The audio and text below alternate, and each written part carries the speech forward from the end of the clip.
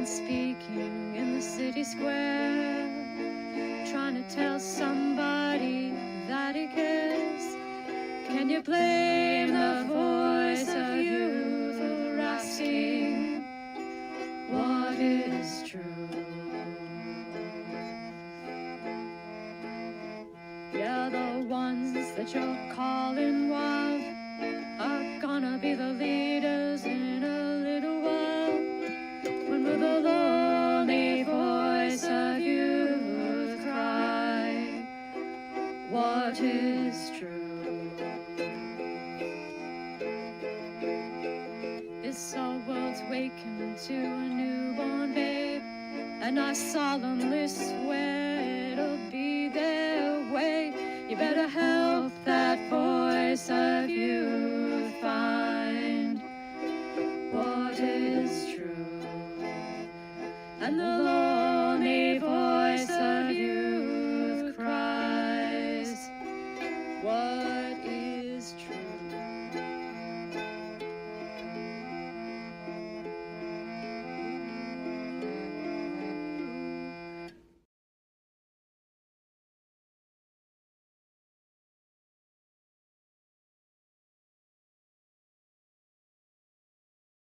All right. Whoops. Just rushing around here today. We're running a little late, but we're here now and we're pirating.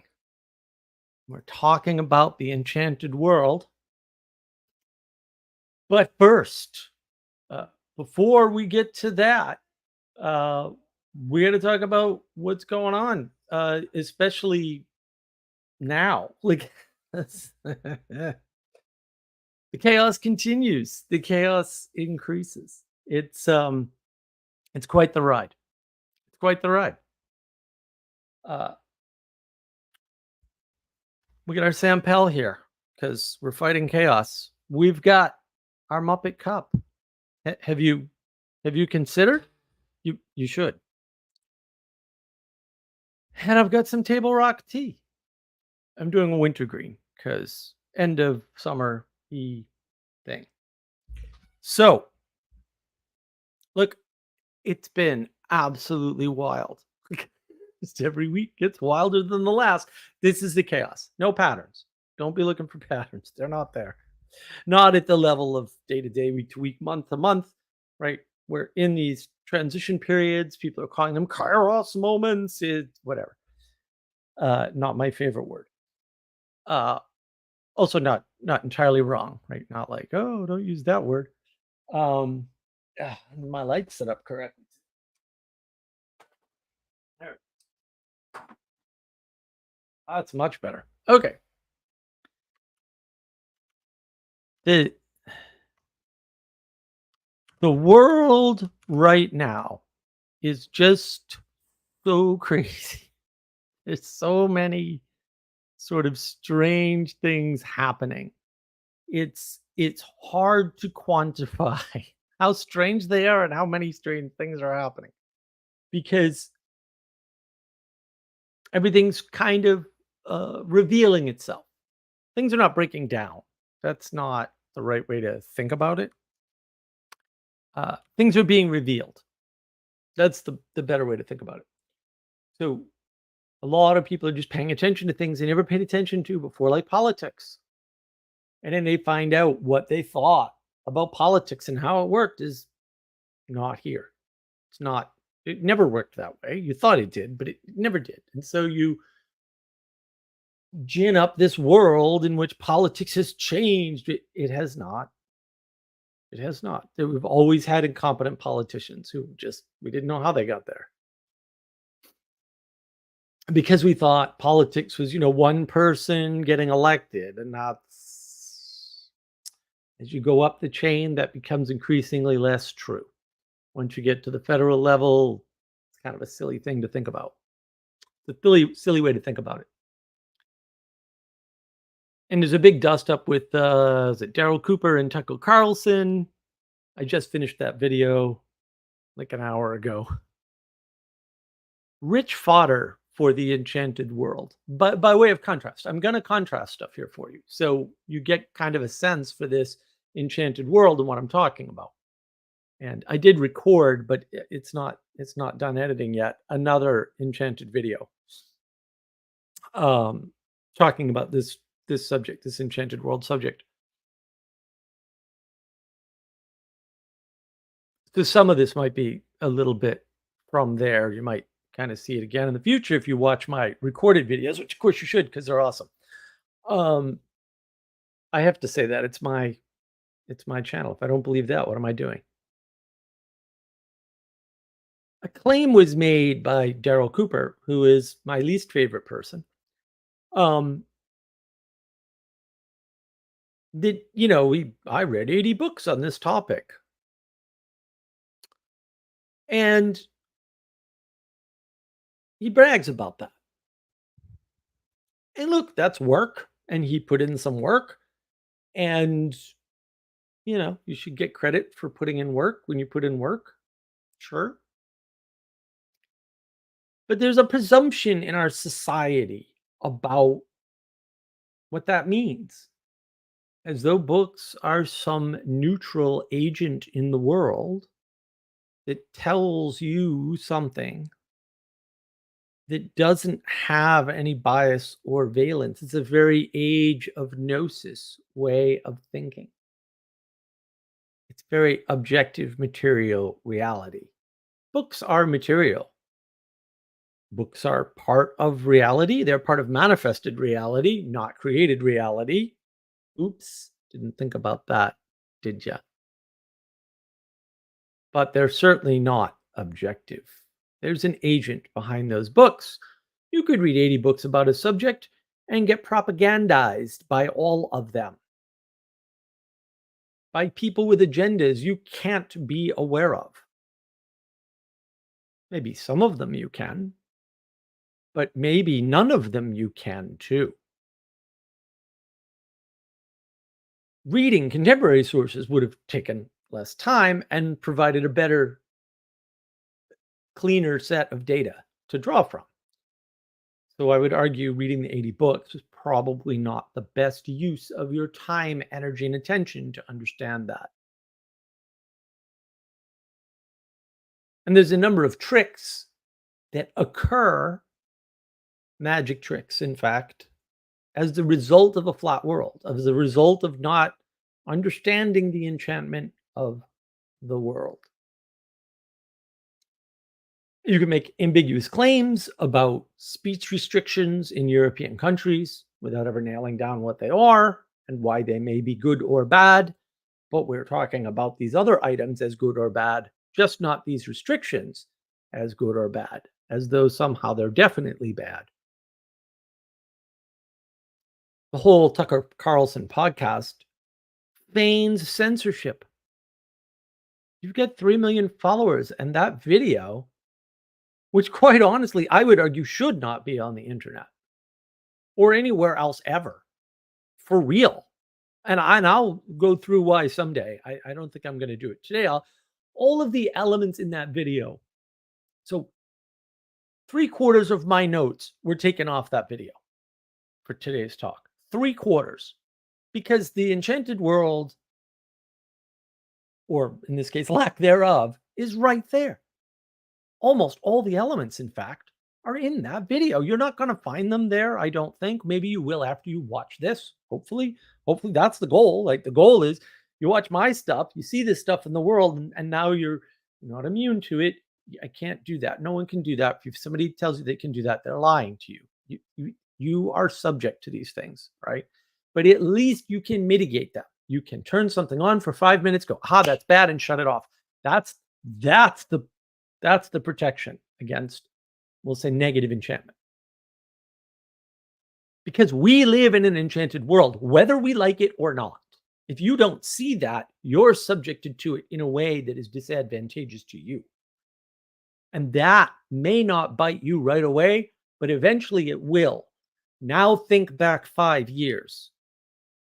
Do you see that pattern?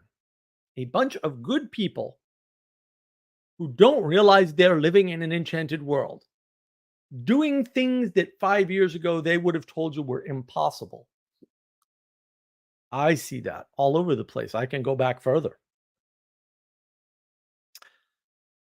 I'll place my trend at 2004. See my live stream on 2014, which is when everything became obvious, not when everything changed, although a bunch of things changed then, but when everything became obvious.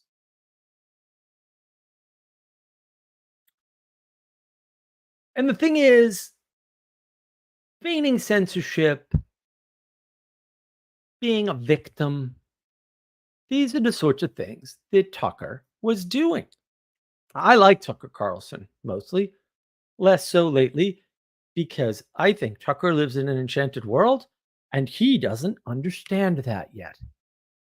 I will explicitly make the argument that actually he talks about that in this podcast. He talks about the elements of the enchanted world and how, oh, wow, we don't know why these things happen.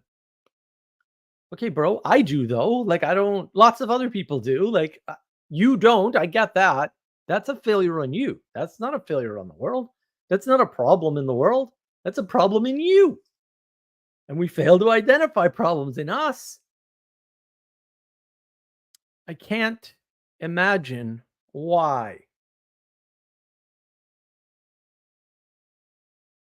Anyway, you didn't see my enchantment video. That joke won't be as funny as it is otherwise. If you want to see more of my thoughts on, we'll say, specifically um, that talk and World War II in general, because my narrative of World War II is a lot different from Mr. Cooper's. I did discuss this a little bit on Jacob's stream, so I'll post that. I'll post that so you have access to it. So I posted that in the chat for y'all. Obviously, don't look at it now. I was there for quite a while. I made a number of what I thought were great points, which is why I made them. And it's wonderful that Jacob let me on his stream, and it's always great to be there, and etc. I actually like Jacob. I said that in the stream. But the thing is, again, like, we're living in increasing chaos, and I think we've spent too much time in our society, especially over the past 50 years, wondering about what to do when bad things happen to good people. Okay? And we haven't spent near enough time wondering what happens when bad people happen to good things. And the reason why is because we don't believe in bad people anymore. Everyone's got a good quality. I don't care. I literally don't care. If your good quality doesn't manifest, it ain't a good quality. I'm a pragmatist. Piss off. Results, please.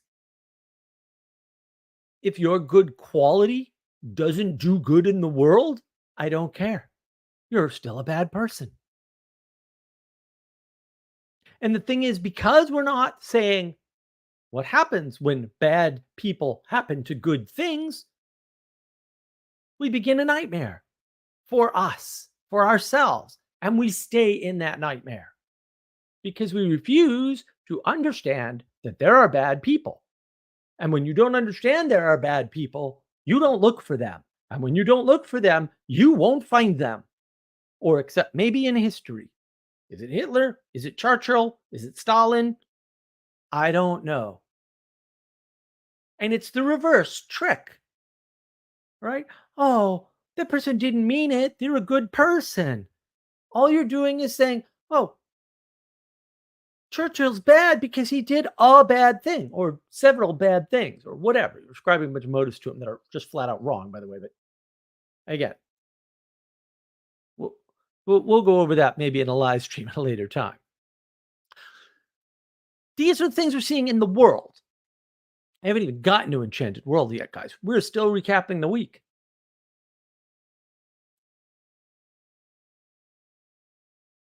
And the thing is, most people don't have the ability to separate what they like from how the world should be. I don't like laws restricting your speech about the Holocaust. I actually don't. But maybe that's best for the world. And maybe I just have to suck it up for the betterment of everybody else. And maybe it's a cost to me. I'm okay with that. I make those decisions all the time in all kinds of contexts. And some of it's not the restriction, but the way the restriction is implemented. Suck it up, buttercup, or get involved in implementing it. And if you can't, suck it up.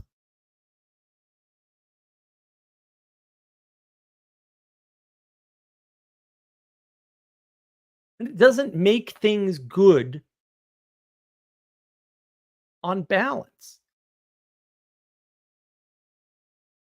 Without enchantment, we can't see the good in a restriction, in a constraint, in a law. We can't. We can't see the bad either, guys. You can't. You have to flatten the world, put bad somewhere. I don't know. Maybe we'll put it in the past. Maybe we'll call it Hitler. And maybe when we find out that doesn't work, which is what Daryl Cooper finds out, maybe we'll move some of it to Churchill. Because that's what's happening. Meantime, obviously, you can't be stupid and get to high office in the federal government. What? We have so many stupid people in the federal government who are elected. I don't even know why you would think that. Maybe you put too much hope in the sacredness and sanctity of a particular federal office. That's your flaw, by the way. So let's give an example of the enchanted world, shall we? Because all the chaos you're seeing, and it will increase, don't worry. Buckle up, buttercup. You think this is wild? Wait for next week and the week after that. It won't stop with the election, by the way. Oh, wait till after the election. Oh boy, are you guys in for a fun ride. That may not manifest. So I'm not going to go into the prediction, but patterns.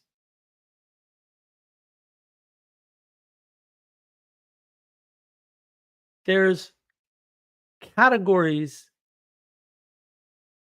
of things that are independent of the objects or the things. So you could have a valid and important classification, the sort of classification that seems scientific but is fundamentally unscientific. It applies at what a scientist would call, it's a word I don't like, meta. The meta layer. You could have things that can go outside. So I have several things that can go outside. I have other things that need to be used outside, but can't stay outside. I have other things that never go outside. And I have things that can be used outside and can stay outside. This is an enchanted world. Because you can fit any number of objects into those categories, and those categories are not features or properties of those objects. And some objects can be modified into or out of any of those categories. And I get it. That's, that's a lot. Like, that's kind of hard to understand. But that's kind of the point. You can't understand the enchanted world at some level. Certainly not with scientific thinking. I mean, if you're going to do the ontology trick, you ain't going to understand no enchanted world, bro. It ain't happening. You need a new plan. That's your plan? You need a new plan. The Enchanted World is a world of final cause, a world of telos. What is your intended outcome? What is your goal or purpose?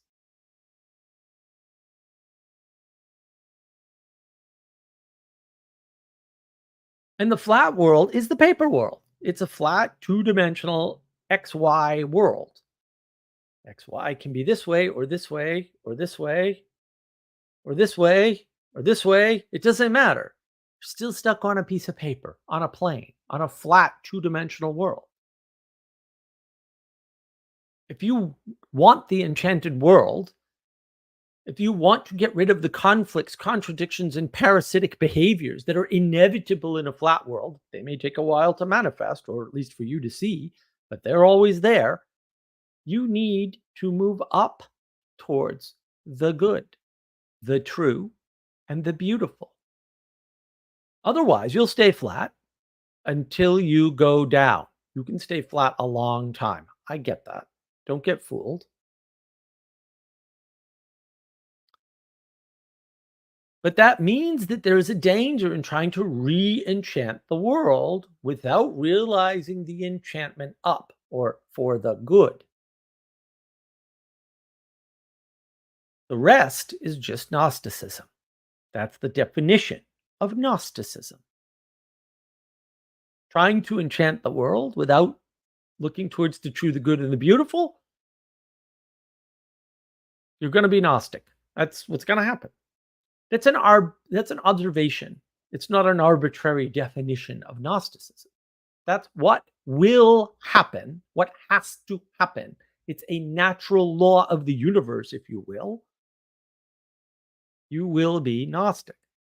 And it's what rebellion, which is fundamentally parasitic and cannot be anything else, always leads to. It always leads to a reciprocal narrowing. When you reject, instead of trying to find a way to cooperate, you reciprocally narrow, you parasitize everything. Don't do that. So, why did we flatten the world? Well, flat worlds are comfort. They're simple, they're easy to understand. When something is convenient, it is flat to you. I want a pizza, I make a phone call, they bring me a pizza. I don't have to make the dough, flatten the dough, put stuff on the dough, put the dough in the oven, wait for it to cook. It's a flat pizza. There's no depth to the pizza. The time that was taken to build the pizza was not mine. It's a flat world. The cost of convenience and comfort is closing off to beauty and potential. It's loss of access to goodness and truth. It's loss of discernment of good and bad.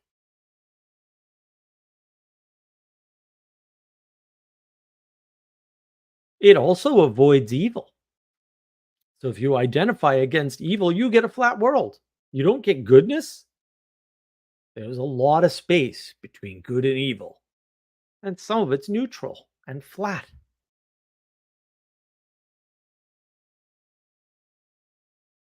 In the enchanted world, you can be judged. In the flat world, no one can judge you. Do you ever hear anybody talk about judgment and maybe say you shouldn't judge? They don't want you to live in an enchanted world. I wonder why. I wonder why. Oh, no, I don't. I know why. You get rid of the judge. You get rid of the ideal. There's nothing above you that's able to hold you accountable, to make you responsible, to keep you engaged.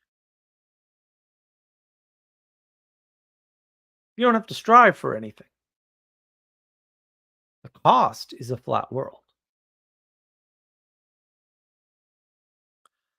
And one element of this disenchanted world is propaganda, which is better known as information, because I don't know how you tell propaganda from non propaganda except in hindsight, which makes it a rather useless designation, except for historical purposes. But in this disenchanted world, you could have information as the thing that moves the world. If people just knew about UFOs and the truth, something would happen. Nothing would happen. Nothing would change. This trick's been done before. Doesn't result in anything. Could have economics as a mover of the world, right? Oh, well, obviously, if Russia paid the company that you work for, they made you think differently about the world, which is a weird accusation, right? Because these same people will turn around and say, get paid to do what you love. I sense a problem. Politics is a move of the world. Oh, no, no, no. The leader did that. Not the people. That's not what the people wanted. Well, the people elected the leader, so I think you're wrong about that.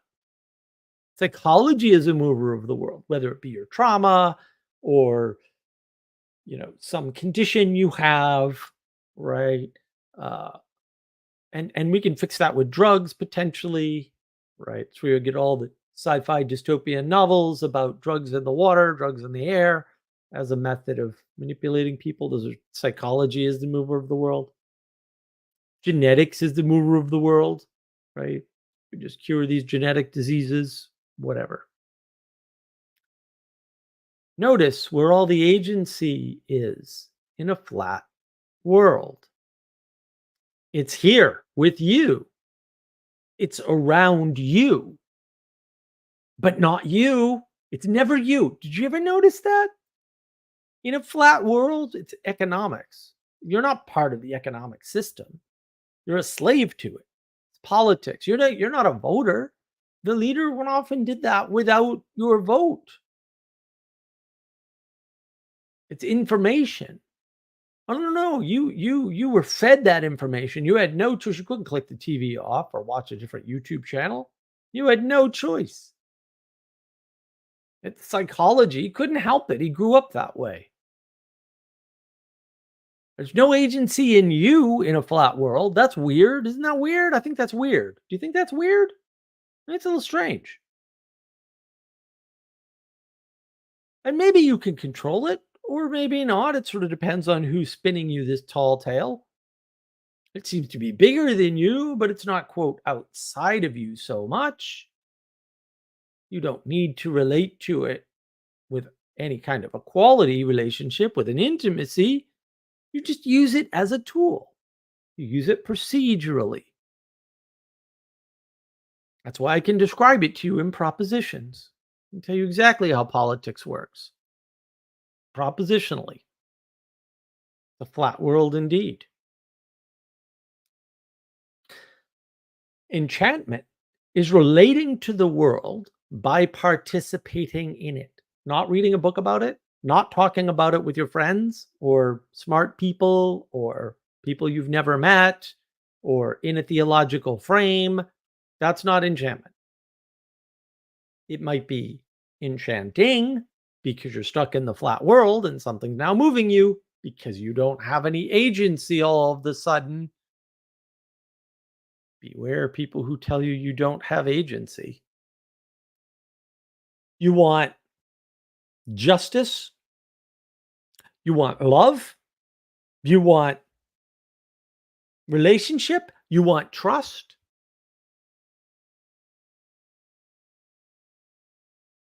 You want beauty. You need enchantment.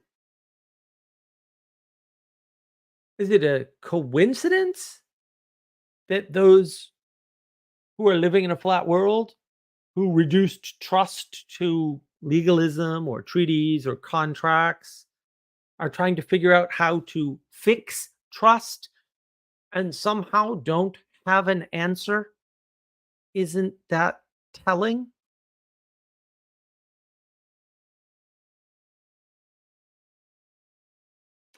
In the Enchanted World, there are multiple reasons for the similar or same outcome. Multiple reasons. And that's the only way that exists. In a flat world that doesn't exist, they may talk about, well, there's this and there's this mitigating factor that no. Only in the Enchanted World can the whole be greater than the sum of the parts. In the flat world, in the flattened world, the reduction and the compression, that those people cannot understand a multivariate equation.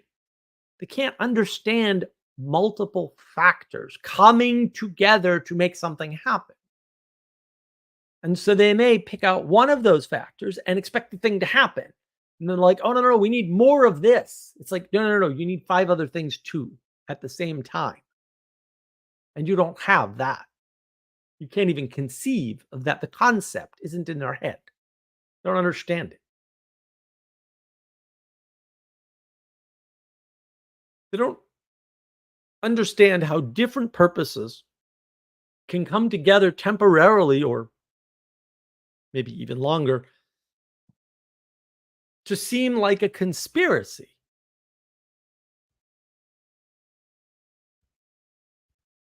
They don't understand that. They don't they don't have a way to relate to that.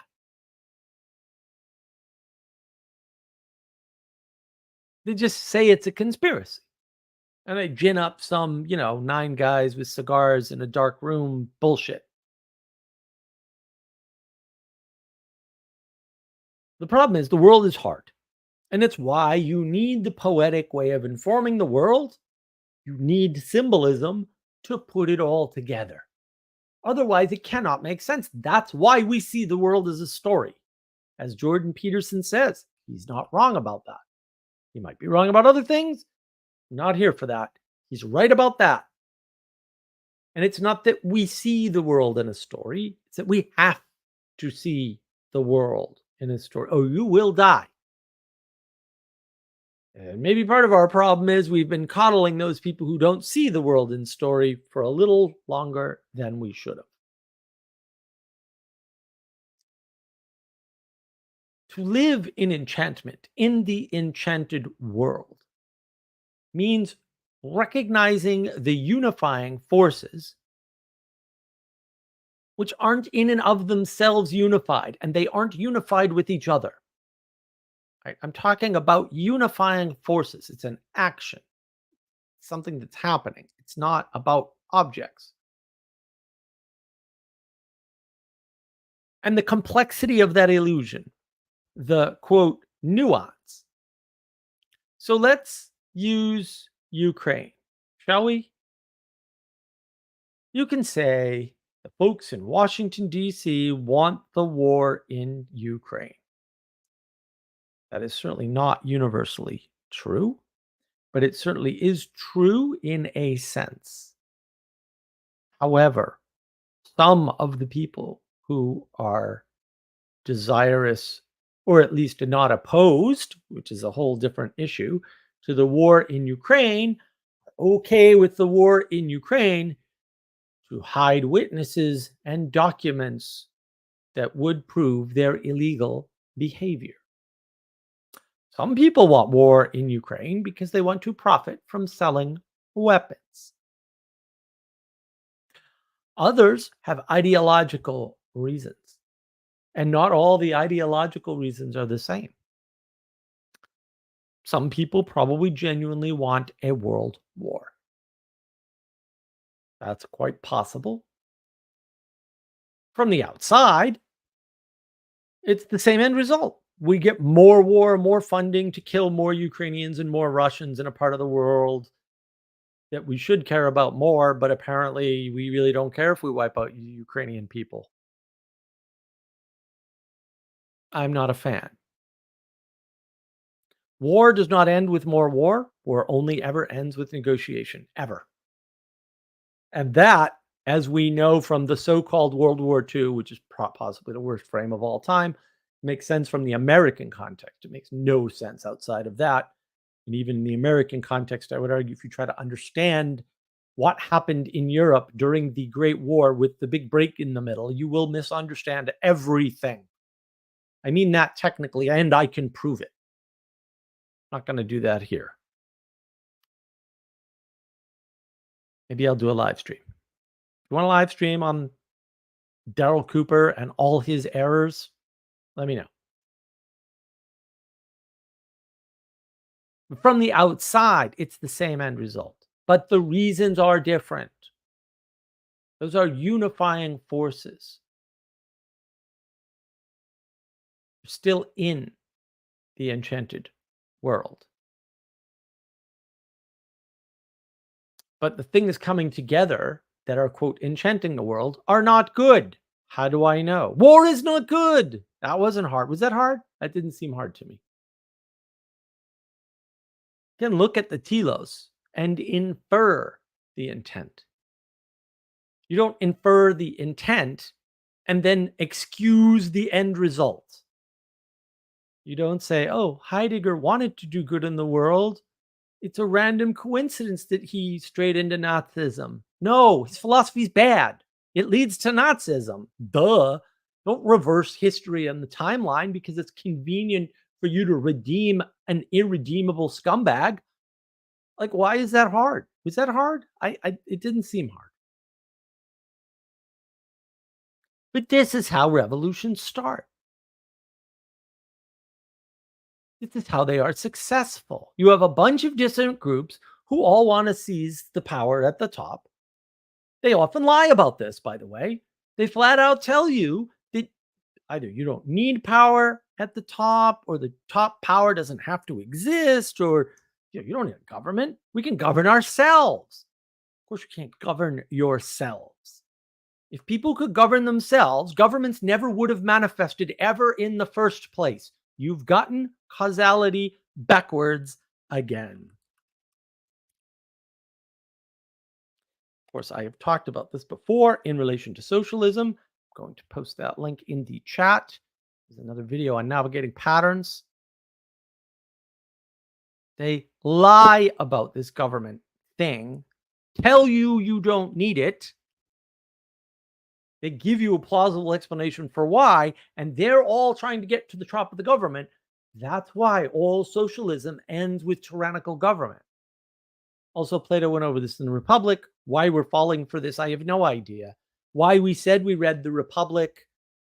Maybe you did, and you have low reading comprehension, and you shouldn't have been allowed to. I don't know, but I got my suspicions at this point, guys. I'm just saying. I'm going to do book 10 at some point because I talked about that, I think, on Jacob's stream. And I don't even know if I can do that video. I'm so angry just thinking about it still. Texas Wisdom Community YouTube channel. You can see the Republic Book Club that we did. The whole thing is great, by the way, but don't read that book by yourself. Foolish mistake. I never made that mistake. I feel grateful. So these revolutionaries, these socialists, these decentralizers, because they're all the same, by the way, they all want the top power gone. Whatever lie they're going to tell you about it. And again, usually it's we don't need anything on top, right? This is a disenchantment. Taking away the top, you're flattening the world. It's a disenchantment. You do not live and cannot live in a disenchanted world. You can't live in a simple world where the way you discuss things with your neighbor is the same as how you can discuss things with a stranger. Like, that world is never going to manifest for you ever. Don't worry about it. Deal with the here and now. It's an impossibility and it's a lie. As things scale up, the rules have to change. Mistakes are larger and more impactful across dimensions that you don't understand because you're not accounting for the enchanted world. They want the top spot for your own good. They'll tell you that. Or is it for their good? Hmm, that's something to think about. And no matter how you implement this dream of socialism or whatever other kind of utopic idealism, or no matter who implements it, in other words, you could have a good person with good intent who's very smart, like Jim Jones. I mean, Daryl Cooper talks about Jim Jones. It always ends in chaos. That fact, that historical reality is a pointer towards reality, by the way. It's a hint, it's a clear signal. Don't ignore it. Look at the socialism memes, they're all over the place. Socialism has never resulted in anything except millions of deaths.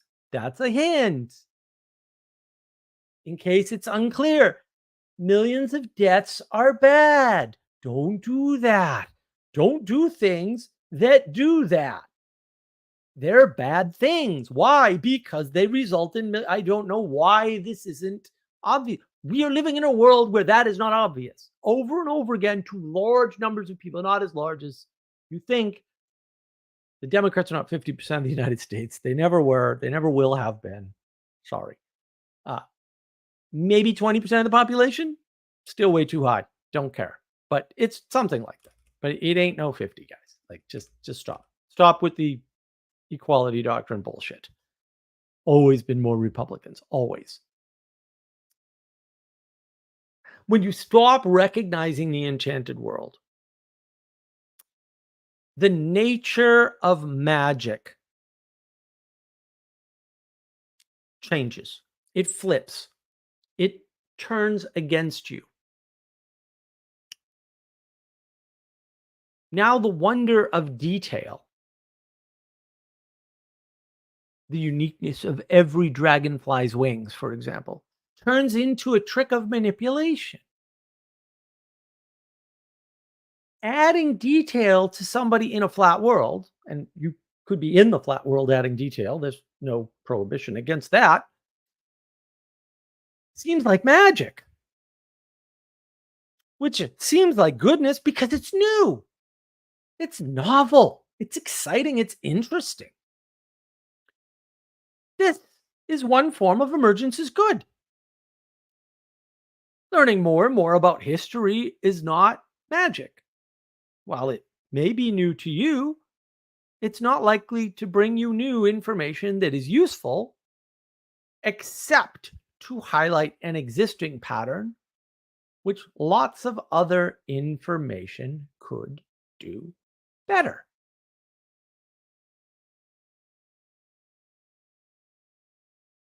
What do I mean? You could find out, for example, that some highly lauded, brave, and wonderful person, like Winston Churchill, by the way, did some things that you might be able to consider bad. That detail might be new to you. Sure, it might be.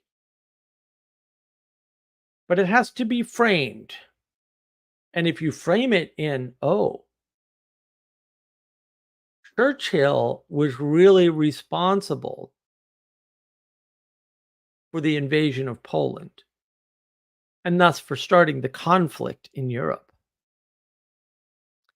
You could say that was bad because lots of people were killed. Okay. However, in an enchanted world, instead of starting in the middle of the story, which would be bad, wrong, and evil, so we're clear, I'm a no on evil, by the way, still. You could understand that Churchill, like many other people, had a thesis that many other contemporary I read the papers, by the way. Let's not Daryl Cooper the books thing. No, I've not read a single book on World War II or World War One. But I read a bunch of newspaper articles and a bunch of other types of papers that were written by contemporaries during that time. That took a lot less time, especially for me, than reading a book or several books, which you'd have to do.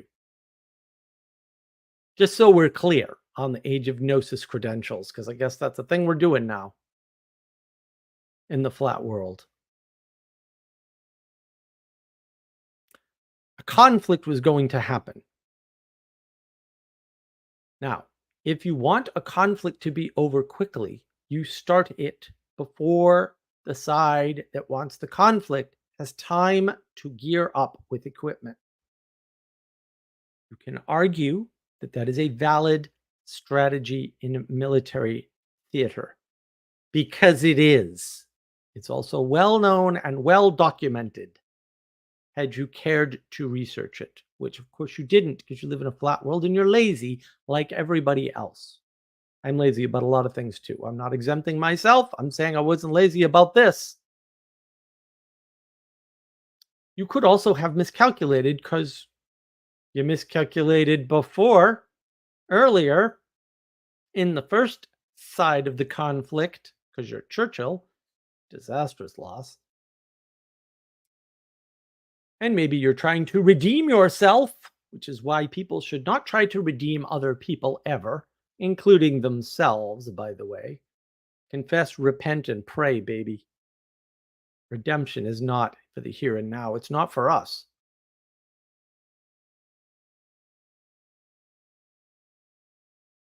Then you would misunderstand the badness of trying to kick off a conflict early. Maybe kicking off a conflict early is a good idea. And maybe that idea fails in implementation because that happens all the time because we live in an enchanted world. I'm going to break that out a little bit further later. But there's always more detail.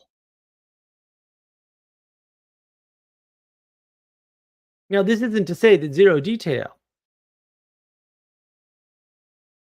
is what you want or need. It's to say that the detail trick is a good trick to use sometimes, but most of the time it's not. People get complacent or arrogant, but the more detailed trick is cheap. It's banal. It's a basic trick. Being enchanted by, quote, more detail is foolish because there's always more detail. I don't know if you realize this, but the life of one person has more detail than your life. Plus, guys, you have to track the detail in your life. And there's not only one other person. There's always more detail than you can hope to think about or imagine in your tiny little Muppet mind. Always. It might as well be infinite. I don't know that it is infinite. Physics would argue it is, by the way, or at least most of physics, last I checked. But it doesn't matter. From your perspective, it's infinite.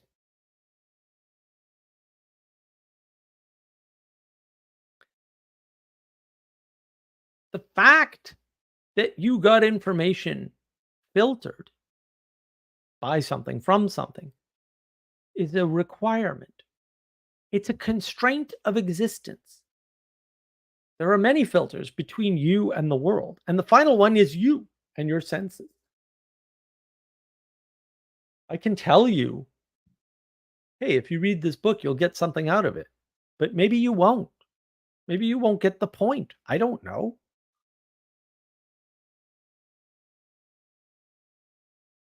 Just because you read the book doesn't mean you understood what the author was saying, and maybe you got what you wanted to out of it. And maybe that was a fantasy. Could be. I don't know. I wasn't there. Filters are a requirement. The world is just a bunch of filters. Your brain is set up to filter almost every signal that comes anywhere near you. Look it up. This is a constraint of existence. Sorry, it's a constraint of being a Muppet. Because you're a Muppet. I'm a Muppet. We're all Muppets. Sorry, bro. It's a mathematical certainty that information will get filtered. Information can change the way you think about any number of things. But not all information has that quality. Not all information is equal. There's high quality information and low quality information. That's not signals and noise. That's lower. In the enchanted world, there's a difference between signals, noise, and information, and understanding and knowledge. Oops. See the Knowledge Engine videos. Now I have a live stream and my original video. I should probably do at least one more. Maybe I'll update it. Maybe I'll do the other model that I talked about in the Knowledge Engine live stream because I went over another model there, which is related. We live in an enchanted world, guys. There's a lot going on. You're not going to boil things down to better knowledge for the people or better informed population. It's bullshit. It's A, impossible, and B, won't have the effect you think it will have. You can show people all day long that the climate scientists knew they were lying and lied about the hockey stick. You can show them all day long, that Al Gore just wanted the money. I've seen the emails. CNN reported on them. No, really, they did. No one cared. No one did anything, and nothing changed. We're still living in this climate scam hell.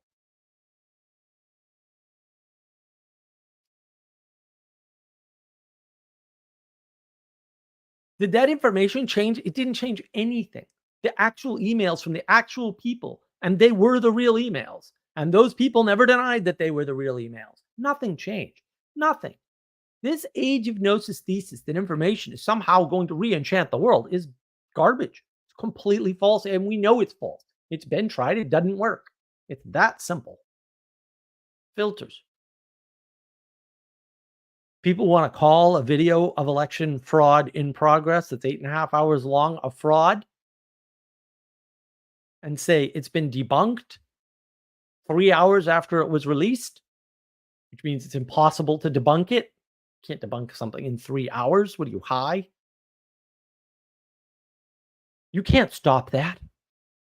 All the 8.5 hour videos in the world won't fix that problem. They've filtered out the good information and replaced it with debunked. That happened. You live in the world where that happened. Sorry, bro. Sucks. Not all information is equal. More information is not better. I do need to do the more information will not help video, but I just have not found a way to make it clear yet. Inequality is the statement of the enchanted world, and equality is the flattening of the enchanted world. I know. I've got it. What? New thought. Don't do that. We're not equal. I don't want to be equal. I reject equality. Equal treatment? Absolutely. Equal? Absolutely not.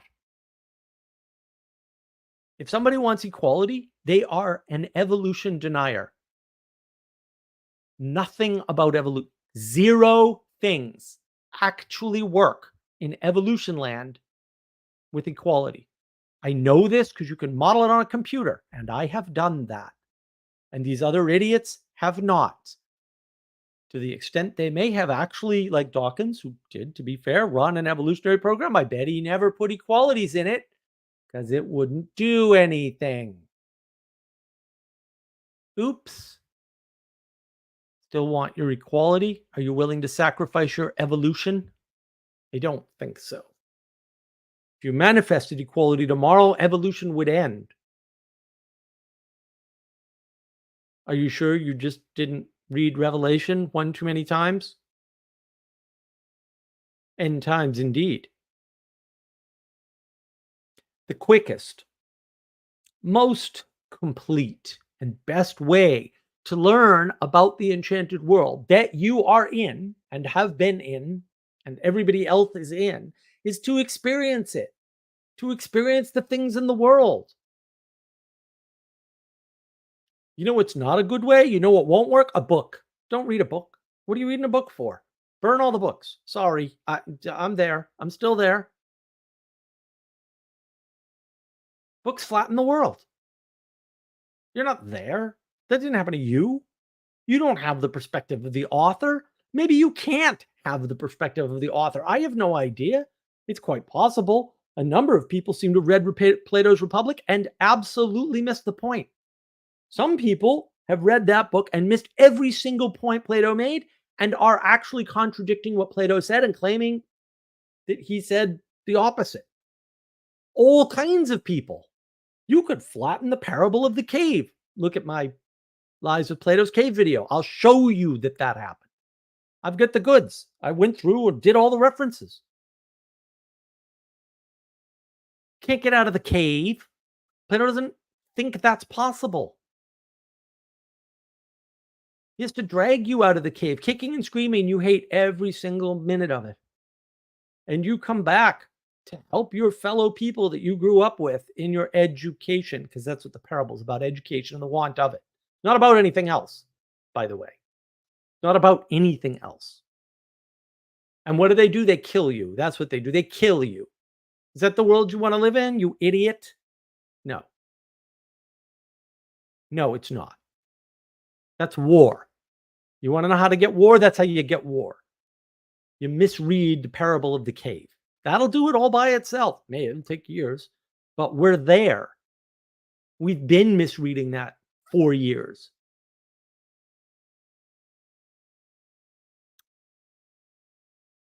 What else won't teach you about the Enchanted World? Conversation. I'm not going to teach you about the Enchanted World. Conversation is a set of propositions that go from one person to another, back and forth, back and forth, back and forth. That's flattening the world.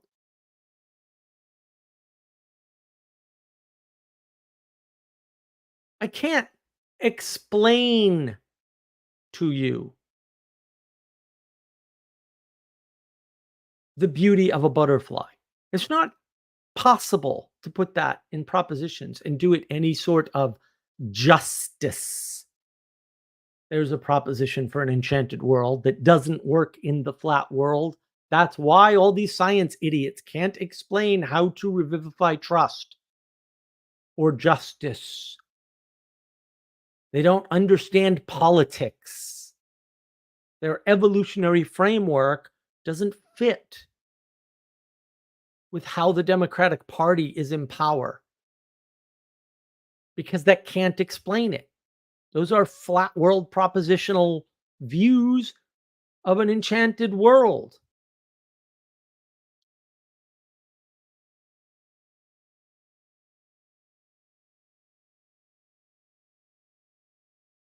Now, experience is not universally a solution. It won't fix you necessarily or people in general. And that's because it won't prevent you from denying the reality around you. If you don't watch the 8.5-hour video, if you don't read the leaked emails, if you don't believe the CNN report that the emails are genuine, it won't have an impact on you. But that's on you.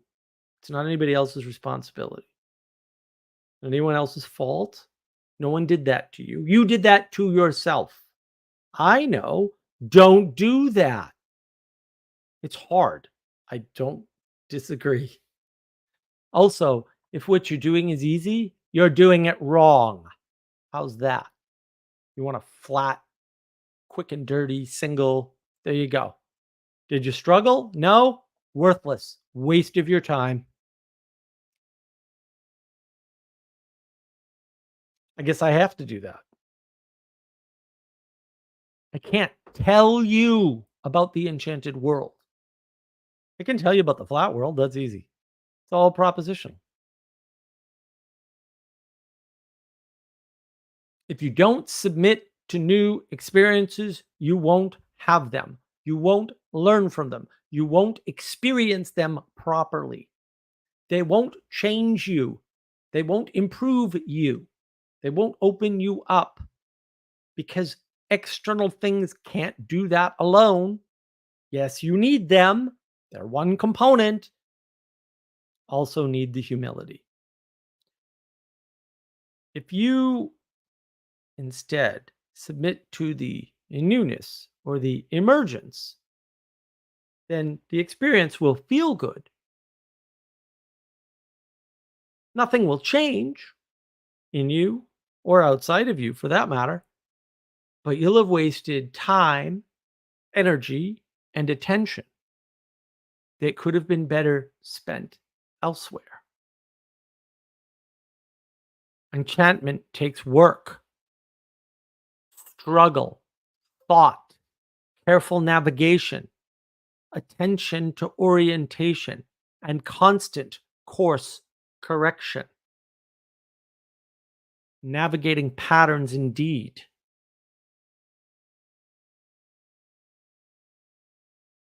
The purpose of the channel is deeper than you realize. I assure you. Maybe Sanjuro and Jesse, not so much. Flattening is watching video games instead of playing the video games. Playing video games is a flattening of the world from reality to propositional rules and procedures. This is not the Enchanted World. We are steeped in disenchantment. It's so part of everything around us that we try to constantly redeem it. I fell for this. Man. John Vervaeke. Oh, video games, you can exapt out and flow state good. Okay, flow state's not good. That's false. I don't think people understand the flow state. Maybe I should read the Csikszentmihalyi book. Seems like a lot of work for nothing. I've got a reasonable definition of flow state that works better than theirs does, so I don't think I care. But maybe that's unfair of me. Maybe I'll grab the stupid book instead of burning it. Although I'm liking the burning idea more now. Video game skills do not exapt out to the real world, except when you're 3 or 4 or something. And only certain types of video games, and not for very long. And then you've got to get rid of the damn things and burn them with fire. Now, I still play video games very occasionally nowadays. If you want to cast video games as entertainment, and you're not a glutton like me, which is why I avoid going down that rabbit hole, because I'll play for 8 hours. I'll do a live stream for 8 hours. I've done it before. Then entertainment is fine. You want to play 3 hours of video games a week? Probably not a problem. You want to blow 4 hours a day after work every day? Because I did that. Quake World. I was good at Quake World. Really good at 244. My friend and I invented a bunch of strategies in 244. I was always in the top 3 on any server at 244. Yeah, I was very good at Quake World, but I put in a lot of time. I don't regret any of it. I was having fun, and I was super productive back then. So for me, blowing 4 hours in a day wasn't a real big deal because I had 20 of them, and 20 hours of my time back then was like 200 of a normal human. So I didn't care. A lot of good it did me, but different story. Video games are a flat world, and we like entertainment, and we need entertainment. Entertainment's not optional. But part of the flat world is the denial of reality, and that's what entertainment is. It's an escape from reality. That's why you get caught in these video game loops. Thinking that the world can be simple, insisting that when there isn't an answer or an easy answer, that this is the fault of humans or governments or some evil god, Gnosticism, anyone? That's all the flat world theology in essence. It's essentially a theology. Because theology is also not optional. Right? Religion's not going away. See my video on the pattern of religion on navigating patterns. Wonderful video. Not optional, guys. Your flat world will produce a theology and you'll follow it. And it will probably end with the fault of humans. Humans are bad. Shouldn't reproduce. The fault of governments. Governments must fall. Anarchy, rebellion, revolution, or evil god, Gnosticism. Bang. There you go. Look around. See that pattern anywhere over the past 20 years? I do.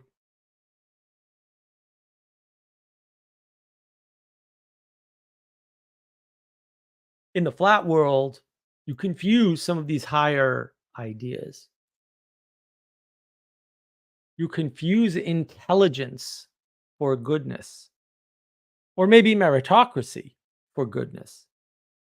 You just collapse those two words into one. Oh, we have a meritocracy. And are we the first meritocracy? Are you sure? Are you sure you read a history book, buddy? I don't think you read it right if you did. Oh, well, he's pretty smart, so he wouldn't do anything bad. Intelligence for goodness.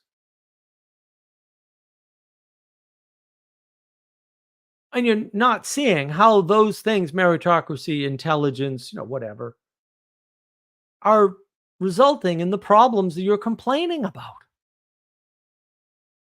Casting them as solutions for the things they caused. You have causation and correlation mixed up.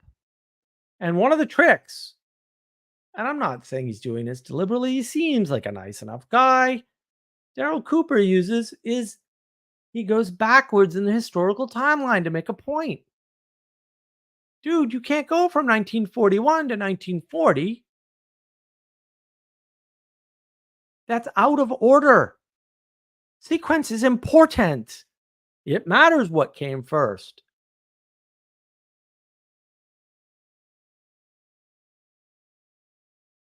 Sure, Heidegger, had Nazi tendencies from the beginning, but his philosophy would have gotten out of it had the Nazi regime not risen.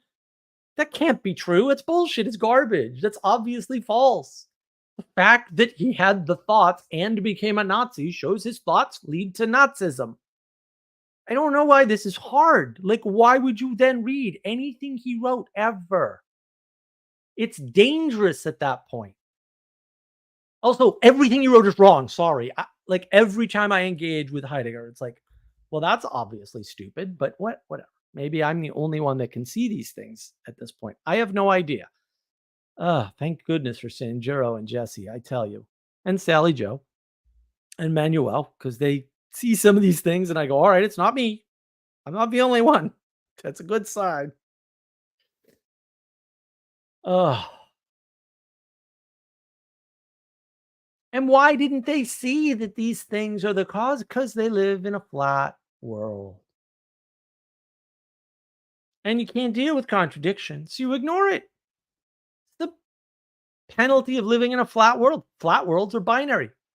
Binary thinking, another video on navigating patterns. It's weird. It's almost like I thought this whole channel out for the past 2 years. Or for the previous 3. Oops. Enchanted World indeed. Time is important in the Enchanted World. Doesn't just provide sequence.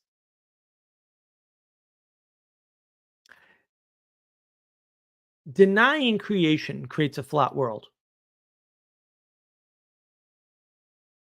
Also, a flat world will cause you to deny creation. Oops. See that pattern anywhere? You will. I'll talk about creation denial at some point. That's a really hard to make people see that for some weird reason. But hey, creation denial enables equality, destroys evolution, gives you an inability to deal with starting axioms, right? Or even admit that they exist because you're living in OMR. You're living in the objective material reality realm where you don't need starting axioms. Just things are good and bad because you're in the objective material reality. And so, who even needs enchantment at that point? Yeah, fair, fair. In a flat world, you don't need enchantment. You can look down on the world without being in it from this objective material reality. I mean, that's what science does. And I'm not saying throw that mechanism out, but maybe you can't live there. And maybe you need to understand the cost of that and the limitations of that. That's all creation denial. They don't want a starting point, right? Because a starting point would exemplify all of the limitations, the constraints, the natural laws that exist, and then they can't implement their fantasy. That's you too, by the way, Muppet. You're a Muppet. I'm a Muppet. We're all Muppets. We do that. We need to stop doing that to the best of our ability. It's a struggle. Are you struggling? Then you're not trying to do that. Struggle more. Another problem with these disenchanted realms, and there are many of them. There's only one enchanted world, though, guys. You want unity? Live in the enchanted world. If you don't, you're going to compete with any number of flat worlds.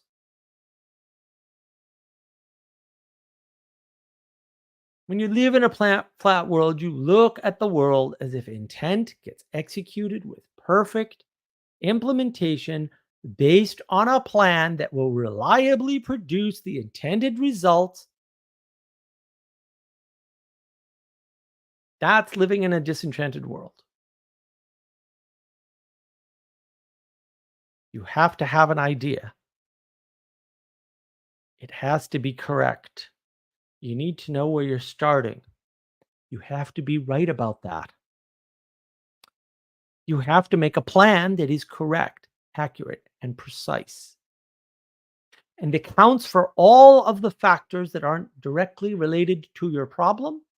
And then you have to implement, likely not alone, by the way. And even if you're frickin' perfect, other people aren't.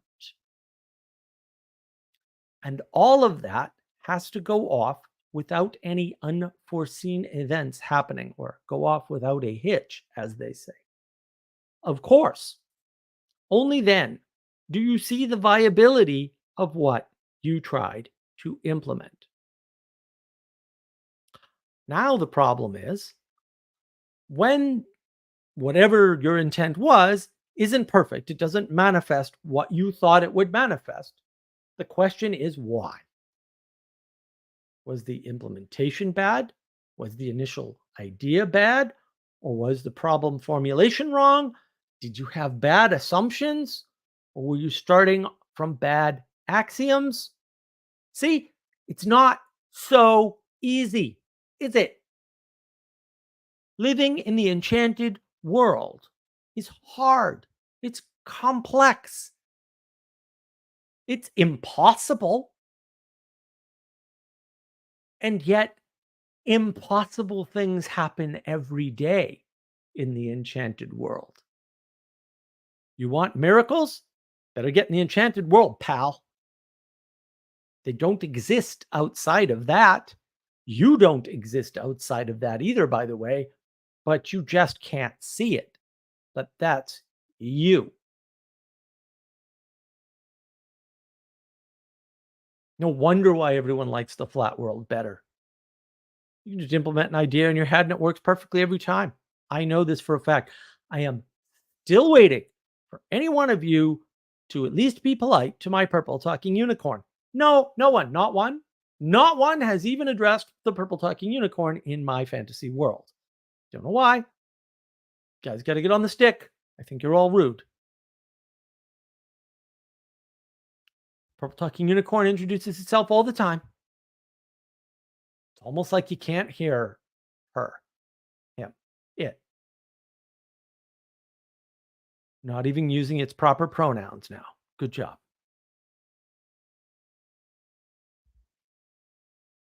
You see how complicated the world is? You see how silly these conspiracy theories are? I often joke that if the government in general, or the CIA or the FBI, had a clear goal that was like written out in a memo with a plan, that would be wonderful. Because the one thing you know isn't going to happen, it's what's written in that freaking plan, baby.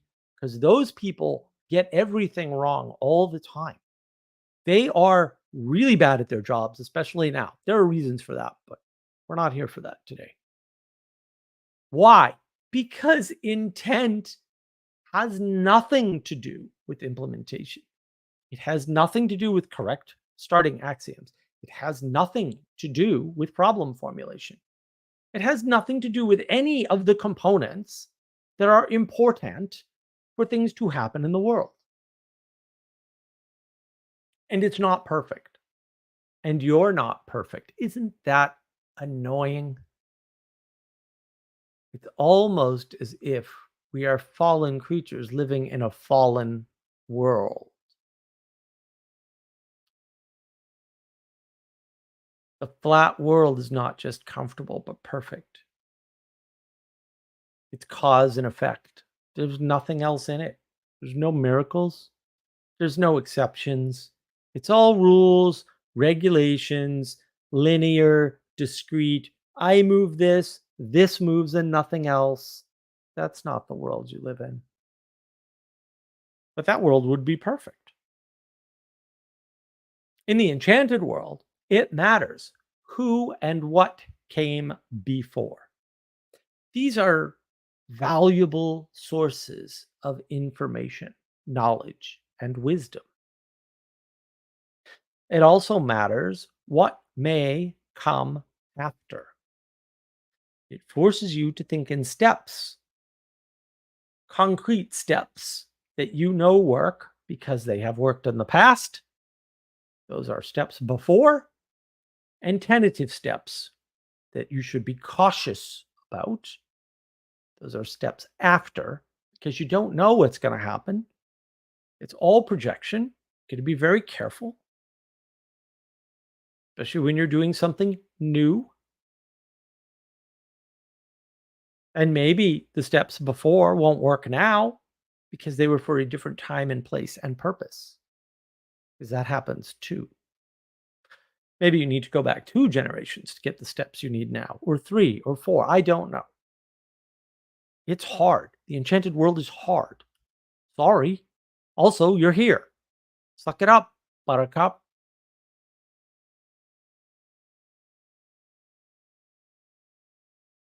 But just thinking about the past and the future gets us out of our middle out thinking. It takes us out of the binary thinking mode.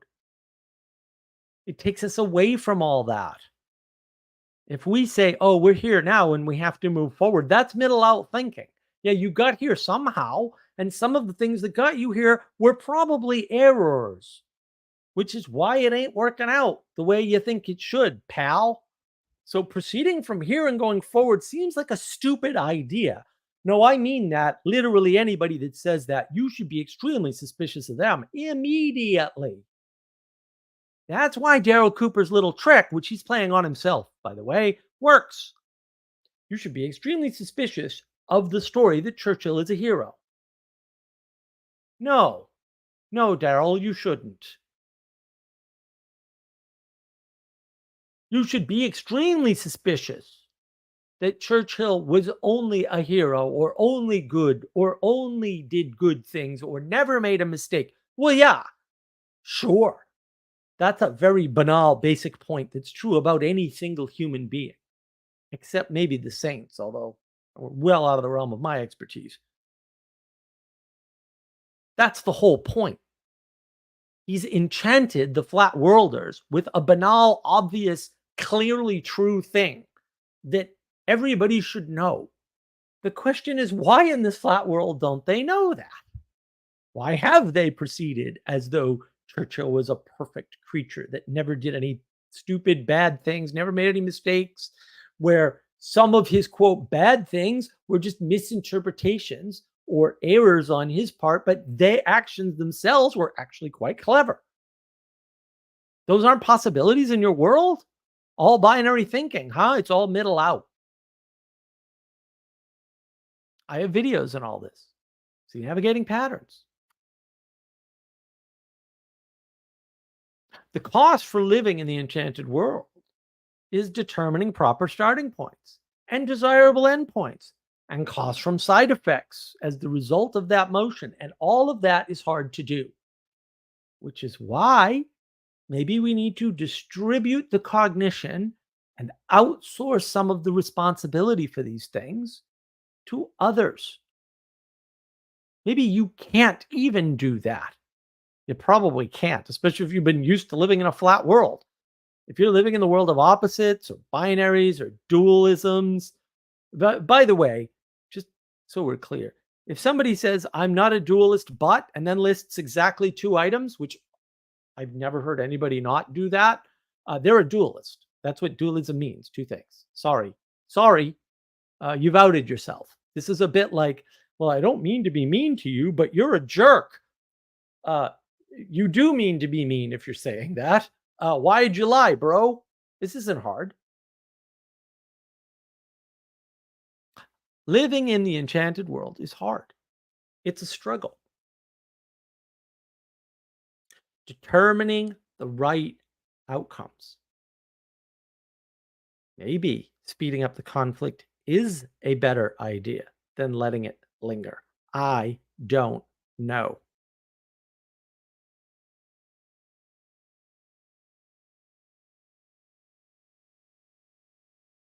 Figuring out what the starting point is. Do we start at World War II because we live in the United States and to us it was two wars? Doesn't even explain the US behavior. What happened to Woodrow Wilson? What happened to the League of Nations? Oh, you don't know that history, huh? Oh, probably not. Boy, you better understand that before you start talking about so called World War II, my friend, or you are really lost.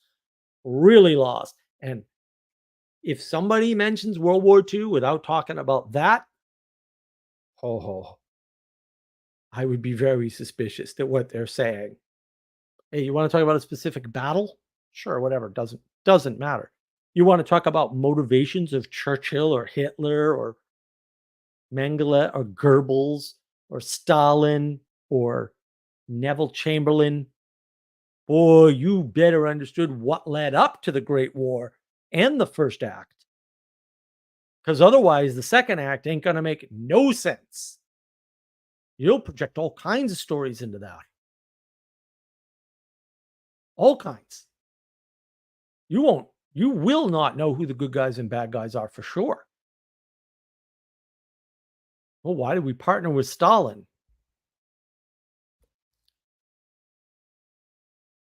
Oddly, and I honestly can't tell. Tucker Carlson and Daryl Cooper seem a little lost in their position. On the one hand, at one point, they're saying, hey, Hitler was right. And on the other hand, they're saying all of those things that Hitler was guarding against are good. I don't think they realized it because they're stuck in a flat world. It's a hard place to live, but it's comfortable for a very, very long time.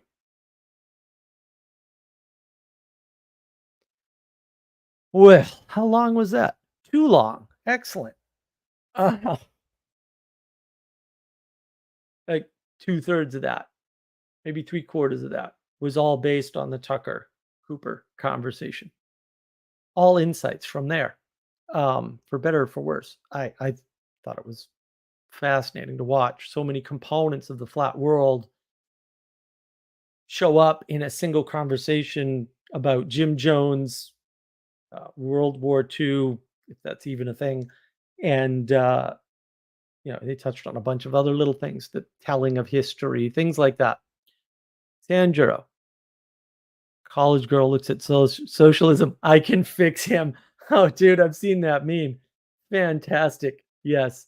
All the socialism memes are wonderful. Ixnaan, good to see you. Mark, quote, there are too many good books for me to have a favorite. Well, that's not entirely true, but yes, I did say that. And we should burn all of them. Lefevre. Yes, that is me. Absolutely. Um, look, I say read Taleb. His books are great. I didn't really get a lot out of Taleb, to be honest. The thing that I got out of Taleb, and the thing that I got out of Peterson, too. I mean, not that I got zero out of them, but the things that I got out of them were, hey, I'm not alone. I see some of this. Lab was like just like, oh my goodness. Oh, somebody else sees these things. I thought I was the only one. There's Taleb writing whole books. Full by Randomness is wonderful. I mean, Black Swan's wonderful. All his books are great. They're all I couldn't pick one. That was the problem, right? The question that I was asked was, "Give me your top 3 favorite books." And I'm like, "Well, A, no. Books are evil. Burn them. B, favorite for what? My favorite fiction is H.P. Lovecraft. My favorite poetry, poetic author will say is probably Thoreau. Um, my favorite technical book, oh, I really like Alan Hollob's Compiler Design in C. I think it's quite enlightening. And of course, um, oh no, I can't remember his name. Anyway, there's a few Stevens, the Stevens networking books, quite good. No one cares about that. I get it. You're not a techie. You don't want to deep dive into stupid computer stuff. Fair. There are days when I'm like, why did I do this again? But I still love my computers. I bought a brand new Chromebook the other day. It's freaking awesome. A Chromebook Plus, whatever that means. It's fantastic. It's awesome. I love it. I haven't even started to play with it, but what little interaction I've had has been joyful for me. That's a mental illness. Don't follow me there. All right, what else? What else we got? Sanjuro, I like my flat world shaken, not stirred. Well, you're gonna live in the enchanted world to shake them or stir them, sir. So I think you're okay. Sanjuro, talking purple unicorn. Did you just enchant my pronouns? You are killing me, sir. I might die on the stream. It's gonna be glorious. That's hysterical. That is hysterical. I love it. I absolutely love it. Yes, I just enchanted my purple talking unicorns pronouns. Yeah, look, I mean, I have a fraught relationship with books. That is true. I'm not well read. Everybody thinks I'm well read. I'm not. Most of what I've read has been short papers because I am extremely dyslexic, and I reading is a slog for me, and I just don't actually like it. So I got to be super motivated. I am in 2 book clubs. I am reading the venerable Moby Dick and enjoying every minute of it, by the way. It's a fantastic book. I did, in fact, read Plato's Republic. That took a long time, too. Texas Wisdom Community. There's a playlist there. I've linked it before. I'm too lazy to find it again. And, of course, I'm reading A Language of Creation, which is actually not a book. If you think this is a book, you're mistaken. The language of creation is mostly pictures. You can do away with the words unless you live in a flat world, in which case the purpose of the book is to link the words to the pictures so you don't, so that to re-enchant the world, to allow you to re-enchant the world for yourself, basically. That's what the purpose of the language of creation is, in my opinion. Maybe Mature will smack me down for that, but I suspect not. Maybe not the only purpose of the book. All right, look. Castle's not going to be here today, unfortunately, which is too bad because I love my first mate. But if you would like to join, there is the link. YouTube chain broke this thing again. I'll pin it at some point whenever I can get rid of YouTube's bug. I don't. Everyone's writing buggy software. They had fixed the bug for a while, and now it is back. Don't know why it is back. I don't know what the bug is. I don't know how on God's green earth they can keep making things broken and they keep not ever checking their work ever. Everyone's just releasing broken code and finding out about it later. It's the most horrifically disgusting thing. In the 90s, we never did that. Early 2000s, never. But now that anyone can learn to code, anyone can learn to send broken software out to the wider internet and piss off the world and destroy it. But most people can't ever learn to code, no matter what you do. I have been a corporate trainer. I have trained people personally. most people can't code, and will never be able to, no matter what else in the world changes. Sorry. Nicholas Worth, yeah, the guy who did Pascal. His papers are quite good. Um, but no, I listed my 3 favorite books by trying to magically divine the purpose. I don't know how good a job I did of the questioner. Fooled by Randomness, Nassim Taleb, Freakonomics, which is somebody in Dubner. I forget the first author's name, and 10-Day MBA by Steven Silberger, because in that particular case, for that particular person, I thought those were the right 3 books. Although generally, those are 3 great books. Also, read all the Taleb and all the Dubner Freakonomics stuff, because Freakonomics is fantastic for showing you the Enchanted World and how, as Tucker says several times in the talk with Cooper, wow, we don't know why that happens. Yeah, well, we don't. Economics certainly doesn't explain what you think it explains. That's for sure. That's right in the I think that's the first story in the first book. A couple threads going through the first Freakonomics book, but it's quite good. It's quite good actually for showing you how enchanted the world is in some sense. I mean, Taleb does an excellent job of dispelling this scientific worldview, this materialism, just this math modeling. It just doesn't work. And Taleb really nails that point home. He also calls all economists frauds. And I think actually it was he read Dubner and backed off on that claim and said most, if I remember correctly, which I find hysterical because I had already read. No, I didn't. Dubner came out later, I think. But I had read Dubner before Taleb, that's for sure. So I already knew Dubner was cool. He knew what he was talking about.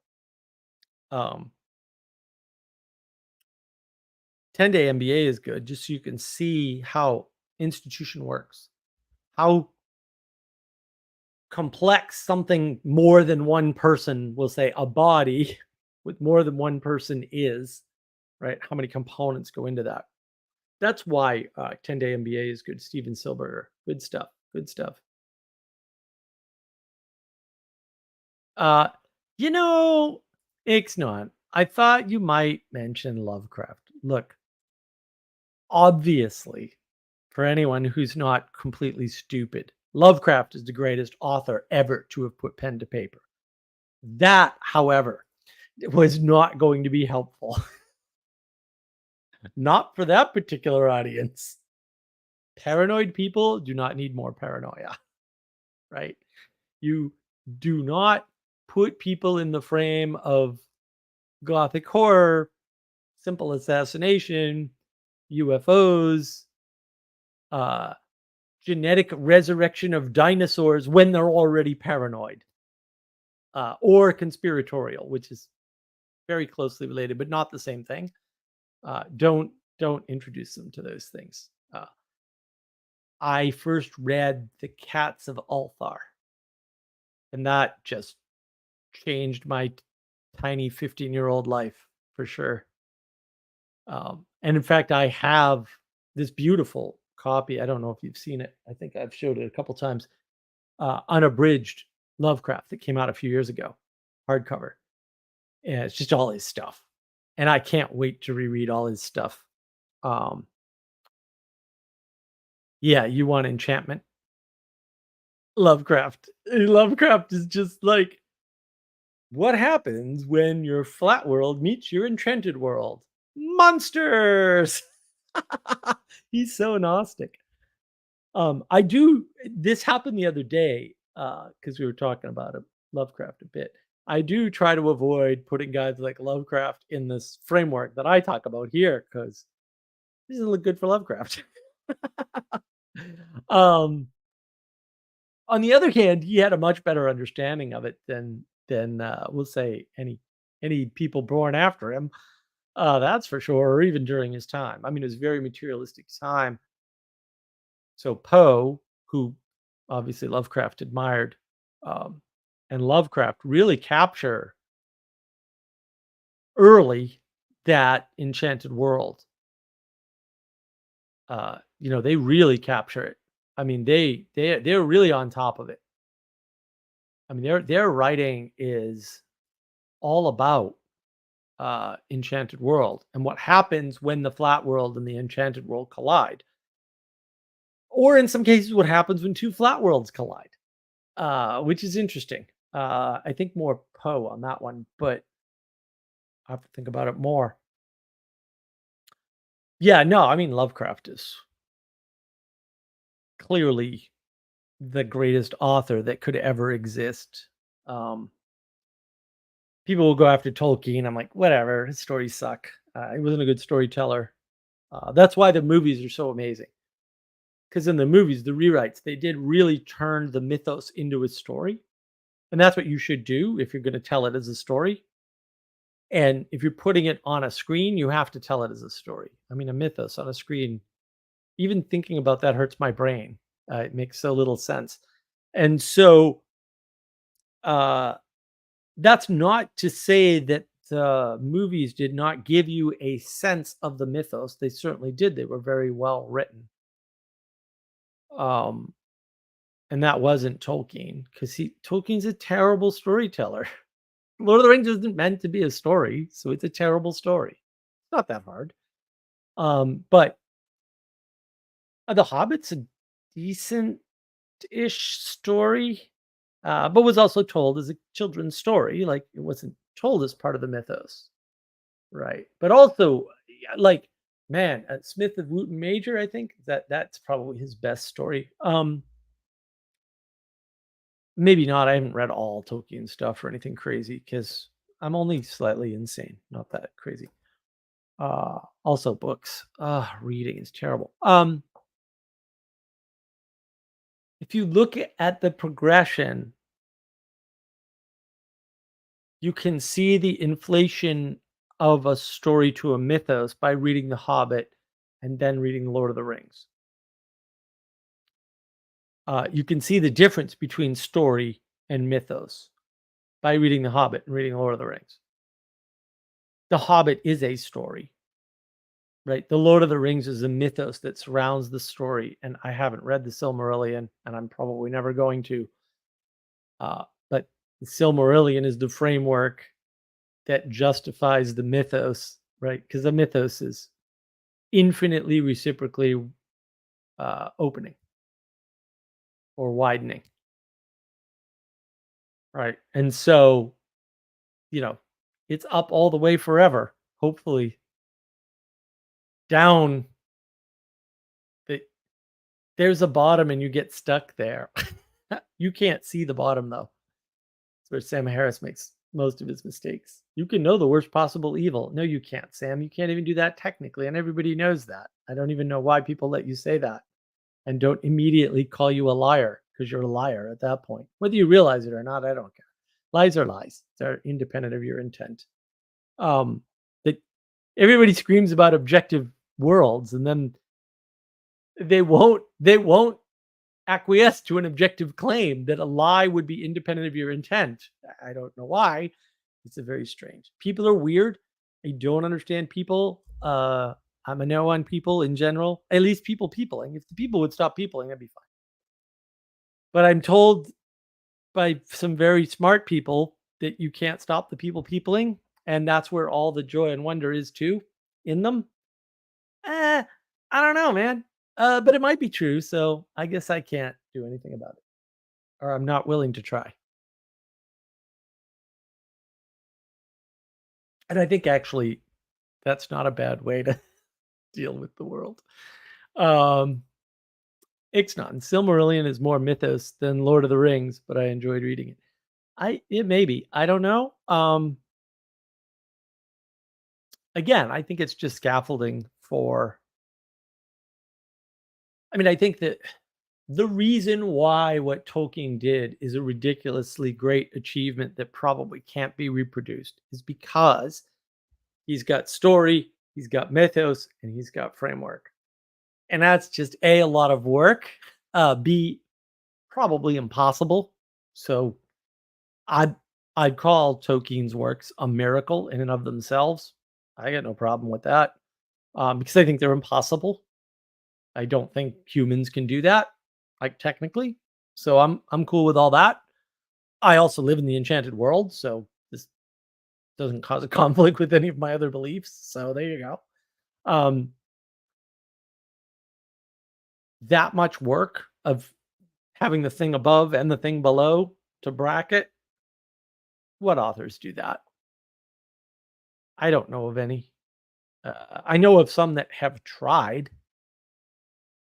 And look, I mean, I'm like a huge fan of Donaldson, especially the Lord Fowl's Bane, which is really good. Although his books get worse and worse and worse the more he writes, until he breaks. Stephen Donaldson breaks with that. He comes back to the Chronicles of Thomas Covenant. I didn't like the new ones. I didn't finish them. I couldn't.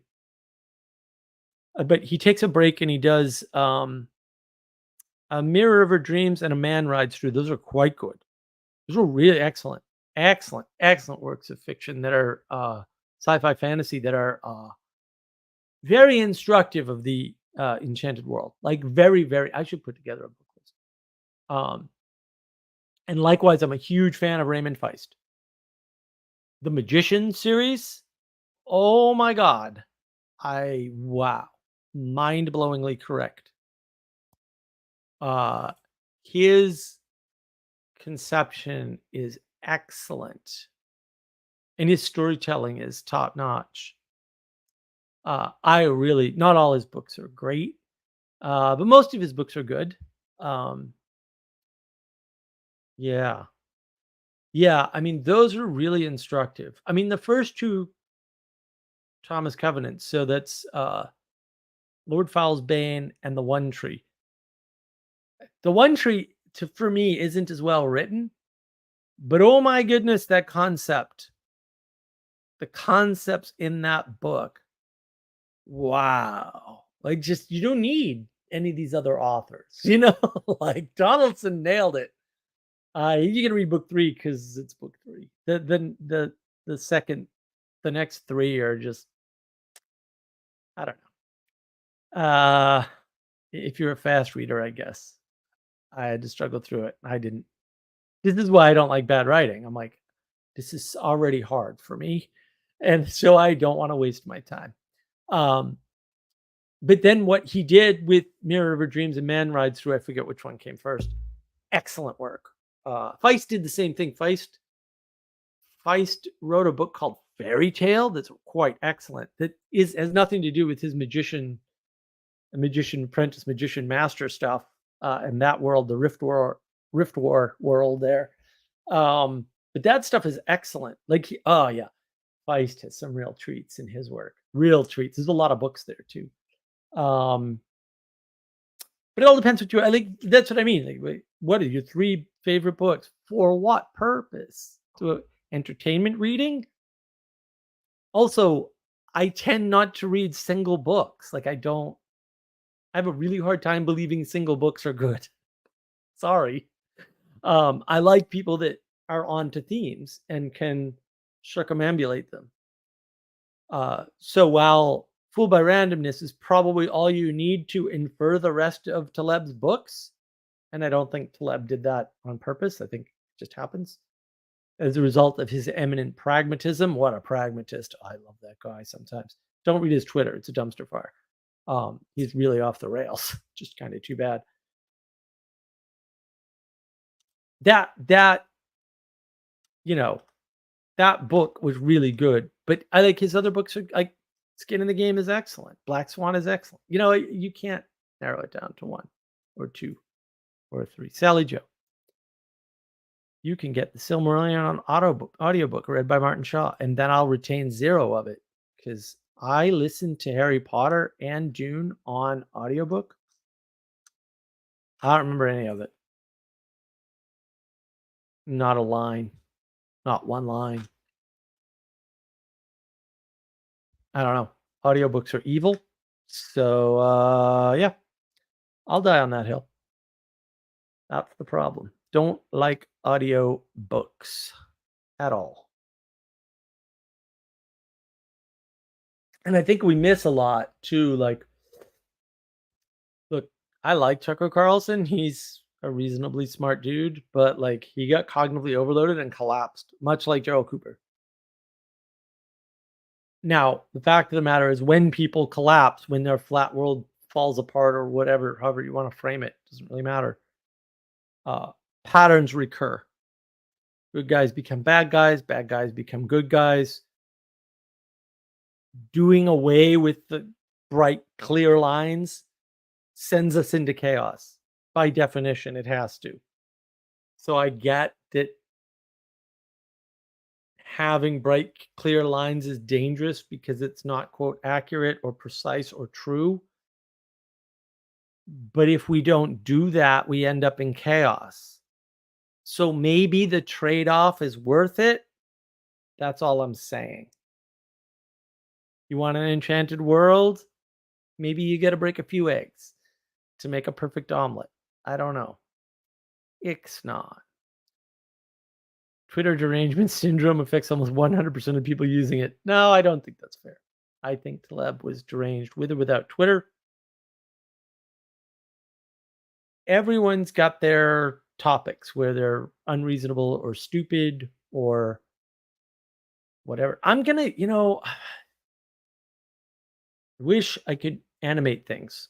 I have some visions in my head that if I could animate them, I think could help people understand things like cognitive collapse, which is what happened to Tucker Carlson. And so many other people, Taleb too. Like, there's one more thing that breaks everything else. And so the framework you've been using no longer works because that it's the straw that broke the camel's back effectively. That happens. And I don't think we do a good job of recognizing.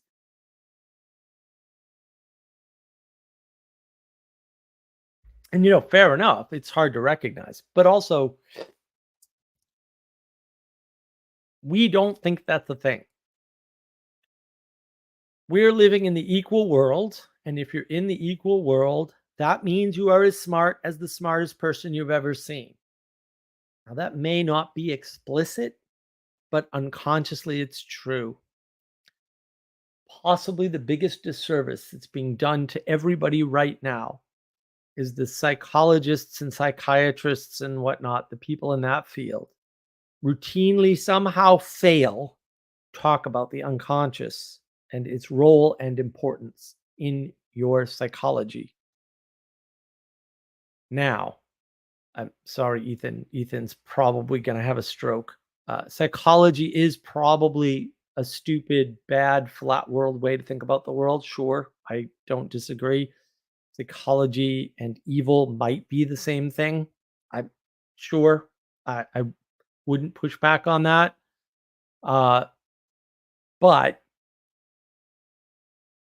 if you understand what they talk about, what Freud talked about and Jung with the unconscious, that re-enchants psychology significantly and can really open you up to the humility you need to understand the enchanted world in which you live. I don't think that's the best path. Obviously, I'm still a no on psychology. I find it banal and stupid. But if that is the tool and framework that people understand, maybe you need to condescend into that tool and make it the best tool for getting them out of that trap that it can be. A lot of people don't want to condescend, they want to criticize. Let me say that again. A lot of people will criticize rather than condescend. And perhaps they should give up their own ego and their own want to be correct and shove it up the backside of somebody else by criticizing them. And instead come to the level of those other people and bring them up. Now, having said that, I suspect most critics are completely incapable of doing that because they're scumbags and they're retarded. I mean that technically they're slow. And that's why they're angry and criticize things. However, some people are perfectly capable of correctly criticizing, will say, when they could be condescending to somebody else's view and help them up. This is why empathy is evil. Don't jump in the hole with the depressed person. Sympathize with them. Give them a hand out of the hole. Right? It's the same concept. You don't have to lower yourself by criticizing. Right? You can raise others up by condescending and helping them up, giving them a hand.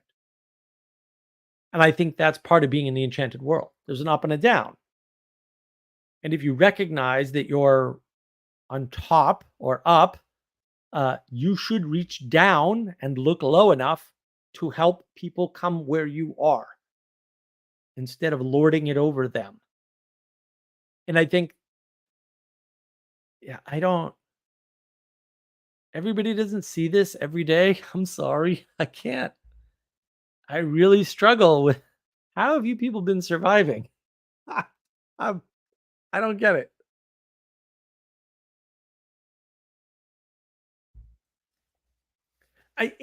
It's got to be hard when you can't see goodness in the world. And if you're not living in the enchanted world, you can't see goodness.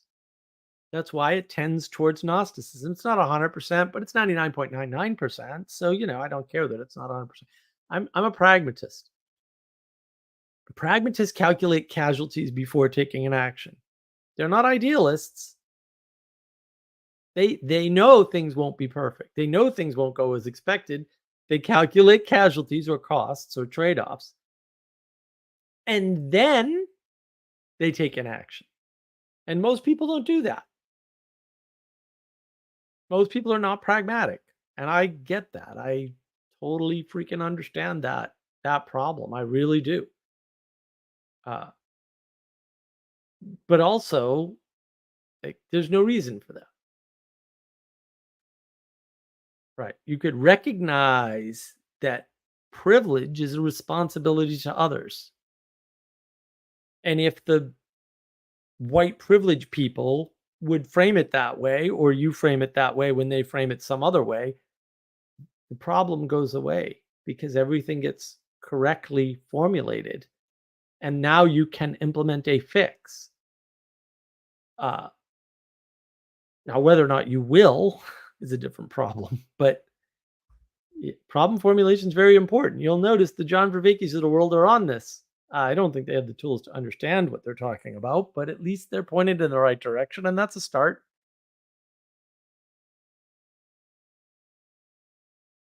I got no takers on coming to join me, huh? Very depressing that Castle is not here to help me steer this pirate ship. I got to get better props. One of these days, I'll remember. I'll go out somewhere important and get some props, better props. The world needs better props and more of them. I do not agree, Sally. Sally Joe. Twitter is like keyboard gladiator games. Not for me. I mean, most of my Twitter is just pretty pictures. Every once in a while, I get some wackadoo thing. I like following James Lindsay just because he's funny as hell. Communists just lie. Yes, thank you, James. Finally, like somebody's willing to just say, no, bro, I'm not going to engage with this. This isn't a serious discussion. This is just bad information. It's a lie. It's anti-factual. A lot of people get caught because of the age of gnosis, because knowledge is propositions and as the highest value. Well, what they said must be important because it's knowledge. And it's like, well, A, it's almost certainly not knowledge. And B, who cares? Like there's lots of statements in the world and almost all of them are wrong. So the fact that someone said something doesn't mean anything. The fact that you can find meaning in it just means you are good at projecting psychologically. It doesn't mean anything. Lots of people are good at psychologically projecting. Ixnon, people complaining about white privilege are trying to get out of responsibility. Yeah. Well, they want their guilt, right? They perceive themselves as guilty. They want their guilt placed on others, right? This is where Girard and mimicry comes in. Oddly, Cooper mentions that, which I found fascinating. He gets the summary of Girard correct and then misapplies the theory, which I don't know how people do things like that. Like, how do you make that particular mistake? But whatever. Uh, they want a scapegoat for their guilt because they feel guilty because they have something that other people don't. This is all unconscious, though. This is why the unconscious is like once you understand the unconscious, psychology actually is a brilliant tool to explain a bunch of behaviors, right? But it's it's perfectly descriptive. It's an excellent explanation, but it doesn't help. And that's like explanations don't help. That's the thing that people are confused about. And I have a video on description, explanation, prescription, and prediction on navigating patterns. And you should check that out because there's a big difference between those things. And explanations don't help, even if they're correct. Correct descriptions don't help. They don't change anything. It's just information, right? Maybe they have the potential to help, but most of them don't have the potential to help, no matter what. Right? Uh, Moldbug, Curtis Yarvin, wonderful explanations. They're all wrong, uh, but they don't help. And even if they were right, they won't help. They can't help. You know, well, you see, the way the government works is okay, but you're never going to change that. It is like the feminists. It's like, well, the men control everything. And that's why we couldn't vote. Well, if the men control everything and you now have the vote, how did you get the vote? Oh, that's right. You can't be right about those things. It's not possible for you to be correct. Okay. Now what? It's a it's a viable explanation. You can come up with all sorts of evidence for men preventing women from voting, but the bottom line is if men were the only ones that could vote, women couldn't ever have obtained the vote. I don't know what to tell you. Like the thesis can't be true. It's self-contradicting. And lots of things are like that, and people don't even notice. And I'm just sitting there exasperated. Like, I'm sure if you don't see this, I don't have the ability to explain it to you or probably anything. Like I really despair when people fall for things like that because I'm like, I maybe somebody could fix you or help you or maybe upgrade you a little bit, but I'm quite sure I don't have those skills. You're on your own. If you're falling for that, you're on your this happened on Jacob's stream. Everybody was upset because I said there is no defense against the dark arts. That's dumb. And they got very upset. And they said, "What about his dice?" And I had to explain to them, but I didn't have the heart to do the rest, right? Because I it's despair for me. It's literal despair. I had to explain to them that, of course, the die roll works because you've already bought in to the system. But they weren't listening. They're not listening to what they bought into. If you listen to the stream, the die roll is to give you half damage against his mind control. The generous host of the stream is telling you, as the result of you watching the stream, you are under my enchantment of mind control. And I am generously giving you half damage against the mind control I'm doing to you. So if you buy into the dice being a defense against the dark arts, you are admitting that the person doing the stream and rolling the dice is a dark arts practitioner. I don't know why I had to spell that out. I didn't have the heart to do it on Jacob's stream. I was literally in despair and I just couldn't do it. But also, how freaking soft in the head are you? I mean, I'm sorry, but Sanjuro, it's good to see you. Save me from this mad. I can't. How do people fall for that garbage? How do they do it? Please, I sir, may can't. I have another? Roll another dice. You've told me you're enchanting me with your dark arts. Surely you can undo the dark arts, and therefore there is a defense against the. You're trapped in the system. You, can't do I it. think that's why it broke down in the J.K. Rowling books.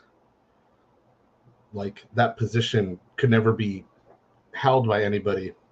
I don't know if she was doing that intentionally. I think that's just like how it works. Yeah, she was trapped in a pattern. You just Boy, couldn't. yeah. Michelle turned me on to this podcast. I think I told you a little bit about it. This woman who is the granddaughter of the guy who did now I can't remember the name of the stupid little cult. The crazy people who used to Heaven's Gate. No. The ones that boycotted the war funerals and stuff. Phelps, the Phelps family. I don't know why I can't remember everything else. It's Fred. I think it's Fred Phelps, but his granddaughter, Westboro Baptist. There it is. Man, the brain is slow today. Yeah, she's the granddaughter of the founder of Westboro Baptist Church, and she escaped. Oh, is that the witch trials of J.K. Rowling? Yes, she does this series called The Witch Trials of J.K. Really Rowling. I didn't good. listen to the whole thing, but the first one, I'm just listening to it, and I'm like, you two are both horrible. You're both horrible. Like, this is awful. Everything. Do people listen to Rowling? Like, I don't.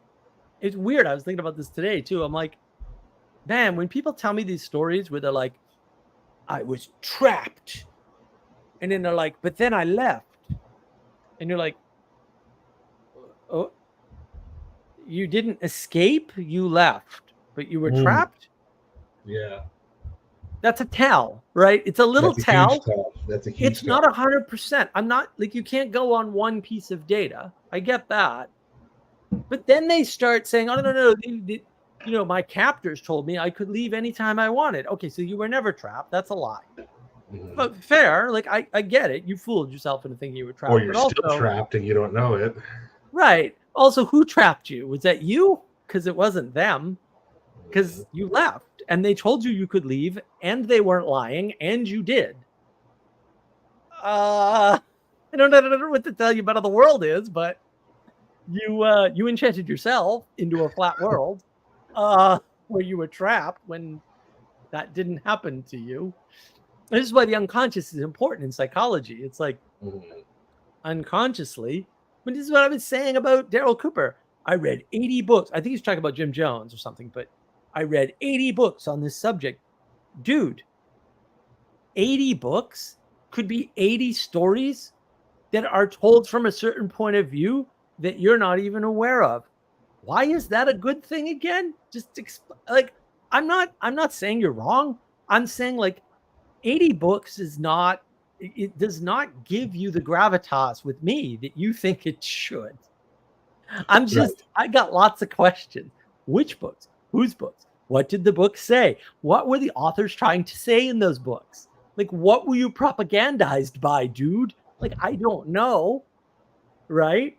Did you read 80 books by the guy who wrote the what is it, the 1619 project or whatever garbage that was? Because that's a history book. I mean, it's full of ridiculous, absurd lies that are easily debunked, but it's a book. And 16 whatever it was, I don't know. I can't engage with silliness, right? Like, these people are silly. It takes 10, and it's not, look, it's not like, oh, Mark doesn't even pay attention. No. I'll give you 5 minutes, right? It's just 5 minutes is all I need usually to see the framing. And then I either already know or can go out and research whether or not that framing is accurate enough to engage further. I don't have to finish the damn book. Who thinks that way? Like, seriously. And I'm not saying that strategy works 100% of the time, but it works way more than you'd like to admit. Well, Mark, I'm you just have to go do making your mistakes. research, and if you read the book, then you would know what I'm talking about. It's like, well, you'll know about your privilege. You'd understand what Karl Marx meant by capitalism if you read him. Right. And I'm like, bro, I know actual scholars who specialize in him and think he's good, and they can't summarize it for me. Guess what that tells me? That tells me that it didn't happen. There ain't no definition in that book, bro. Yeah. I can be 100% certain of that when somebody that I personally know is smart, and maybe multiple people who are on the guy's side and can't summarize his point. Like, dude, if you can't, I have a definition of capitalism, by the way, but if you can't define capitalism fair, Marx cannot define capitalism. That should tell you it's a type of enchantment that he's using on you. And you're projecting definitions into it, probably all bad things, whatever they are for you. And some of those are going to overlap with what they are for others, and you're all going to get together in a common cause. And that didn't happen. Intersecting flat worlds. Right. Intersecting flat worlds that will eventually conflict. Yeah. And either split apart or come together into a new flat world. Like Queers for Palestine. Right. Right. Right.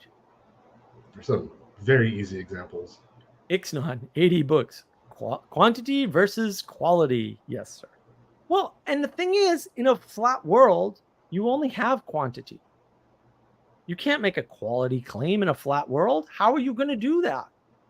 You're stuck on the flat piece of paper with everybody else. Read Flatland. There's a book. I should have recommended Flatland. I went back and forth on that. Do I recommend Flatland? Or do I recommend 10-Day MBA?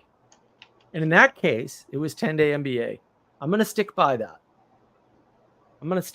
I think that was the right call for that person. That's the other thing. Like, right. You got to there's no generic 3 best books. This is flat world thinking. Like, that's why I was thrown off by the question. See, this is easy, right? People ask me flat world questions and I don't understand the question.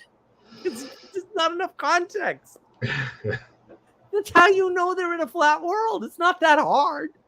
Like, to me, and I'm just in the Enchanted World going, how do you guys not see this? You contradiction, paradox, you're conflicting all over the place, you're confused, there's all these parasites everywhere. You're in a flat world. You need to get out of that. Mm-hmm. It's going to eat you eventually. And I don't know. I can't help you. I'm trying. Watch the channel. Maybe it'll help. That's the best I can do. Maybe it's not good enough. Maybe I suck. I don't know. But it's what I'm doing. It's you need more dice rolls is what it is. What was that? You need more dice rolls. That's what it is. I'll go get my my D20s, and I'm sure I have a set of dice somewhere. Flip a card from a pack of cards. Oh no, I'll get one of my tarot decks. I think one might have survived the Great Purges. I might have a tarot deck around. We'll use that. Why not? Oh yeah, no, you'll love this intro. So, for a while, to keep me in school, I lived at my uncle's house. Now, my uncle obviously didn't have a house. He was unfortunately a drug addict. He's a wonderful human being, but also heroin, which is what he died from, by the way. 45. How old is he? Dude, heroin. That's a rough. Yeah, heroin. 45, right here. Gene, Uncle Gene. Does it come in? There we go. Yeah, rest in peace. I lived at his house because he was in Lowell. It wasn't his house. It was my grandmother's house. It was the house that all my father, my aunts and uncles all grew up in, and I actually spent some small amount of time there between bouncing around. Eldest grandchild, quite privileged. Thank you very much. It's wonderful, wonderful. Oh yeah, no, my grandfather in particular, he died fairly young too, in his 50s. Unfortunately, I think I have his heart, so I don't, I ain't anticipating living to 65. Let me put it that way. Oh yeah, I got heart problems real early. When I was there, I had moved a bunch of stuff in, and when I was homeless after that, so shortly after that, so I never went and got the stuff. And then when he failed to pay the taxes, they all got together and threw out all the stuff. Of course, I don't exist, so no one thought to contact me and or put any of that stuff that they should easily have determined wasn't his into storage. So it all got thrown out. So it's like, okay, well, whatever. I mean, I'm not mad about it. I'm just like, I had a lot of cool stuff. I had a bunch of books. Here's the problem for me. Like, man, I read a bunch of books and I don't know what they are because I don't have them anymore. So one of the ways I know if I read books is like, all right, I have a box of books. I read all of these. And the thing is, here's the funny part. I don't know how this works with my memory, but like, I'll know if I read the book and which parts I didn't read. Just by looking at it, I'll go, oh yeah, I read that. Oh no, I never read that. Oh, I read all but one chapter of that, whatever it is. Yeah. And because I remembered, because I had Walden by Thoreau. And I had totally forgotten that I ever read it. And what happened was I bumped into somebody and she did an obscure Thoreau quote from Walden. And I went, I know that quote. No way. And she was like, what? Nobody knows that Thoreau quote because it's only in Walden. Like nobody's, it's not anywhere else. And I was like, Walden? Oh yeah, I read Walden. Like the minute she said Walden, it's in Walden. I went, oh yeah, I had a copy of Walden, it white with black lettering. Like the whole thing popped into my head. I read it while I was reading all of my school books in the 2 weeks when I bought the school. Well, I look back on that and I go, it took me 6 months to get through the Lord of the Rings unabridged, and I wasn't working. And I read really slowly, but probably back then, my really slowly was still much quicker. I mean, I was a super hyper child. The homelessness really slowed me down, I got to tell you. But not to a huge degree, because I was still, 10 times more efficient than everybody else I ever bumped into. But, the illness took me out of that game. Let me tell you, it's pretty fast. But yeah, before the illness, whatever, man. I was still super quick. I didn't care what I lost when I was a teenager because it just wasn't important. I was still so quick. Didn't make any difference. I was still the homelessness. I mean, to some extent, right? Like, oh, you only need 4 hours of sleep a night. I know this now because I lived it. Oh, okay. I'll develop a system, which I did. It's actually, I have it posted if you ever want to read it. System works great. You can get most people down to about 4 hours a night. They can have 20-hour days. 20 of my hours is like 200 hours to normal, slow, whatever kind of creatures you all are. I get so much done. I used to get so much done. I used to meditate 4 times a day. I would write whole pieces of software in an afternoon. Like I was in C, like not these high level garbage languages. Like I'd build the whole thing from scratch. Like no problem. I typed 165 words a minute. I can't type 165 words a minute even on my nice keyboard now. I think I do 125 maybe 120 now. But I was 165 all the time. And the thing was, like, my problem was always I couldn't type fast enough. I'd have to slow my brain down. But when you're coding at that level, it's over, dude. I mean, it's over. You crank code out like you breathe. And it's unbelievable. It's fantastic. It's so intoxicating. I was always like, what do you need heroin for? I can just sit down and like make software work from nothing in real time, practically in C. And somebody's like, why do you need needles and chemicals? This is fantastic. Yeah. You're like the astronaut in Space Odyssey. Always coming by. No, the one character I always wanted to be. Did you read Snow Crash, Neil Stephenson? No, but I know that book though. I hear about it a lot. God, Snow Crash. Oh, the problem with Snow Crash is I think it's 62 pages or 59 pages. You've got to slog through that, but then it hits, and then you're like, oh, and the writing changes. Neil Stephenson, I don't know, whatever. I like Neil Stephenson, but also Snow Crash is good, and I'm not sure any of his other stuff is as good. We'll say in Snow Crash, he's got these gargoyles, and I'm like, Oh, I'm sold. that's what I want. Because a gargoyle to him is a plugged-in creature. So he's got this, and it's feeding information into him all the time, directly into his optic nerve, and he's hooked up to the internet 24/7. And they talk like mystics because they're constantly getting information in, and it's interrupting their speech. And I'm like, that's me. I want to do that. So retarded. I was so retarded. And I almost got there. And then I was like, wait a minute, what the hell am I doing? I used to watch CNN, Fox, and MSNBC all at the same time. I just flipped between them and watched the same story develop. I had a whole tactic. It doesn't work anymore. It hasn't worked for years. If you want the real political news, you watch like Bloomberg or CNBC or something. The financial stations, because they didn't take a position back then on politics. Right. Or you know what else you could watch for a short time? It didn't last very long. Sports Center. That's right. And I only used to watch Sports Center because I could turn it on in the morning because I had a TV in the bedroom. I'd turn it on in the morning, and they had this 30-minute show. And they'd roll up all of the interesting sports news. And now I could talk to anybody about sports. Just enough. Well, also, you don't want to be the guy. You're right. You don't want to be the guy. You want to know enough to be interested. I mean, it's a fair trick, right? Like I'm interested in the summaries. I'm just not going to watch that many games of anything ever. Right? Like, not that I didn't have years where I watched all the New England Patriots games. That happened a couple times, right? Not that I wouldn't go to a game.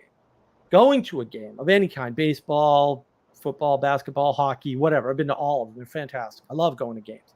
Minor league, major league, don't care. Like college, whatever, dude. Great stuff. But like, I'm not going to go to enough of the games to be the expert, but that's to your advantage, right? Because the other person wants to tell you what they know. Right. And now you get free learning. That's true. You make a friend all at the same time. And I'm like, oh, I make a friend and learn something. And you get to participate. Great hack. It was a great hack. And it worked for a few years, but eventually broke down. I was going to say too, earlier when you guys were talking about, Lord of the Rings, I have to admit, I never could finish Lord of the Rings. I finished The Hobbit. Really? Every time I'd fall asleep every single time. But strangely though, I breezed through the Silmarillion. Oh wow, that's weird. It's something about the Silmarillion just being written like a true history book, or like it's very similar to the Bible. That was way easier for me. Like, and this happened, and this happened, and this happened. And I thought the Silmarillion was really cool. But the second I go into the Lord of the Rings, I'm like, yeah, but it's slow. It's so slow. It's horrifically slow. It's so slow. It's like in the Shire with the ring for like a year. Yeah. Like, really? Yeah. But people don't realize in the book they go to the elves, to Rivendell, and they're there for months. And I'm like, bro, you get a ring and you're gonna get it did, and the enemy's forces are growing. What are you hanging out for, bro? Let's get this party started. You know, it's all stuff. Everything takes months, and I'm like, Yeah, literally everything takes months. what's going on? And then you watch the movie that's bum bum bum ba-da-da. They're running. Yeah, They're running across. It's like, yeah, ding, awesome. ding, ding, ding, ding. Right. Well, that's why it's so good. No, Like, Peter Jackson's wife did a wonderful job adapting did a it. great A job. wonderful job. And Viggo Mortensen lost a tooth to some arrogant New Zealander, but that's okay. Yeah, they knocked his tooth. You can see it on the film too, like it's all red and like, oh, he's some faggot actor. Mortensen's not. He's kind of tough and down to earth. So, and he forgave the guy and everything. I was like, oh, where I'm from, your family's gonna pay. But hey, tooth for a tooth. Yeah, tooth for it, exactly. You take my tooth, I take 2 of your tooths. Yeah, Mortensen really does make that movie, man. Oh, his dedication, it just comes through. They all do. Christopher Lee, like, are you kidding me, dude? Christopher Lee, dude. It's like, are you nuts? Yeah, I guess he's one of these guys. He's part of this club where they read it every year, and I'm like, he's hardcore. He's not even hardcore. Like, he's not even a real thing. It's magic. Like, he's a magical being. Like, I'm sorry. These are not humans. Like, we're not worthy. You hear all the behind the scenes stuff and how much passion all those people. Oh, I know. Like, everybody that brought to that. It's nuts. It shows. It's like, that's why that, like, well, I love the trilogy, but that first movie, I just love Fellowship so much. The opening ritual. Which was that? So they like go to New Zealand, and they need some Maori and stuff, you know, for the film. Like, they need a bunch of actors to play orcs and stuff. So they do like this whole opening ritual after they hire everybody. Oh, I didn't know about that. Yeah. If you watch the extended edition, the backroom stuff. Yeah, I did, but I think I forgot that. Yeah. So what happened? No, I mean, it's all religious. The whole thing follows the religious pattern. It's fantastic. I mean, that's part of why it went well. Like, you're telling a mythos. You know, like, I want to welcome you to this adventure. We're all here. We're all passionate. We're all going to do this thing. I really appreciate it. Blah, blah, blah. Yeah, absolutely. It was like, because they lived there for like 3 years or something. Yeah. No, they were there. Yeah, it was a long time. Well, they filmed. It's just wacky thing. So, I think it's Lionsgate, right? So, no, New Line. New Line. Sorry, yeah, it's New Line. So New Line was bankrupt, and they somehow got the funding for this crazy movie. And he filmed all 3 films at the same time, like a psychopath. And then they edited everything, and then the editing took the 3 years anyway. Like, I don't think they could have released the movies any quicker. In fact, I think they were running behind the release schedule for the movies, because even though they had shot the whole thing, Weta took, Weta is just amazing.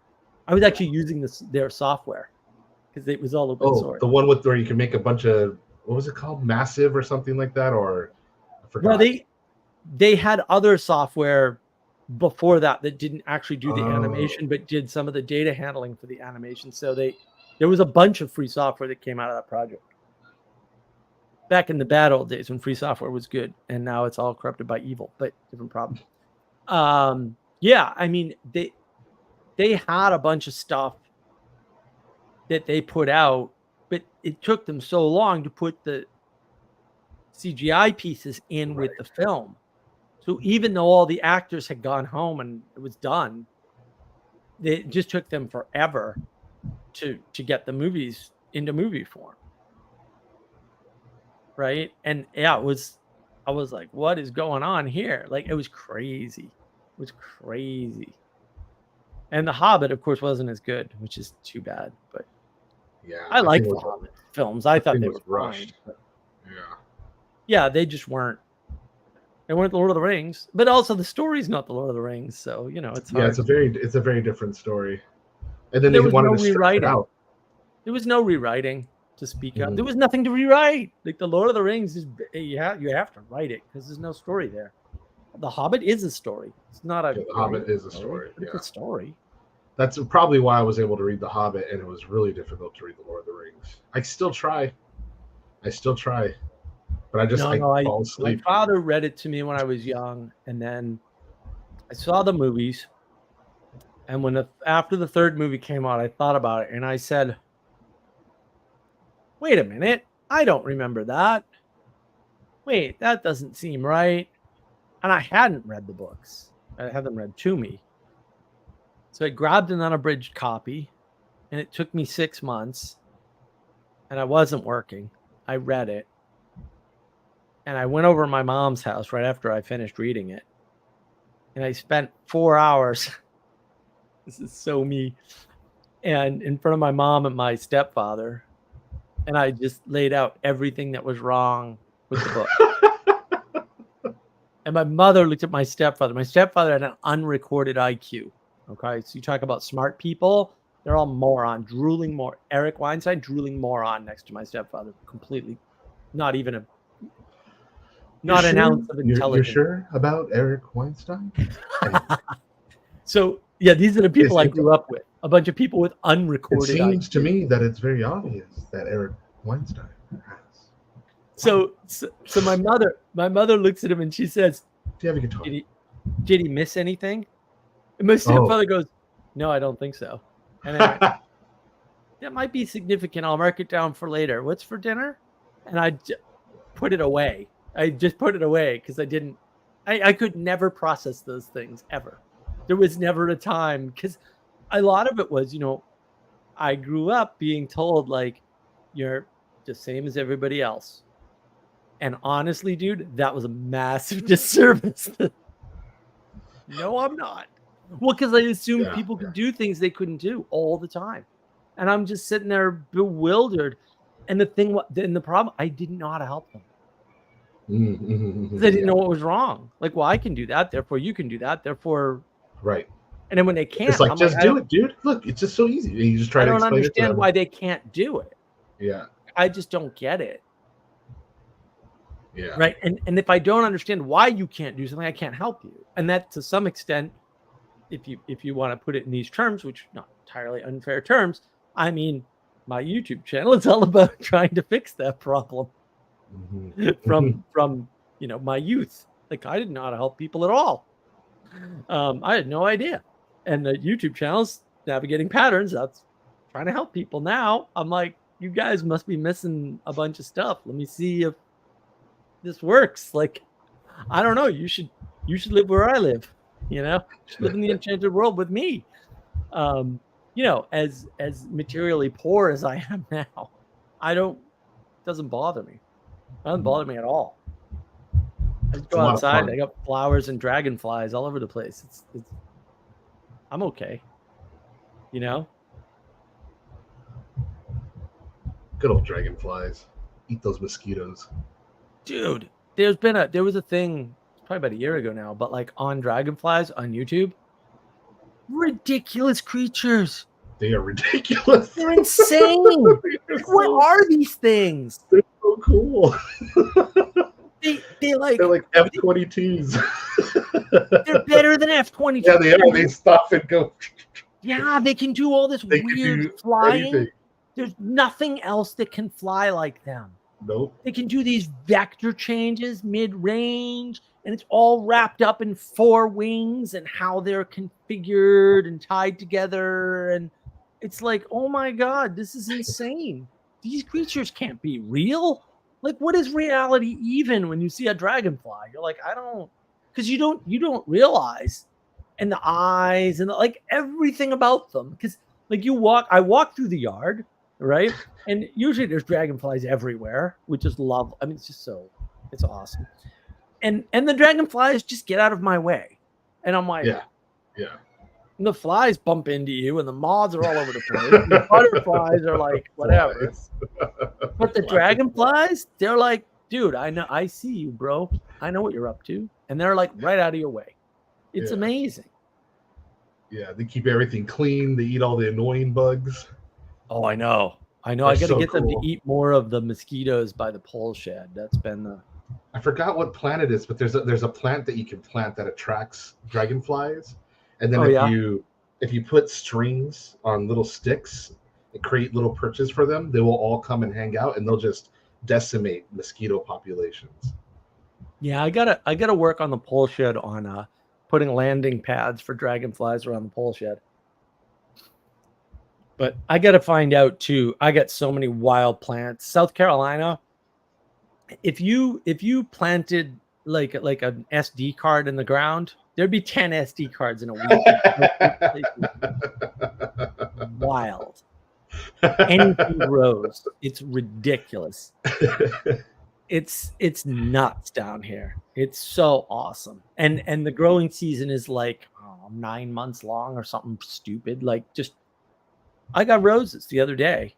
I mean, they're still there. There's only 2 blooms, oddly, but I bet next month or in the next 30 days there's going to be more roses. We'll see. They usually come up at least twice a year. So, yeah, I mean, it's nuts. But like you just leave my land alone for a bit and mowers don't work anymore. Like you need heavy equipment to it took us weeks to clear the pole shed of vines. The vines are out of control. I've got vines that are an inch thick. Whoa, whoa! Oh yeah, That's some Lovecraft shit right there. and they're everywhere. Oh yeah, no. The southern moss and Color vines, out of space. just like the color out of space. Yep. And I've been to Old Town, Rhode Island, so like I know and all the old places in Massachusetts, southern Massachusetts, the extreme southern Massachusetts, New Bedford, and all that is Rhode Island, right? Especially geographically, like the land is the same, but like he was in those areas, right? Like, and those areas haven't. New Bedford's gorgeous. Like when I went to the Whaling Museum, oh my goodness, because they've got buildings from the 1800s and 1700s still standing, cobblestone streets. It's like, whoa, Yeah. Dunwich Horror, hello, Yeah, it's still Dunwich. there. Yeah, yeah. You can see pieces of it. And when I was younger, more so, right? Because there was a big building boom in Massachusetts, in Eastern Mass in particular. So, but there's still places you can go and get that Lovecraft feel for sure. Yeah. Oh, Yeah. that gets me so excited. They have like a Lovecraft event every year. Yeah, I've been wanting to go to that. And they Dude, do a one of whole these tour, years. and they go over through the cities. They go to his grave, and I hear about the guys who go to that all the time. Like I'm in the Discord of the guys that write for Sandy Peterson's publishing company, Chaosium, and they do all the role playing books. And they have a podcast called the Good Friends of Jackson Elias, and they do that every year. So I get to hear their experiences when they go through that. I'm just like, no, we gotta go. We gotta go. We'll go there. We gotta go. One of these years, we have to go. Yeah. I've been meaning to go out there just for Lovecraft, and then the added bonus of all the other crazy cool history in that area. Oh, I know. No, the history over there is nuts. It's just nuts. Dripping with it. Well, I had never been to the New Bedford Whaling Museum. I've been to New Bedford a bunch of times. My buddy's boat was there while he was building it and stuff. And the New Bedford Whaling Museum was, not too far away. And I always told myself, well, one of these days, it's a long trip down there. It's a couple of hours from where I lived. Actually, it's one of the far-flung regions of Massachusetts, south of Cape Cod. You're in this tucked away. It's hard to get to. It's just a long drive. Most of Massachusetts is small, but not that part. And I'm like, well, you should go down for the day, spend an hour or two at the museum, and then visit him at his boat, sort of thing. And I just never did it. And we went back up, and I just ended up getting thrown out of my aunt's house for an afternoon. And that was worse because we were in the middle of New Hampshire. So it was a 3-hour drive down to New Bedford. So we drove all the way down and spent the day down at the museum and like one of the parks, and we got ice cream, and that's all we did all day. Don't regret any of it. And it was a 3-hour drive back, that was the day gone. It's totally worth it though. Unbelievable museum. Just that one. I was a whole piece of history I knew nothing about. I'm like, how is this possible? I'm a huge history fan, and I knew nothing about the whaling history. New Bedford was the city that lit the world. Ooh, That's how it was known. lit the world. I was like, what? And that's because they invented all this new whaling technology. And Oh. right. And it's the Quakers that run the place, which is even more interesting because almost all of them got thrown out of Massachusetts because they're all bastards and they refuse to cooperate. Quakers like, we don't want to pay taxes. We're not going to be part of your stupid government. They're just a bunch of jerks. And they're separatists, basically. So most of them went to Rhode Island, and then even Roger Williams was like, get out. And so they all went to Pennsylvania, right? And except New Bedford, they stayed there for some reason. So they were there the whole time. Ixnot. Speaking of history, I'm reading the American Nations book. Oh, Colin Woodard. There's an excellent book. Oh, yeah. That is such a good book, man. There were just some pieces of U.S. history I did not understand until I read his book. Just be careful at the end of the book. I'm going to talk about public versus private Protestantism, and that is the last good point he makes. And then I think right after that, everything he writes is a Lovecraftian horror version of reality. No, he literally concludes that Greenland is the way forward. Yeah, that's right. He does. He's like, we got to become like the indigenous people in the North. And I'm like, okay. I'm like, dude, we're done here. Here's my problem. If that's your conclusion, then whatever you're ingesting, smoking, or whatever, you ain't sharing with me, and that's what makes me angry. Is anything that powerful a delusion made chemically should be shared with the world? That's my only complaint, really. Because you're in heavy delusion, like you're in Fantasyland hard. Like Teenage Mutant he starts romanticizing about all of that at the end. Teenage Mutant Ninja Turtles, you would expect to see them in that world. They're just fucking turtles that do ninja. Sure, of course that's real. Just see him walking by in Greenland. He's like, Greenland is the future of all world communities. Yeah, it's about the same claim as talking Ninja Turtles. It's the same. He's got the secret of the ooze. Dude, my purple talking unicorn is screaming at everybody. You idiots, don't listen to Colin Woodard on that. Can't you hear him? Way more reasonable than Greenland is the future. Good Lord. How did you even get there? Did you read the history of Greenland and how no one can live there? Did that not factor into your equation, sir? But all historians, the closer they get to the current times, the worse they are. It's crazy how that almost always happens. Well, it's weird. Why do you think that is? It's almost like I'm going to give a guess. They pick a spot, they shoot out through it, and they start applying all this, trying to figure it all out. But then they get excited, they get there, they see the whole chain of events, and then they come back to their original flat world frame, and it can't correlate. So then they just make this super leap to what they find, and it doesn't integrate with what they think they know. Yeah, no, that's the problem of, I haven't found a good way to talk about it, but like the problem is, if you look at Elliott wave theory, it's garbage, but it's fun. It's actually fun. It's not unrealistic. It's just unhelpful, right? What's Elliott wave theory? Elliott wave theory is basically like, well, there's a wave at this level and there's a wave at this level. So they're different frequencies and they're different wavelengths. And they overlap, and where they overlap, events happen.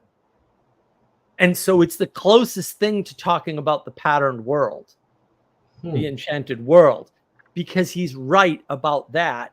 The problem is it's another one of these hindsight things. You can only map it in hindsight. Right. Right. So right. he used it for the stock market. Other people use it beyond that. I only know about it because of stock market theory stuff, which I did 15 years ago now or something. So it's not wrong because the map is correct. It just it doesn't provide prescription or prediction. Like you don't know which waves you're subject to when, because you can't actually see the amplitude. So he was trying to use it to make predictions. Right. But the interesting thing is it's waves at different cycles. Mm-hmm. In other words, it's different layers of reality overlaid on one map. Mm-hmm. That's correct. Right? Mm-hmm. The problem is if you find the pattern at this scale, and this is very much Daryl Cooper's problem with Tucker, very much. You see the pattern up here at the global scale, and you apply it to the state or to the family or to the person, or you go the other way. No, the pattern's the same, but the implementation changes. Right. And the same rules have different results at different scales. Mm-hmm. And the problem is, if you become very smart in a flat world, you're smart in that world and you're not smart outside of that world. That's how you get Brett Weinstein, who's obviously very smart in some contexts, going, oh my goodness, 6 months before the last election, we have to come up with a new political party. In 6 months? The dark horse political party. That's right. You can't even get somebody on the ballot in 6 months. Why do you think this is a viable strategy again? And then what does he do? He doubles down on the mistake and comes to the conclusion, the same conclusion again 4 years later in about the same time frame. And I'm like, dude, didn't you just make this mistake? I don't understand. How did you make the mistake twice in a row? Yeah. Like, couldn't you have learned the first time and started your political party then for the next cycle? No, because in the flat world, the fact that the Democrats actually got elected was a good thing. And I'm like, no, the reason why you think it wouldn't be a good thing this time was true 4 years ago. Exactly. Like, I don't, and he can't see it. And I'm just like, oh my goodness, like, why can't you see this? But he's very smart in other areas, right? Like, I mean, when Daryl Cooper, I actually want to engage with Daryl Cooper's Jonestown stuff, because I'm like, oh, you know, he's talking about the 20-year history these guys had with Jim Jones. Right. And all you hear about is the last year or 6 months or something.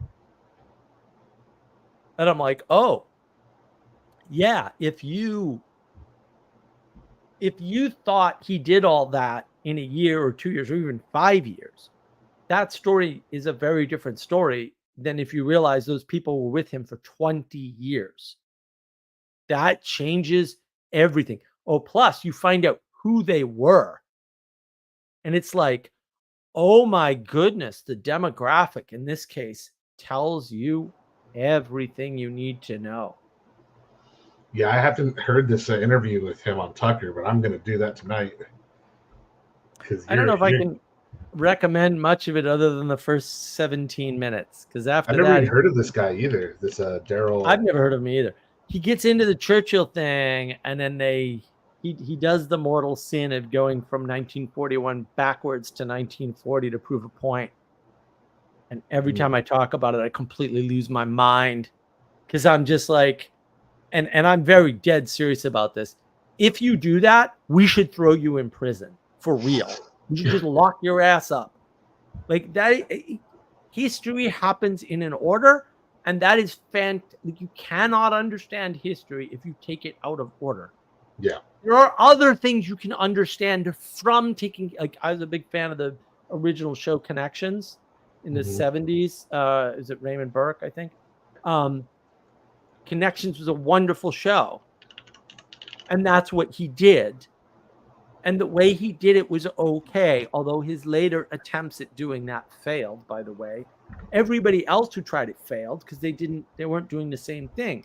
You can't just pull things out of their historical context willy-nilly that's almost always invalid. Like, you can't do that. You can forward and back reference. You can say, like, this move was made, and that you have to be aware that you're doing that too. You have to be explicit about it. You can say, like, Right. this move was made, and that would come back to haunt you later, sort of thing. Right. Absolutely, yes. That's not what Cooper was doing. Yeah. He was just mixing up events, and he, like, has Churchill all wrong, which is kind of weird. Like, what?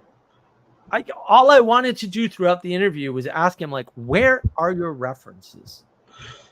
I mean, I'm sure he has them. I'm not questioning whether or not he did the work. He clearly did the work. But I just want to see how he came to the conclusions he came to. And because there's two possibilities. Either the people he read gave him those conclusions and they were, like, inevitable, or he misread them. Like, he just read into it. I don't know which of the, and there might be other possibilities, but, like, I just want to know. Like, I'm just supremely curious. Because one of the things he seems to, like, this is the other thing. I wanted to ask a bunch of really easy questions, like just simple stuff. Like, wait a minute, because at one point he says the following. He says, the Germans were unprepared for the number to take war prisoners. And I was like, what? I mean, on the one hand, yes, Operation Barbarossa was the largest military offensive in history to this day. It's far larger than anything else. So how could they have been prepared? But then his references are two different prisoner of war camps where they were like, we don't have enough food, we're going to have to shoot these people. And then I realized, oh, wait a minute. That's the Russian campaign.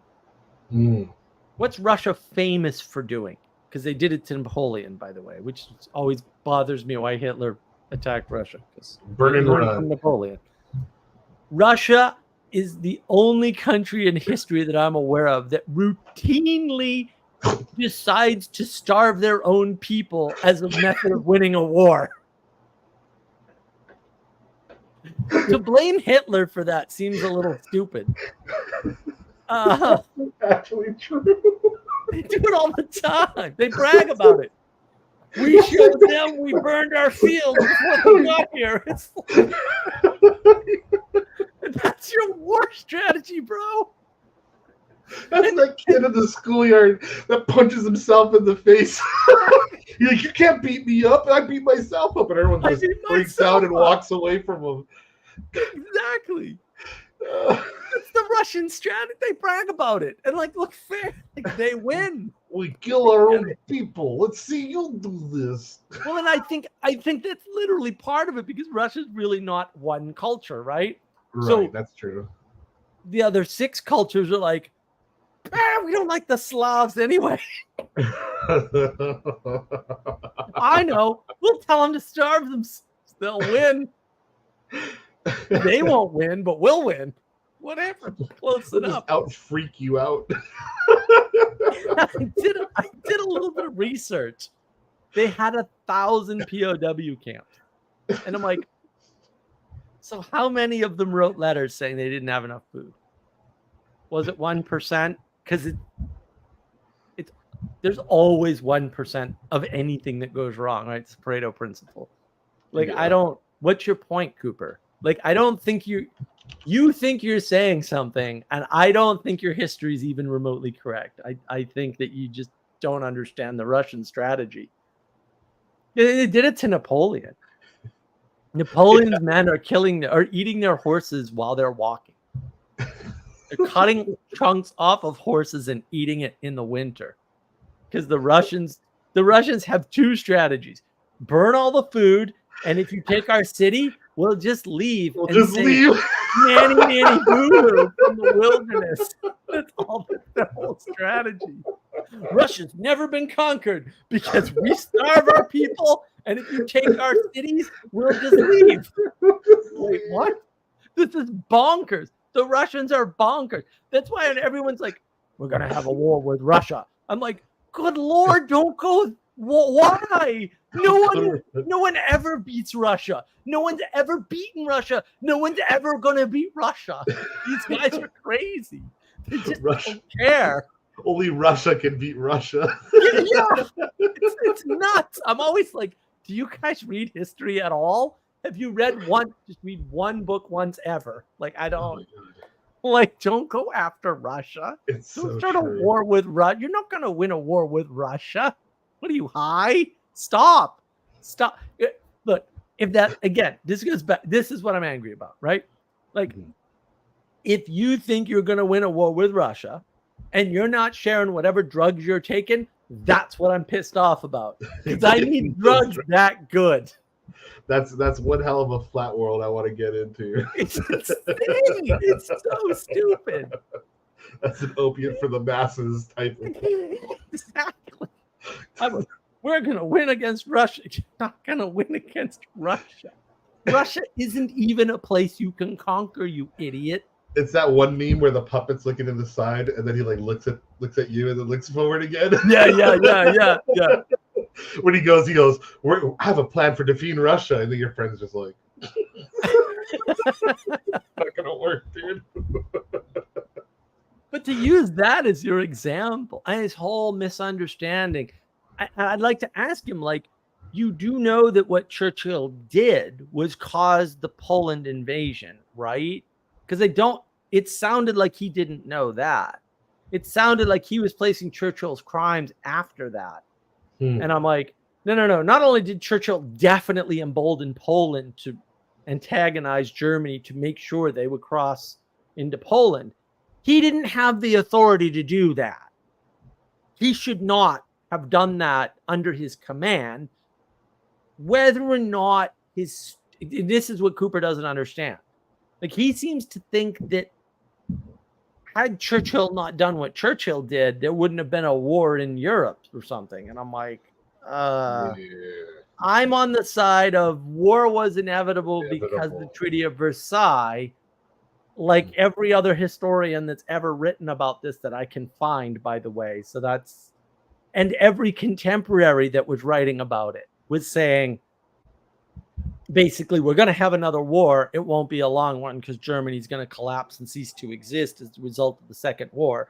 And it just so happens that Germany rises from the ashes like a freaking phoenix, for real. Like, talk about Wagner. Holy crap, man. Talk about imbibing the spirit of something. Yeah, you ever hear of this? The phoenix? That's the spirit of Weimar Republic, man. And then basically rising from certain destruction and accomplishing impossible feats that have not been replicated to this day. We're still living in the technological achievements of Nazi Germany. I love how Dan Carlin, he does a whole series on World War One, and just the way, listen to that one. Dude, the way he describes when the Germans first attack and they come over the hill camouflaged with the fog, and they're just moving along with the fog with their Gatling guns, and they send in the cavalry on horses with swords, and they just one Gatling gun just takes out a whole platoon like nothing, and it was just like the unleashed on the world, and everyone's like, what is this nightmare machine? Well, it's weird too because like at one point Cooper and Tucker are talking and they go into this frame where they're like, well, yeah, the technology wins the war. And I'm like, how are you talking about alleged World War II, which doesn't exist, or World War, like anything in the Great War, and you think that technology wins wars when clearly Germany had the technology better than everybody else by far, and they lost? Like, there's a clear contradiction in your mode of thought there that can't be fixed. Like, you're broken. You're a broken human. There's something wrong with your logic, reason, and rationality. You've somehow fallen into a trap of your own making. They should have won the war, according to that. They were light years ahead. Yeah, it's not even a challenge. They were so far ahead of it. We're still living in the technological riches of Nazi Germany, with the exception of the transistor, not the computer, the transistor. That's Mhm. it. I can't actually find anything that was invented outside of Germany, either pre-Nazism, right? World War One or World War Two. I can't find anything. Nuclear power. That's them. That's not us. No one here did that. No one in Europe did that. That was rocketry, famously, right? Mhm. Oh, and then they mentioned briefly the Romanian experiments, the medical. Oh, yeah. Well, yeah, but that all comes from the captured Nazi medical Right. scientists. Right. Well, they don't mention that part, which is kind of the important. Again, it's there's no Yeah. I World mean, War it II guy. literally it's getting all the German scientists and everyone's divvying them up across the world. Right. Like it's There's a mad no dash for all of it. there's no World War II. You can't understand anything if you think there's a World War I and World War II. You can't understand any of those events at all. Now, from the U.S. perspective, you can kind of cast it that way. But again, you're not Lindbergh, the most famous man at the time, was a Nazi sympathizer. Hardcore public. Mhm. New York City, the Jews all got fired for real. Mhm. Jews got fired, not just Mhm. not hired, that too. They got fired because people were like, Hitler's right. Yeah. And Yeah, the even Nazi Party Cooper was taught, huge in New York. Cooper's like, well, you know, they didn't want to negotiate with Hitler. He was like, look, our common enemy is the communists. And they refused to negotiate with him. And then later he's like, well, but Churchill was wrong to go after Hitler. And it's like, well, now you have a big problem, dude, because you're complaining about the problem of today and casting it, because they did this explicitly. Every war, they said, every war since World War II that the U.S. has been involved in has been the result of the same kind of logic Churchill used. And I'm like, no, they were following Hitler's advice and saying stamp out communism wherever it is, which is exactly backwards. I And didn't I'm even hear just this, like, and I'm like, what? how does this guy come up with these conclusions? I just really wanted to ask him for his sources. Like, where did you find this information that led you to these wackadoodle conclusions? And the stuff he leaves out is so obvious. I'm like, bro, you're leaving out a bunch of really important things. And then and Tucker's going, oh, it's so cool that you're adding all these things in. And I'm like, yeah, but he's leaving out a bunch of other stuff. Like you this isn't solving a problem. So Tucker's just completely like, no. He's enchanted. Yeah, he Yeah, is. he's He's totally enchanted. He's like, yes, whoa, whoa. exactly like that. It's total enchantment. It is actually one of the best videos I've seen to exemplify Oh my the god. flat world, the flat world theories bumping into one another, and the difference between the enchantment, because every once in a while they pop out and go, well, yeah, but that doesn't explain the human behavior. And it's like, right, you've spent hours talking about this and you actually haven't explained a damn thing. Yeah. Not one thing. And you see that for a brief moment, and then you go right back into your flat world. And I'm like, oh my god, this is the most frustrating conversation.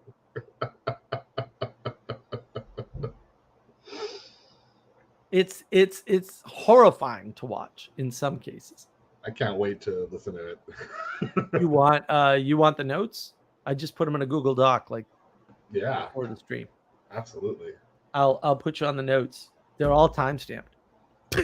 Oh, they're timestamped too. Awesome, dude. That's awesome. It took me a long time to listen to that. I kept having to stop it, write a bunch of notes. I bet it was torturing you. I can't wait to hear this. Dude. I've been so angry the past 2.5 days. I've just been angry. I've been like coming out of the office and just yelling and swearing left, right, and center. Like, what the fuck is wrong with this idiot? You're just Why a is this Ninja guy Turtle like meme just I'm thinking of doing a live stream on it. I don't even know if I can convince Adam to do it. Adam and I have to do the Russian Revolution anyway, so that's a different problem. Oh, that would be so cool. We're working on it. It's my fault. Adam is cool. He's up to date. I am not there. I've got 6 more hours of listening, and then whatever ancillary research I have to do before I can dive into it. So that's on me. That's on me. But he The knows it Matrix pretty well, thing, right? Jesse and I are working on it. Yeah, there's just been a lot going. I had a freaking water leak today, so we had to get a plumber in here. Oh It was a no, small no. one. It wasn't a big one, but Oh, it's okay, like okay. I just had to have the guy in. He had Oh, to do water a leaks bunch are the of work. worst. It's not a big deal here. Like I had my water main break a few years back. We had a really cold winter, and I was up north making sure my friend's house, it was below 0 in New England, and I was up in New England, and I can't do cold anymore, so it was absolute torture for me. And my friend had left, and I was like, he's not even here, and it's like literally didn't. I think it got to 5 degrees, like 3 days in a row was the high temperature. It was stupid. It was stupid cold, and it turned out it was frozen down here for more than 3 straight days. It stayed under 32, which never happens. And I came home, and I have a well, right? But I come home, and my water main is broken. And it cost me $250, and all the water ran into the pond. And I'm like, I love living down here. That's pretty cool. That would have been 30 grand of work in my previous house. Yeah. Like, oh, who cares? Water main breaks. Oh, well. All the water ran into the pond. Yeah. And they replaced a piece this big and fixed it. Who cares? Was it just under the ground outside? Yeah, I have a 1-story. I have a small house. It's 900 square feet, right? It comes under the ground, up, and then into the house. And it was just that one little section that's like a foot. It's a foot of pipe. It's a valve. It's a valve. That's it. So it had cracked or whatever, and that water went into my pond 12 feet from the house. And it didn't even gouge the ground or anything. I was like, oh, okay. A water main break in my last house, tens of thousands of dollars. Easily. Tens of thousands. Easily. $250. They fixed it in an hour. Why do you want to live down south, Mark? Oh, I don't know. I can't figure it out. It's a total mystery. Nothing costs anything. I have 12 acres of land and a pond. I got my septic system done. I think it was $4,500. That's pretty good. It's 30 grand in Massachusetts to even think. If you think about your septic system, you write a check for 30 grand. Think about doing it the money just automatically gets deducted from your bank account the second the thought It's enters ridiculous up north. It's insane. And everyone's like, when are you moving back to Massachusetts? And I'm like, are you that voice? Again, I'm not so mad about that. I'm like, bro, share your drugs. I mean, seriously, you're that disconnected from reality that you think I should move back to Massachusetts. Though you cannot keep those drugs a secret. I have to have them. I want to be able to disconnect so thoroughly from reality that I'm dumb enough to ask such a retarded question. That's because all of Massachusetts is half fish people now. It's all in, bro. Here's a story. You're gonna freaking love this. So, this is a billion years ago when I bought my first house. So go to buy my first house, and I was going to look at it, and I was driving from Brookline, Massachusetts. Okay, and I lived in a place called Whiskey Point or Whiskey Row or whatever, right off. Oh man, my first apartment. Oh, I love that place. Anyway, so I'm driving out to Western, it's not Western Mass, it's Central Mass, but the Massachusetts idiots, you drove more than 5 miles. You're like in another universe. Such townies, it's pathetic. So I'm driving out, and that's like the eastern edge of Central Mass, right? You're 25 miles from Boston. It's really not that far. Due west. Marlborough's due west.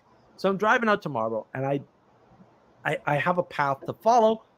And I make a wrong turn. No way. You have an Innsmouth story, dude. That's so cool. I don't take a right, and I stay to the left. Oh my gosh, I'm getting goosebumps. And I drive another half an hour, right? And I'm like, oh no, it should have been 20 minutes from this particular intersection when I got off of Route 9, just after getting off of Route 9. And I'm not there. And I'm pretty sure I went under 495. but I did it on this road where it wasn't clear. Normally, it's hard to get lost in Eastern Massachusetts because you cross all these highways, so you know exactly where you are, right? So I'm like, oh shoot, that was 495. Like, oh no, I'm in the outer regions, right? I'm in the Netherlands of Massachusetts, which, to be fair, yeah, you west of 495 back then, farms, right? Not a lot of houses. Oh, no. Beautiful place, or industrial parks. There's a bunch of industrial parks on Route 9. There always were, but like, there's nothing out there. Nice, cheap place to live back then. So I start to look around, and to this day, I have no idea what town I was in. But I am not joking, dude. Brand new cars, right? So all like fine. I'm on a road. It's all brand new cars. Fish mouth people, and I'm like, No way. I'm in Innsmouth. No way. I gotta get the hell out of here. And I like turned around, and I was No way. late. A dude, and I can't figure out where I was, which freaks me out more. I've never been able to retrace my steps. You Like, actually where was I? called.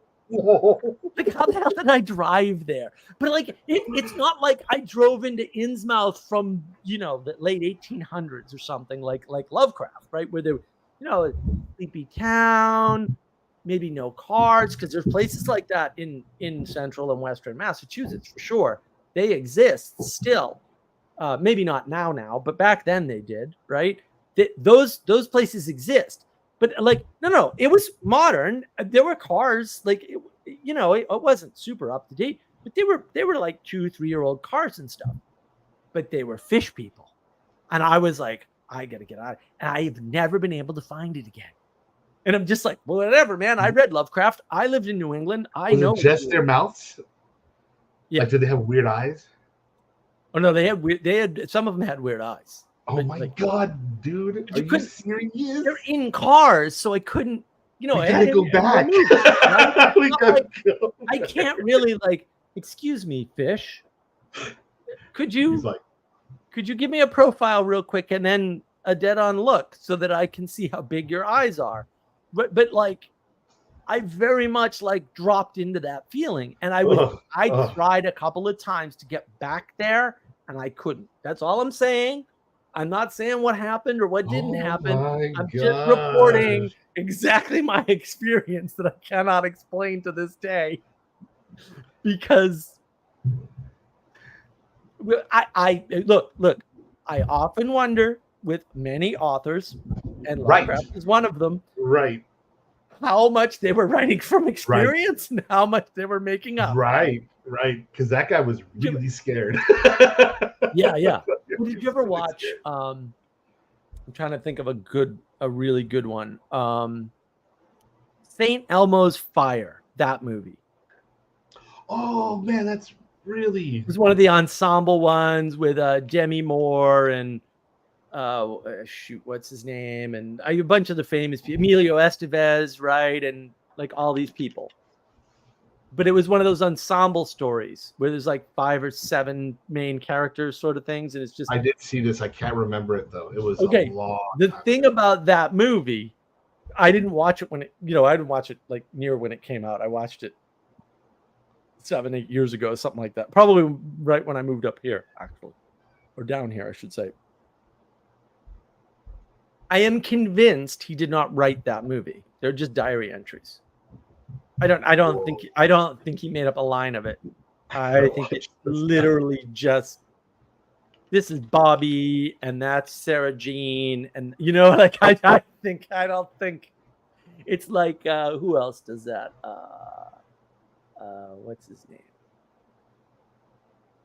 I can't remember his name, but there's a couple of movie guys who do these movies, and I'm like, bro, you're just writing down shit you saw with your friends. Yeah. Like this isn't real movie making. Like, you're not making up a story. Dude, I wonder if Lovecraft, like, Almost Famous is like that, right? Like, yeah, that's true. That's diary. He said it. Like, no, this is diary entries with a little bit of flourishing to make it a movie. Mm-hmm. Oh, okay, fair. But like, it's not like that all happened exactly pretty much the way it's laid out in the movie, for sure, right? Like, there's a few movies like that. And they tend to be really good, right? Mhm. Orandu, what are Oh. fishmouth people? See, Oh my gosh. I can't. All right, let's just kick him off the stream forever. I mean, I can't. You didn't read H.P. Lovecraft, bro? Like, come on. Are you Dude. even a person at this point? You're one of the fishmouth people. Go read You're it. from Innsmouth. Yeah, it's a psyop. It's an Innsmouth psyop. What the fishmouth people? Oh, dude. No. That's it. That's our game. We do a Mhm. Lovecraft-based game, but we make it all modern conspiracy theories. But they're all Yeah. Lovecraft-based. Yeah. And then you take all the enchantment, all the stuff out of it, and just Mhm. make it a materialist conspiracy. Just a whole bunch of flat worlds. Oh my Yep. god, It dude! flat world. That's we need what some tabletop games are. We need some Anyways. funding. We need some funding. Can you imagine how We don't cool need that would we don't be? need any funding. Just time and Microsoft Word and Kickstarter. That's it. I mean, That's it. that would You know be how many of so these people- funny. I to am just- so deep in that. These people write their books and they fund them. You could pull out all of the supernatural elements out of the Lovecraft stories and replace them with modern conspiracy elements. Mhm. Oh my god, that would be so fun. It would also be the ugliest hack ever performed. It would also be the most glorious thing that could be done in the world. It would be all of that at once. Talk about enchantment. Oh man, would that be fun? That would be so much fun. That'd Yeah, be a lot see, of all fun. right. See, he admits to being a fishmouth psyop guy because he hasn't read Lovecraft. I only read Tolkien. Oh, that's too bad. Actually, That's a no, nice cover for a fishmouth person. Yeah, it's a I typical only cover. read Catholic stuff. You've never heard of Devil's Reef. Dagon? Dagon who? Dagon it? That's exactly what would happen. Yes. No, maybe you didn't hear this, Orandu. I was positing, probably correctly even, that like Lovecraft in particular, and Poe before him, he's a big admirer of Edgar Allan Poe.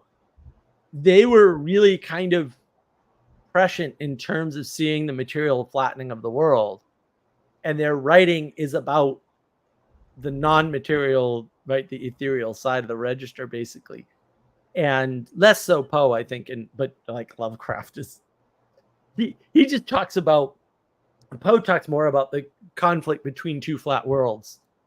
Although not, that's not his primary thing. Like Telltale Heart isn't about that at all, right? But I mean, in a way it is, right? Because you've got two versions of reality that intersect, and it's weird because the two flat worlds intersect and cause the right thing to happen. It's a very strange story in that way. But like Lovecraft is very like, no, there's a curtain, right? Yeah. And on this side of the curtain is materiality, and on this side of the curtain is there be dragons. Only they're not dragons. They're horrors beyond your imagining. Oh, they're pretty fun. Somehow he's able to convey through this. See, this is the thing. Somehow he's able to convey through propositions horror. Like let me put it this way. He's so I have been dude. scared exactly twice in my entire existence on this planet. I don't know how he does One it. of them was reading Lovecraft, and nothing I've ever read has had anything like that kind of an impact on me before or since. I was actually fearful. I don't even remember. It's too traumatic. There was one where I got so seriously creeped out, and that was Charles Dexter Ward, the case of Charles Dexter Ward. It was I've actually been trying to this whole time trying to figure out how to access my Kindle on my PC because I was going to try to pull up that particular part in the book where he describes the undescribable, and it is hair-raising. It's amazing that he can. I don't know how he does it. That's why I want to reread all his stuff from scratch. Yeah, and kind of figure out how how he manages it. Around so Graham, what are you talking about, dude? Okay, listen, the evil sorcerer, which is what you're mentioning. Not a fan. Also, don't be enchanted by that. That's not. We went over this earlier, right? Defense against the dark arts. No. The die roll is defense against him. So if you think that's defense against the dark arts, then he's a dark artist. I don't know why I'd have to say that's not good. Like, he's giving you half damage against his mind control. Also, if you bought into him giving you mind control, you did that to yourself. He didn't do that to you. I mean, if somebody tells you you have no agency and you're part of a virtually not alone thing that they don't define, and they generously gift you half damage against their mind control, look, you can do that if you want, but also, like, please, dragon, eat me. Sure, like, you can make yourself a snack for whatever you want. I'm not a fan, but, like, also people that rage quit their own streams just because they have a mental break and think a bunch of things happened that didn't, and then get upset at me for not knowing their fantasy. I don't know. I'm not a fan. That's definitely somebody I wouldn't want to follow. You didn't watch Sanjuro? Did you see that? My second talk with Grim Grizz? No. He rage quit his own stream. Oof. It's freaking I laughed my ass off. That's pretty. He kept telling me, like, you're pretending like you don't know this. And I'm like, I literally don't know what you're talking about. So, I mean, if you think I'm pretending, I guess there's nothing. You're pretending that you don't know it. And then it turned out that everything that he was saying, like, he was relying on a bunch of things that happened on his Discord server and on his channel that I didn't know happened. Like, I don't roll in that circle.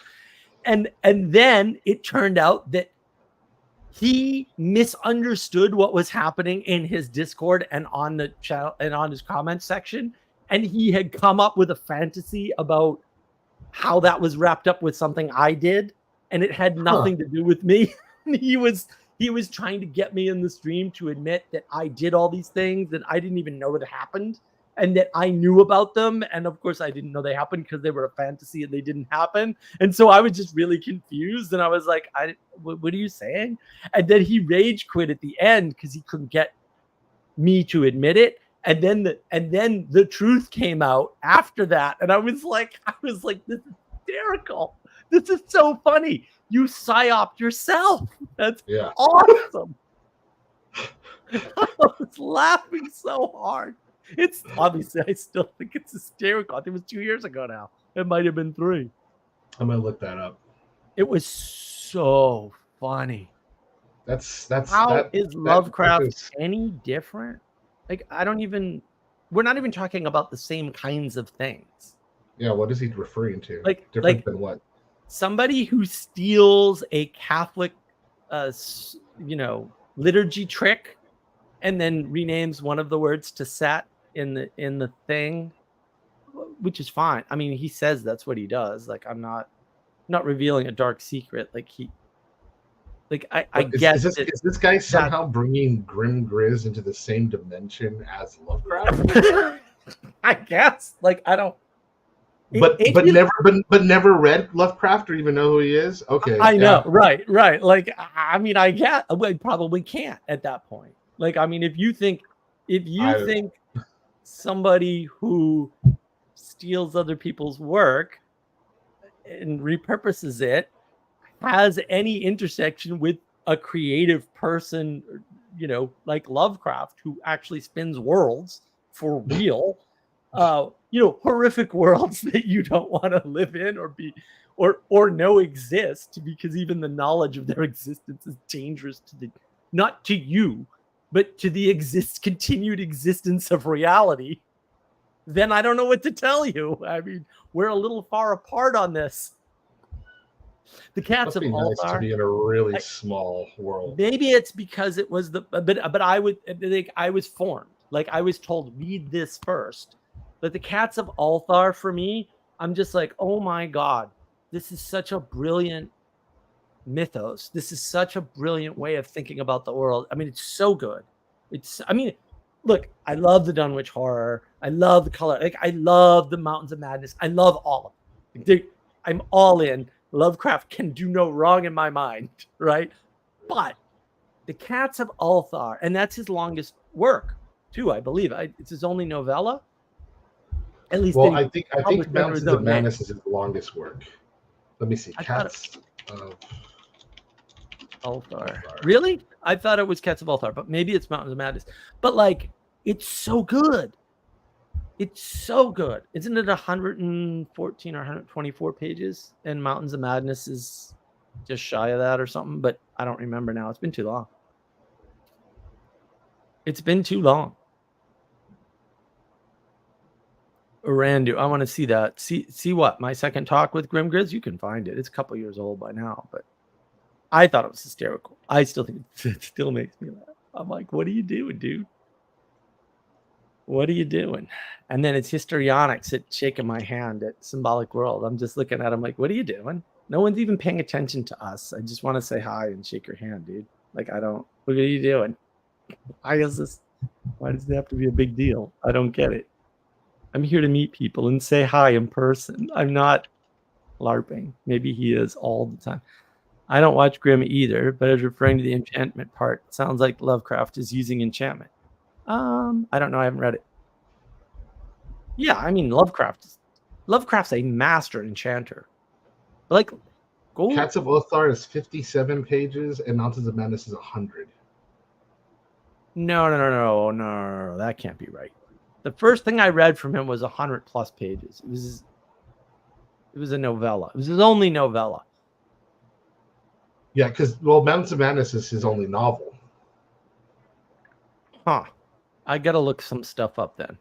I have the original book, I think. Yeah, so word count for Cats of Ulthar is 1,342, and then the word count for Mountains of Madness is 40,881. Oh wow. Shadows over Innsmouth is 27,000. Dreams in the Witch House is 14,000. Thing on the Doorstep is 10,000. Oh my god, dude. Oh, I missed all of this. I want to reread all of it right now. You gotta read. They're all so good, dude. They're all so good. They're all so good. So let me address Arandu. Listen carefully to the beginning of the streams. Maybe no, don't listen. You know what? Get a transcript of it. If he doesn't have them automatically, put it through Descript or something and get the transcript. And read the words.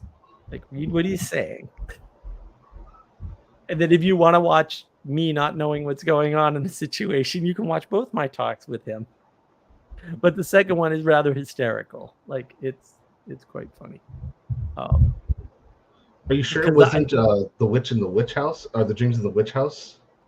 Because several of his stories take place in that setting of the Cats of Ulthar. Like, several of his stories Dream take place. Quest of Unknown Kadath. Yeah, there you go. That's it. Yep. That's it. Yeah. That's the piece. Because that all of those have to do with the cats and right. It's in the same book. That's why I'm confused. Oh yeah, that's a big boy. That's a big boy story.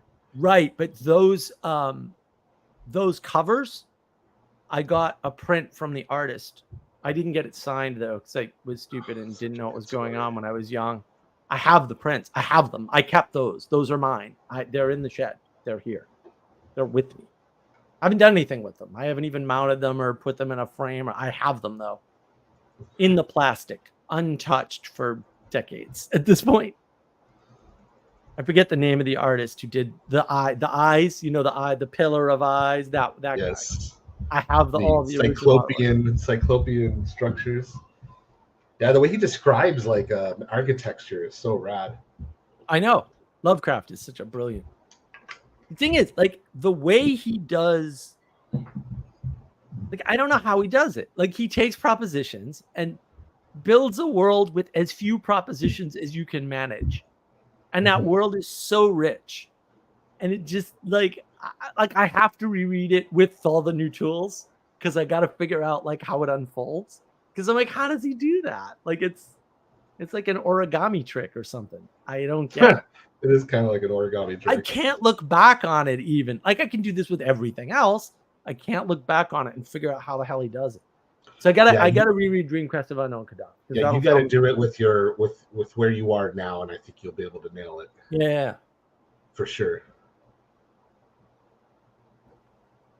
every once in a while something hits, right? So like, I watched Tron Legacy over again, Yeah, and it like all this stuff popped up. I had seen it Yeah. 3 times. I own it. Like I own Yeah. I own almost nothing, right? But like that is such a good movie. I love Tron and Tron Legacy so much. But then I watched it again and I went, "Oh my goodness." yeah. There's the refutation of Buddhism, Western Buddhism is in that movie. Yeah, It's right the there. son has to call him out and be like, you can't stay there as a neutral But that monk. doesn't right, but that doesn't do it. What does it is he hits the end of Buddhism. Right, he does, right, because he's He hits completely the end of it on his own. Yeah, on his Not own. that he He's doesn't get enlightened. called out, and maybe that's what's required. Like I don't Right, know, I that's- don't care. But like that doesn't work. Right. And then that turns into the Christian sacrifice at the end. And I'm Yep, like, it does. It's so awesome. brilliant. It's so awesome. It's such an underrated film. It Oh, really yeah. is. I don't know how you don't like, and that film, you want the enchantment for that film, Daft Punk's music. In that film, Yeah. I listen to the soundtrack all the time. Boom, boom, Because you boom, get, boom, boom. because you, yeah, but you I get, love it. I got chills right now. yeah, but those guys, so get this. Years, I was working at this little startup in Boston, and I met this guy, Eric. Hey, Eric, I wish you were watching. I'm sure he's not. And he was like a music dude, and he had worked at one of the music thingies, the free services, one of the first, I think the first free music service where they had they had all the indexes for all the songs digitally. Okay. So he worked on that technology for a while. He interned there or something, but he was a huge music nerd. So he introduced me to Gorillaz and to Deadmau5 and to. So he starts talking about Daft Punk. Oh, Deadmau5 is awesome. Yeah. So he starts talking about Daft My Punk. my brother was roommates with them for a couple years No way. before they were famous. Yeah. Yeah, that's great. So he knew all their songs because they'd be practicing in the living room all the time. Oh, that's cool. So he's telling me, he goes, oh no, this is right around the time, right after the movie came out. He goes, oh no, Daft Punk. When Disney asked them to do that, they basically said, we're not gonna do any concerts and we're not gonna write any music of our own. We're just gonna work on the soundtrack until we're done. Dude. And like no one does that. No one ever does that. That is not a contract condition for anything in Hollywood ever. It's so These guys are so hardcore musicians. They're like, no, bro, we're all in. We're going to make this happen. And then here's the funny part. So then what happens is either somebody asked them to do a concert or something. Towards the end, they weren't done, but they were almost done. And they go to Disney and they're like, we really want to do this. Is this okay? And Disney's like, I don't even know what you're talking about. Like, you can do whatever you want. Like, you are not tied to a contract in that way. Like, we don't, whatever, dude. And they're just like, cool. And I'm like, respect. And then you end up with this soundtrack that just is transcendent because it literally pulls you in. It literally sends you to a new place. Because they scored it. So that means they were watching the footage and scoring it to it. And like that first transition gets me every single time. Like when he comes in, he's like, there's a digital world and I got in. And then it shows the screen. It goes across the water. He tells his son his story. And then you hear the news station going on, giving you the exposition. And then right when that camera, when he runs away, he's like, what will happen to his son? And you hear his grandmother, what, come back? And he goes, it takes you to the present. You don't even know that transition happens because that music is just so tied to the fluidity of what's happening, the verisimilitude of the motion, and like you're in. You're so in. But the songs stand on their own. Yeah, I love that soundtrack. If you select that on Pandora, or at least on my Pandora, or not Pandora, on Spotify, you get Deadmau5, Wolfgang Gartner, digitalism. Like you get every good thing. It's amazing. I'm like, oh, this is how you get all the good music in that genre. This is fantastic. Yeah, for one band, one soundtrack, you get all the good music in the genre. Bonus, this is great. So yeah, I love that. I turn that on every once in a while, and I'm just like, this is so much fun. You know. Yeah, I really like that. There's enchantment. Like music is the problem with music is easy enchantment. And so that's a Taylor Swift thing. Like we went to the concert, but we don't remember it. Enchantment much? You know, and you weren't enchanted just by the music in that case. You were enchanted by the experience of being at the concert because it's just cognitive overload. It's an easy, dirty sorcerer's trick. Like it's not. There's nothing hard about it. I have a little personal story about Tron Legacy. When it first came out, I didn't like the movie. I love the soundtrack, but I didn't like the movie. But here was the thing. How do I ban you? Hold on. Everything. But here's the thing. I'm watching the movie permanently. I'm watching the movie, and I can't get into it. And I'm going. Everything's telling me that this is what I'm watching is good, and what I'm listening to is good. Right. This is good. Why can't I get into it? And then I just kind of threw it off.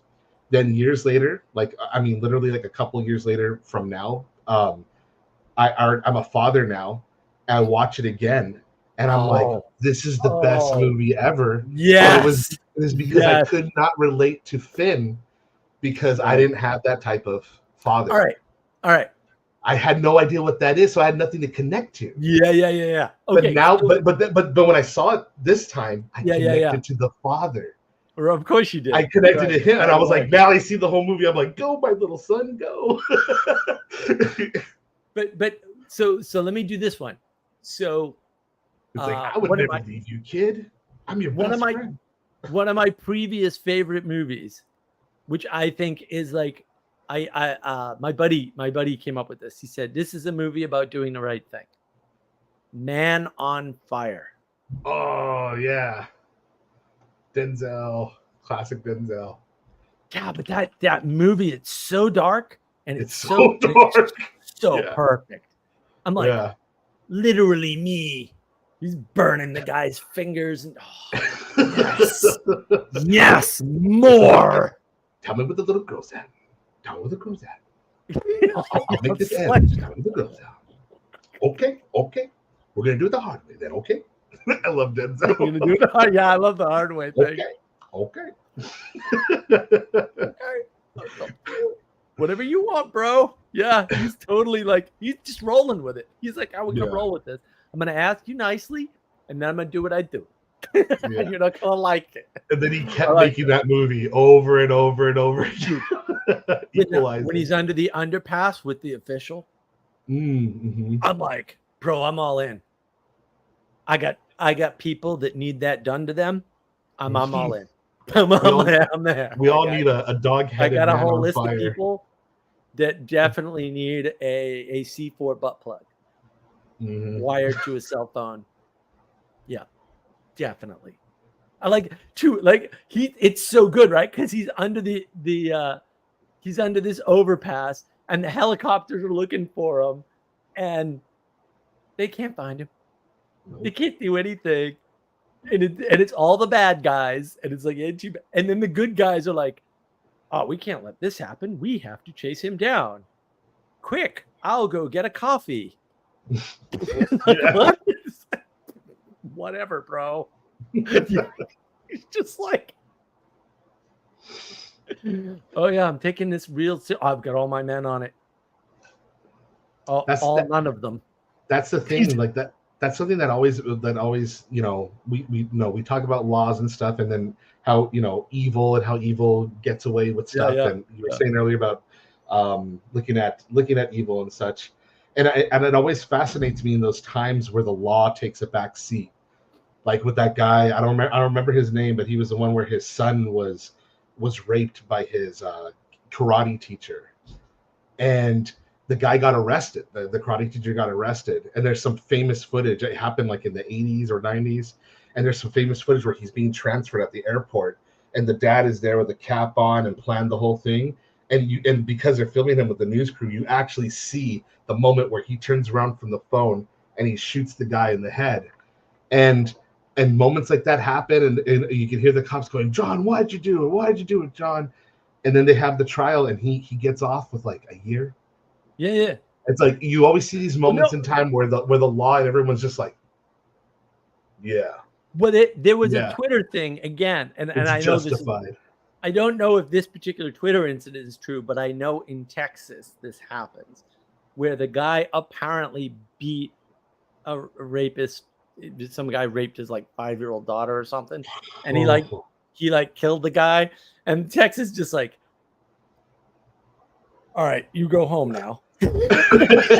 Texas, Yeah. like, whatever, bro. Like, okay. There's something about that passion in the heart that supersedes. Well, in Texas, there's actually a law in the books in Texas. I don't know if it's statewide, but my understanding is it is statewide, and it is a defense. And I'm not joking. It's called he needed killing. And that is a defense for murder in Texas. And it is exactly for that sort of thing. And I'm just like, we should all live in Texas. There's no point in having other states in existence. We should just all become Texas. Just for that one reason. That is the perfect reason. Like, this person needed to die, so I did the thing. Okay, we're good now. See you later. So that's what Texas needs, a Hollywood, and they got to start exporting their culture. There was a story that I saw. It was like one of these documentary things. It was like an hour long too. Is it horrific? Like this crew. I don't know what kind of crew. I can hardly remember details. It's too much trauma for me. But like, this girl was a relatively young girl. She's in high school.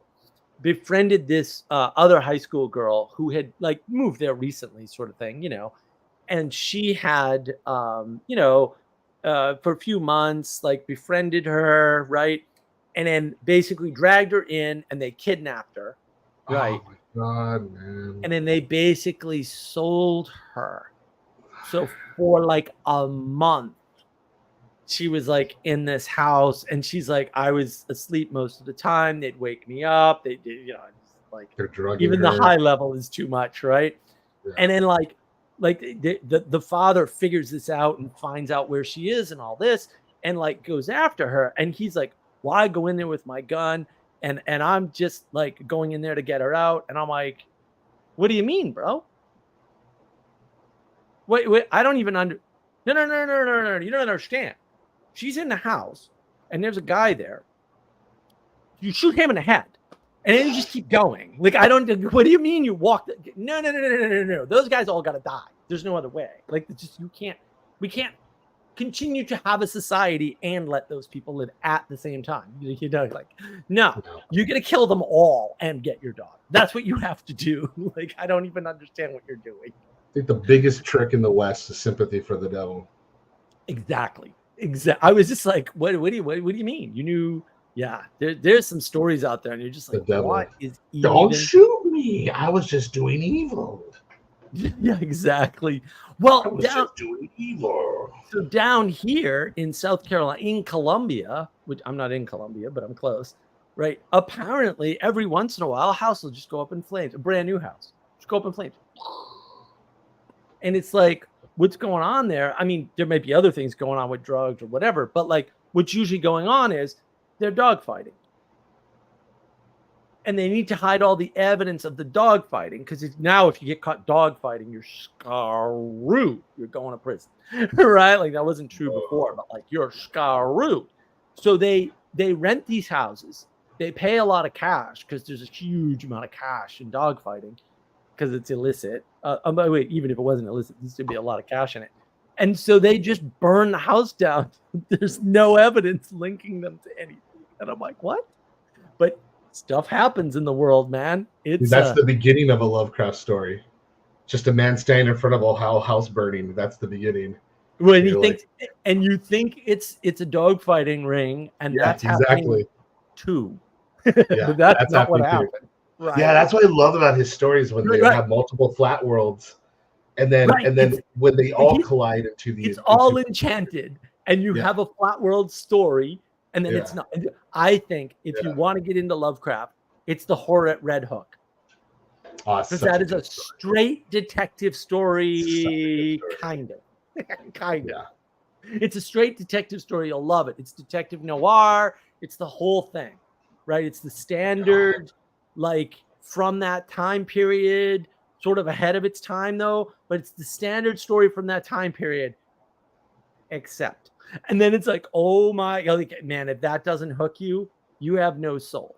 It doesn't red hook you. That's it. Like you're a redhead. You lack a soul, for sure. Oh my gosh. Let's see what Andre has to say. Yeah, that Grim Grizz thing was about early 2023, perhaps, but it was hilarious. Yes, it was. Well, that was your fault. Maybe it was mid 2022. I forget. That was your fault, Andre. But yes, it was Grim Grizz's fault for not knowing who the hell he was talking about or what happened and creating a fantasy in his head and then thinking I knew anything about his fantasy. Man, that was. Dude, I would be. Yeah, it was my fault. It was not your fault. That'd be so awkward to be in the center of somebody else's delusion. It was so weird, dude. It's so like, weird and awkward. Like, do I get an apology? Hey, dog, I'm just gonna leave, bro. Do I get an apology for him thinking I knew something that wasn't even real? No, he hasn't said a word about it since. I'm like, really? You went through all that trouble and like harassed me on a live stream about not knowing something that was a fantasy that never happened. You completely made up in your head. And I don't even get oh, my bad, bro. Like even Andre is willing to apologize for this more than you, and it's not even his fault. But poor Andre. I love Andre. I hope your job's going well, Andre. I hope all that's going well, man. I'm so excited. I'm so excited. I love it when people when people make progress. It's great. It's great. That's what we want. We don't want them stuck in the freaking horror at Red Hook. That's for sure. Or the mind control where you get die roll for half off. Or what was that other one I love too? The Whisper in the Dark. The Whisper in the Dark. Oh, dude, stop! You're killing me. I just want to read all night now. I know that's what I'm looking through. Grab the freaking. I'm looking through the book right now. I'm still trying to find that specific. I can't even. The last time I touched the book, there were a couple kids just talking Lovecraft on my server the other night, and I was all like, that's all it. Like that's it. I'm done. Like it's freaking moth to a flame, right? So yeah. I'm like, I grabbed the book, and I'm like, I can't even have this in my hands. This thing is like heroin. It's not good for me. I just got to put it down. I really think the flat world and the enchantment, I think that's the underlying thing that has always drawn me to his writing. Dude, I gotta reread Dream Quest of Unknown Kadath. I gotta go through it all and take notes and do the whole thing. So good. He's so good, dude. He's so good. I think part of the answer, because just even looking through Dexter Ward in a little bit, he really describes the framing of the person, and I think it's his description of their frame that they're describing their flat world, but also he's using the framing of somebody who has authority, so like a scientist or a physicist or somebody. And so thing, like it pulls you in so that when the trick happens, when the person meets the thing, and then he describes it. He describes it in the broken way. He describes the broken understanding of the person's scene, and never ever tells you what the thing is. It's all indirect. And just you're right. You're it's like the things behind you as the viewer, and you're watching the person reacting to it. Right. And he doesn't. The way he does it is so genius. It's just such. Genius. And the thing is, I've never even heard of an author that does anything close to that ever. Like Poe. Have you read Dexter Ward? Oh yeah, The Curious Case of Dexter Ward. Yeah. I read almost all his stuff. The only thing I did. Do you remember how he describes the raid? The raid on the estate. Oh, I love when he goes and he does the police, like someone's diary from the night when the police raided something. It literally is like the best Halloween movie I could ever think of. Just the horror that they describe that the police run into when they're trying to deal with, and it's not even the scary part of the story. It's usually like in the first third of the story. Right. But just that alone is enough you can do an entire TV series on. But this whole this whole way that he has of like he understands the material and the ethereal so well, Yeah. and he understands effectively, the world that he's been subjected to and born into so well. He understands the problem so well. And did you read The King in Yellow? Did you? I have The King in Yellow. I haven't finished it. I can't finish it. I mean, I might try again, I but tried, and then I was like, I kind of got a little out of it. It's But vicious. It's a it pretty vicious much, book. yeah, pretty much for me, a lot of my reading stuff just kind of stopped when my second kid came. So it was like, I was reading it and then stopped because children. Yeah, because listen, gypsies will always give you a good price on your kids. No, I'm keeping it up. I'm just saying, like, I'm trying to save you some money, dude. Like, come on, work it. I'd give you 2 donkeys for a boy. Yeah. Right now, give me 2. I give me 2 boy. donkeys. I give you 2 donkeys and baragagush. Get the baragagush. No, put it in there now. Give it to him. Give him the baragagush. I don't care. Put it in there. You get baragagush. It's delicious, made with lamb. Best lamb. Oh my goodness. What were you gonna say though? King Yellow. Yeah, I mean, it's got some historical descriptions that are really good of the old world fading, right? Like, I went to this procession in New York City of the guard of some. I'm It's already like, excited. I what? love the world building. Right, and then, but he doesn't, and every character is insane, and it's like, oh man, like all the main characters are insane in this book. Have you ever seen Suspiria? Dude. Did you sneeze? What? Bless you. I don't. What happened?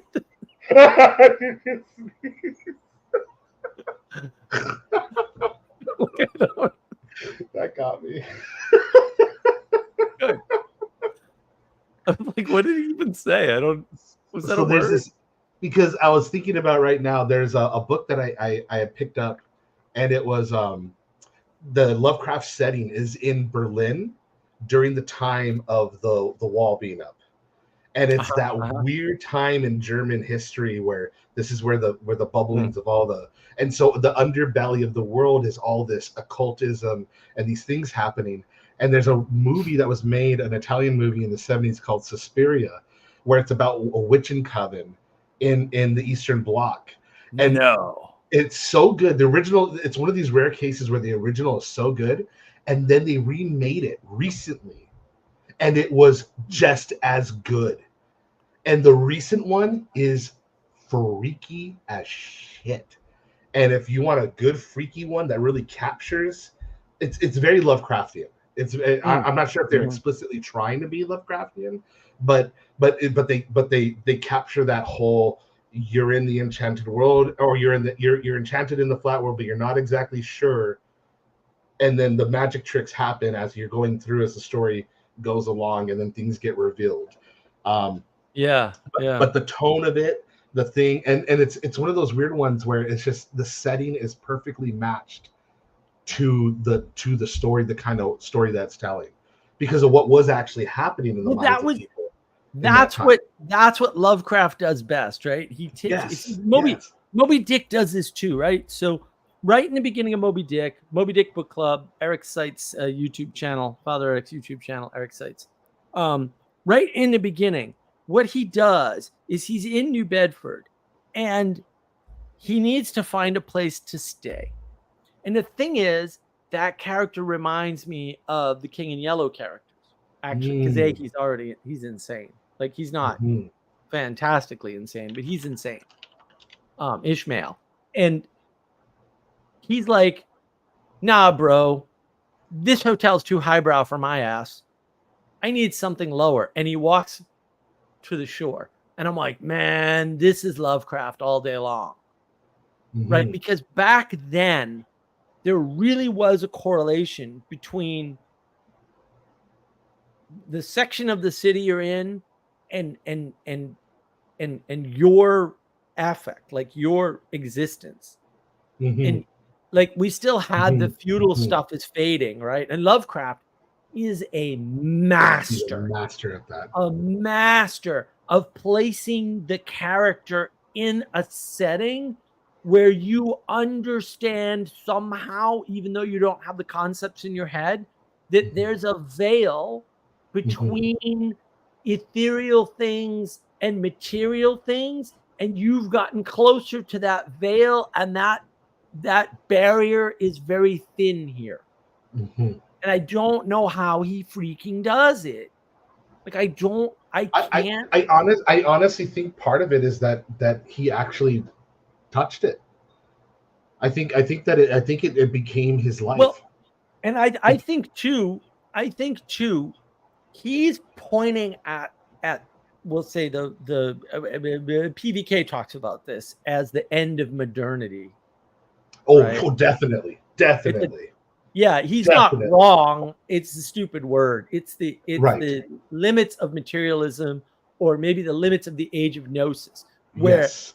you can't deal with the world with the material frame anymore. And this is Mhm. again, this came out when the Tucker Cooper conversation, right? Well, we just explained a bunch of things, but we really don't know what happened. Like, we don't know what motivates people. Like, our Mhm. history isn't explaining to us, because it can't, what happened. And it's like, well, yeah, it can't, dumbass. That's because all the happenings of the world are driven by the ethereal. Mhm. And so what's happening is, for Lovecraft, is he's kind of, because he's like, That's all happening at his time period in his he's life. growing up in the height of Dude, materialism. I would be so Right, freaked out if I was him too. right. Like, Well, and he's losing all his wealth, right? Because economics have changed vis-a-vis, I yeah. mentioned this last time, right? Like, Mhm. vis-a-vis Downton Abbey. Downton Abbey is Right. another story like that. But like, Lovecraft's whole Yes. story is the same thing. Like, the industries that make money have changed. Mhm. And the families that have money are now changing. And the world is flattening and becoming more material, because Mhm. flattening and materialism are the same thing. It's the Right, same at thing. some Yeah. level, like they're so connected. You That's can't talk probably why about they're one. so strong to rooting people in them. Right, right. And then he's casting the world as pure material, Mhm. and then And there's a then he veil twists, and then somewhere, he twists. Yeah. and then there's the other side, right? Yeah. But the interesting thing is, it's not like, this is always the critique of the board game that you've talked about before, right? The Arkham Lovecraft Horror. board game. The Arkham critique is, Horror, the limited the LCG, the card game, Arkham Horror, the card game. If anybody's interested, by fantasy, free but advertising. there we go. But what happens is, people don't get it. Like, it's not an enemy that you can face, and it's not an enemy that cares, that is even aware of your existence. Yeah. And it's the quote enemy, like Cthulhu, is so antithetical to what we would refer to as reality, that it would just destroy all of it Hmm. without a thought. Like, it Yeah. wouldn't, nothing, it wouldn't, options wouldn't occur to it. Now, have you seen Calls with Cthulhu on YouTube? Calls with Cthulhu.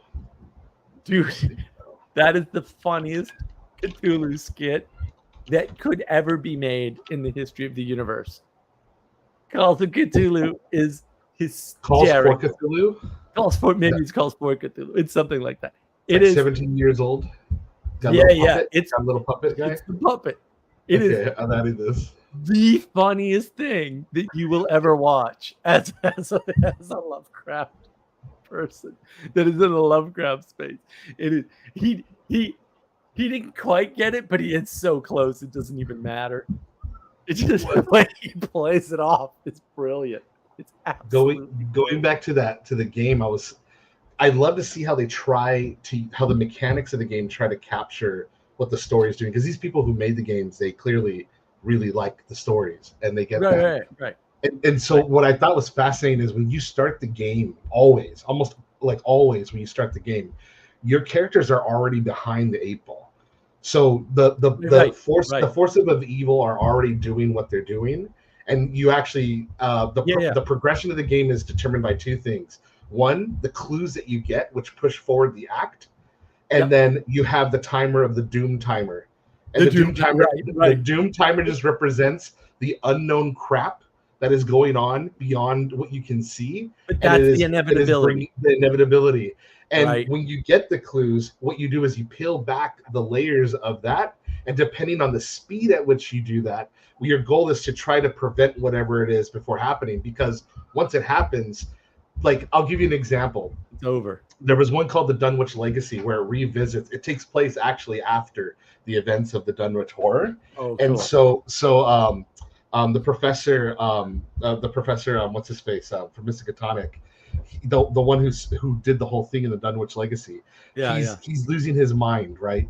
And Mhm. he's called you over to his house, and you guys have to split up. You even run into gangsters from them, and if you do things right, they'll help you. Like the Catholic Italian gangsters will be like, well, we don't like these demons, and they'll actually help you.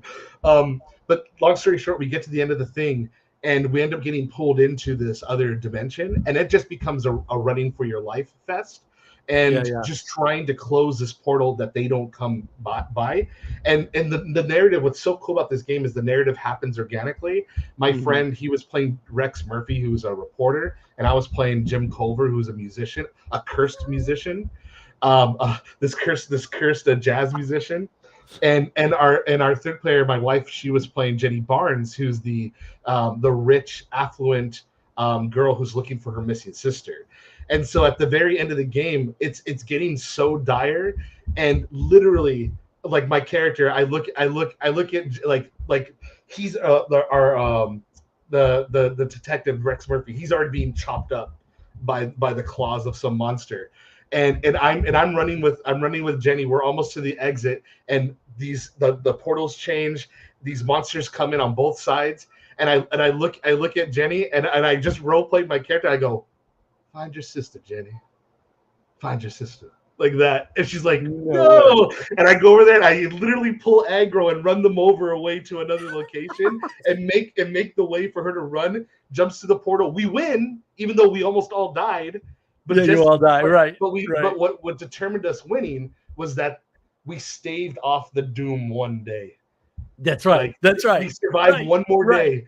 We don't know what idea Right. what that was, whatever it was, but it didn't come through the portal, and that's our victory. That's our Right. bittersweet victory. Right. You never get a victory in those games. It's fantastic. And where she fell out of the portal was into a graveyard, and it was raining. So she's just sitting there with sanity rain. damage in a graveyard with the rain. It's wonderful. I love it. Yeah, those games are really interesting. I just love seeing how they try to capture that magic. Paranoid people should not play them though.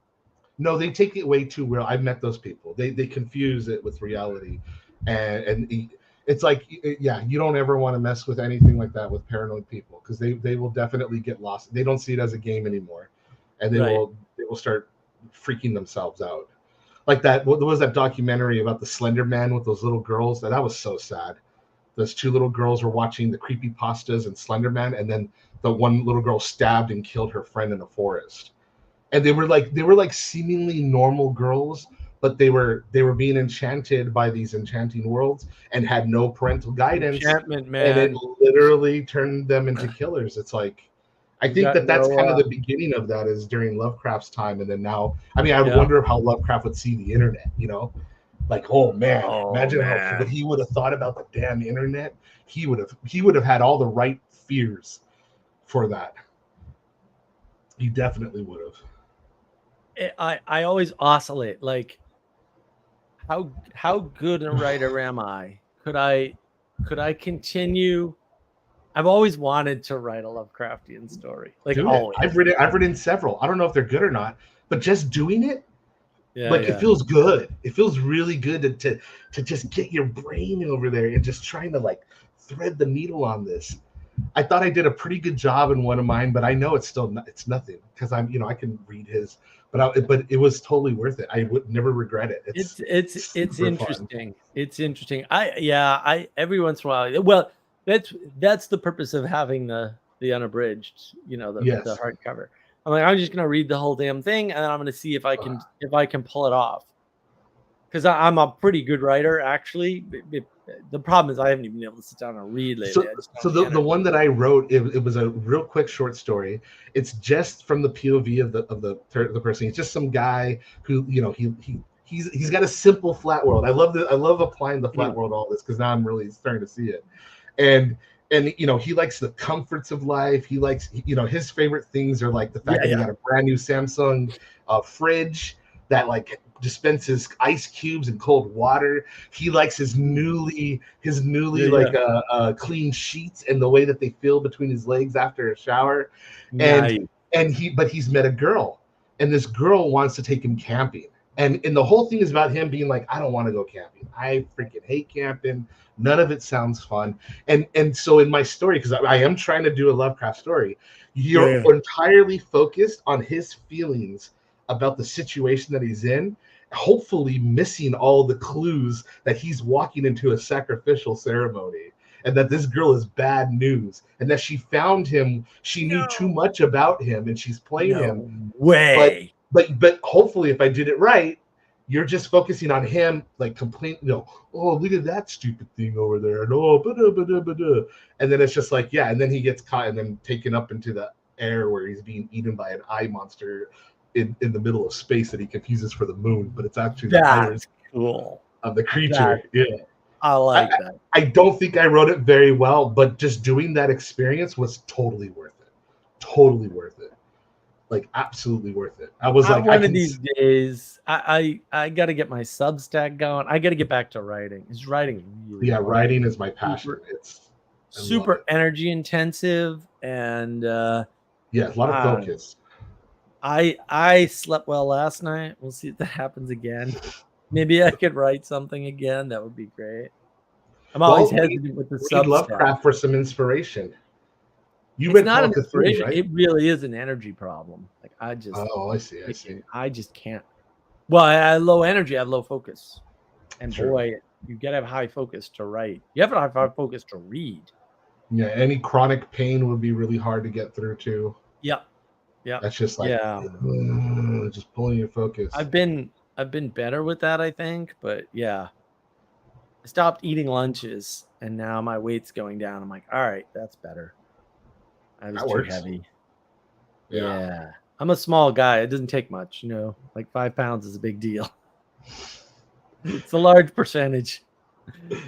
And with inflammation, for some reason, any extra weight, if you have an inflammation problem, it's the worst. Any extra weight will completely take your ass out of the game.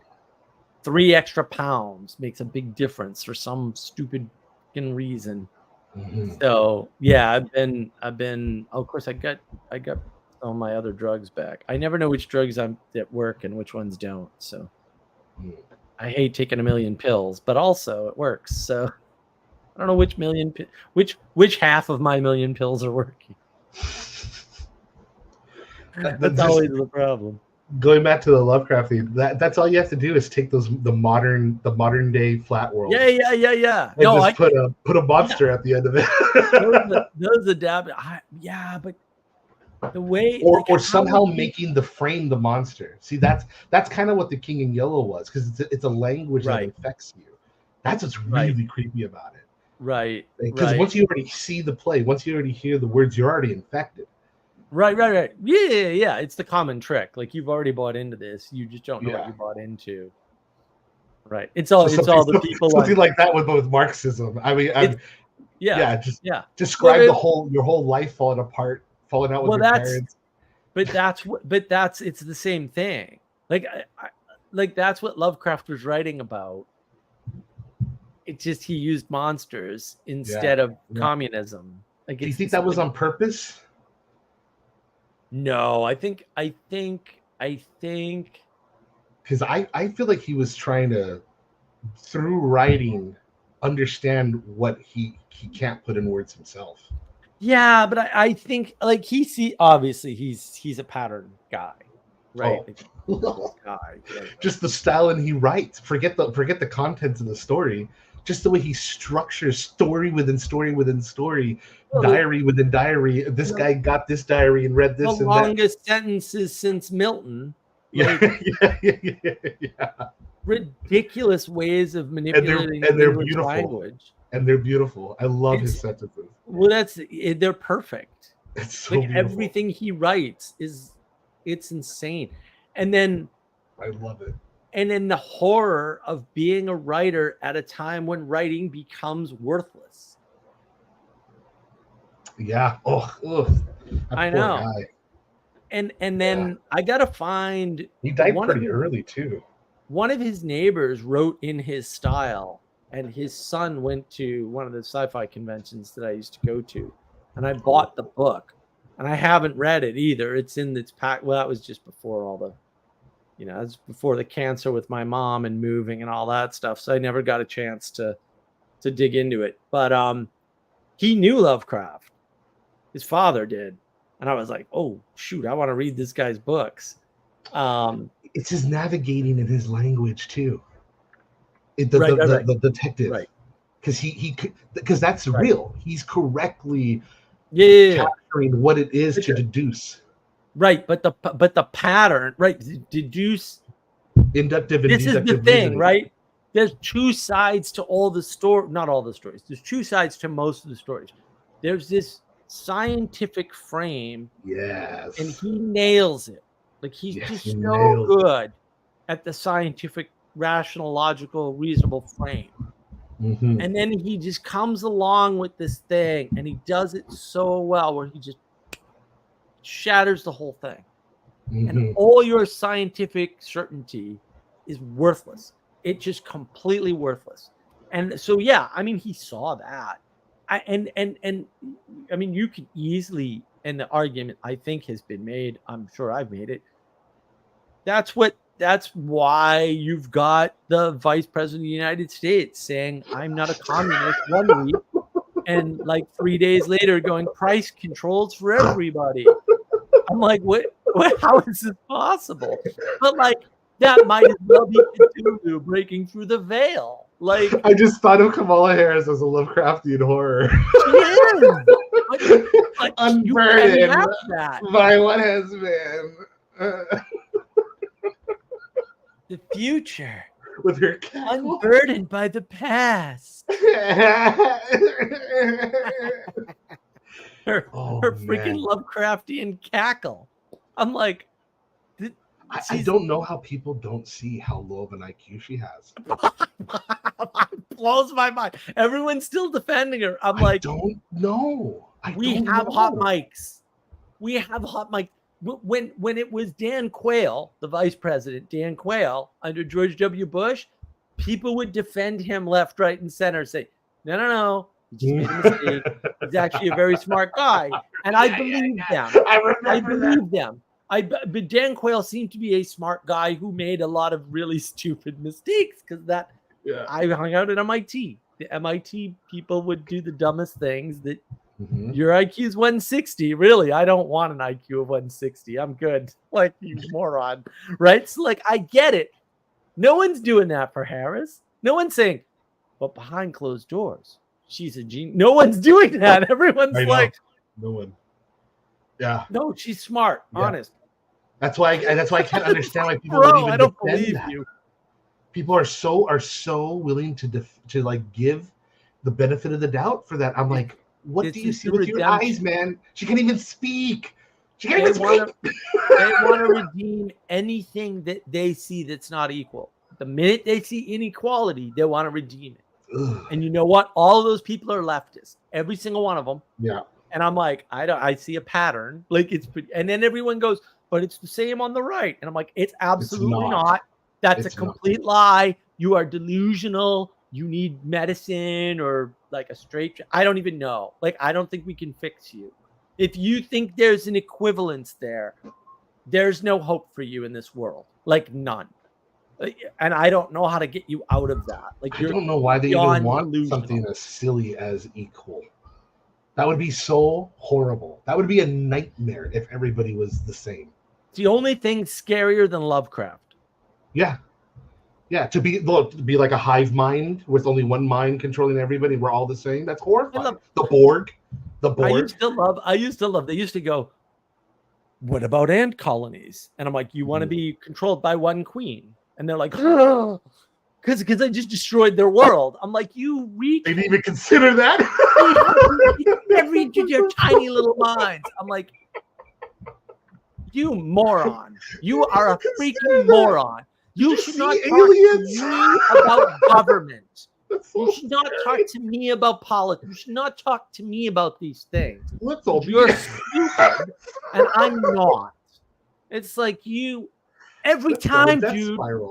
Every freaking then they'd be like, what about a bee colony? You want one with a queen, where the queen tells the worker what to become, and they have to change their physical form based on the needs of the queen and her whim. Oh, today I feel like this. You're all going to do that. Where the men sting you and they die. They have to give their suicide bombers, every single one of them. That sounds like a wonderful existence. And it's just a coincidence that they're like, you know what, Islam isn't so bad. I'm like, do you not understand that these two are the same thing? Like, really? You really don't see that, like, suicide bombers, ants and bees? Like, I don't. The top-down control from the. Oh my Islamic God! fathers. One's patriarchal, one's matriarchal. Oh right. No, They're the same thing exactly, and they don't even see that. They don't see. Like, well, if a woman was in charge, it would be the same. No, it'd be worse. You're still controlled by one entity. You have no agency. That sounds wonderful. But and this goes around Twitter every once in a while. Everyone goes, you do realize that historically speaking, women in charge way more wars than men in charge. Way more. Like 30%. It's huge. It's a huge difference. Yeah. It's a statistically whopping difference, right? It's not like statistically significant, like just squeaked over the line. It's like, no, bro. Like what are you talking about? Because Sally Joe says this all the time. She says, well, of course, because if your child is at threat, the answer is burn it all, burn it now. That's always the answer. And I'm like, all you need is Aliens, the second movie, Aliens. Yeah, that's the whole theme of the movie. Mother versus mother. Get away from her, you bitch. Like, literally, I'm going to burn your babies with a blowtorch because you're trying to kill my baby. I love that. But that's exactly what's going to turn into is like, someone's dying. Only one will remain. Or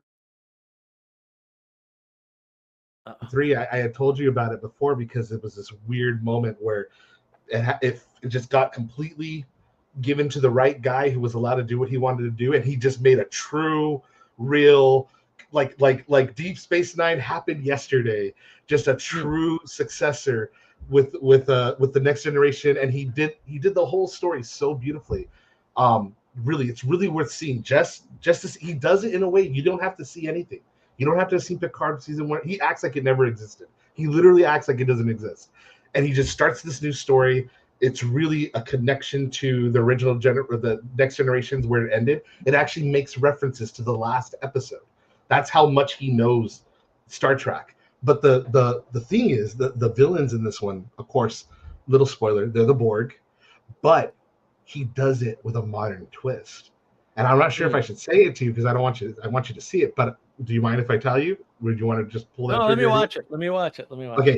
Okay. He has to do the Borg, and you're gonna. I know what you'll do. You'll go oh, and like laugh an exclamation when you see where it's going.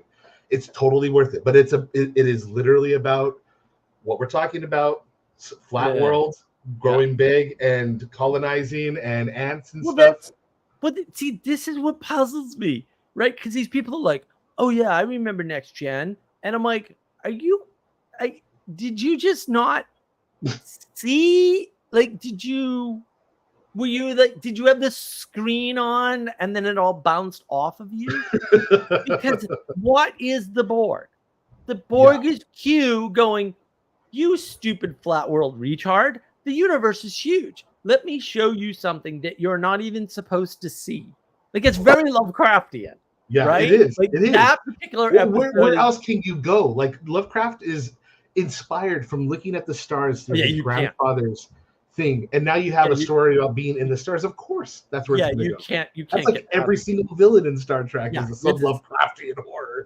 There's two authors you cannot get past: Plato and Lovecraft. Yeah, you really can't. They're like, There's this no is the way. edge. This is the edge. Everybody's copying one of them. Yeah, there might be a few others, but like, Lovecraft. Yeah, I agree. I absolutely agree with that. But like the Borg is like, it's just like, here, I'm going to introduce you to something outside of the realm of your imagination. Something so horrific that you couldn't even consider it before. And it's all the imagery it uses: zombies. Yep. Collectivism, mind control, no agency, no humanity. It is right. It takes all of those and smashes it into this character. That's the reason why the Borg are freaking iconic. Like they are iconic. Right. People can recognize the Borg who have never seen Star Trek. And it's I'll tell you this: symbolism. Metallus, the guy who did Star Trek Picard season 3, does it all justice, bro. Really? Does it all just? He season brings it 3, into. He brings the Borg back, and everyone's like, "Oh, because they do it in season 1 and 2 of Picard, but it's totally done from a woke, equality. We got to take care of immigrants. Like they have a whole episode where they have ICE taking immigrants because they go back in time to current, literally on the nose because none of them know how to write. Yeah. So they go literally to modern day Los Angeles. And they're saying, you are bad. I'm going to wave my finger at you and say, you are naughty. For Critical Drinker went over that. Yeah. And I was just like, I ain't watching this. This is all garbage. It's so gobbledygook. And then you get to season 3 with Metallus, completely pretends like none of that happens. And he restores the Borg to their Lovecraftian, horrific thing, picking up the stories and the threads all the way back to the second original series, the Next Generation. I still like the classic, and I still think I love DS9, the classic too. Yeah, it's a different thing. Better. Dude, DS9, don't get me started on DS9, man. Don't even talk about it. Don't talk about it, man. I think I told you I did this ridiculous online questionnaire that had over 1,000 personality questions. And it had the guy who made it just dedicated like a whole year to making this huge database of all fictional characters from books, TV series, from movies. I'll get it to you. And it's a serious questionnaire. You have to take some time and it will nail you down to a character. And I got Commander Sisko because I am Commander Sisko. When I saw that, I was like, absolutely. I will do what is necessary to protect the people of the ship. I will lose. I'm like, you're not going to win. I'm going to win. I'm Commander Sisko. Like, I'm trying to keep order in the freaking fringe and in the crazy ass territory. I love Deep Space Nine. That was one of the. That was at the perfect age for me too. It was on Channel 13. They were running that one back to back with the Voyager. When Voyager came at the second, they overlapped a little bit. Yeah, Voyager had some good stuff, but the premise was just bad.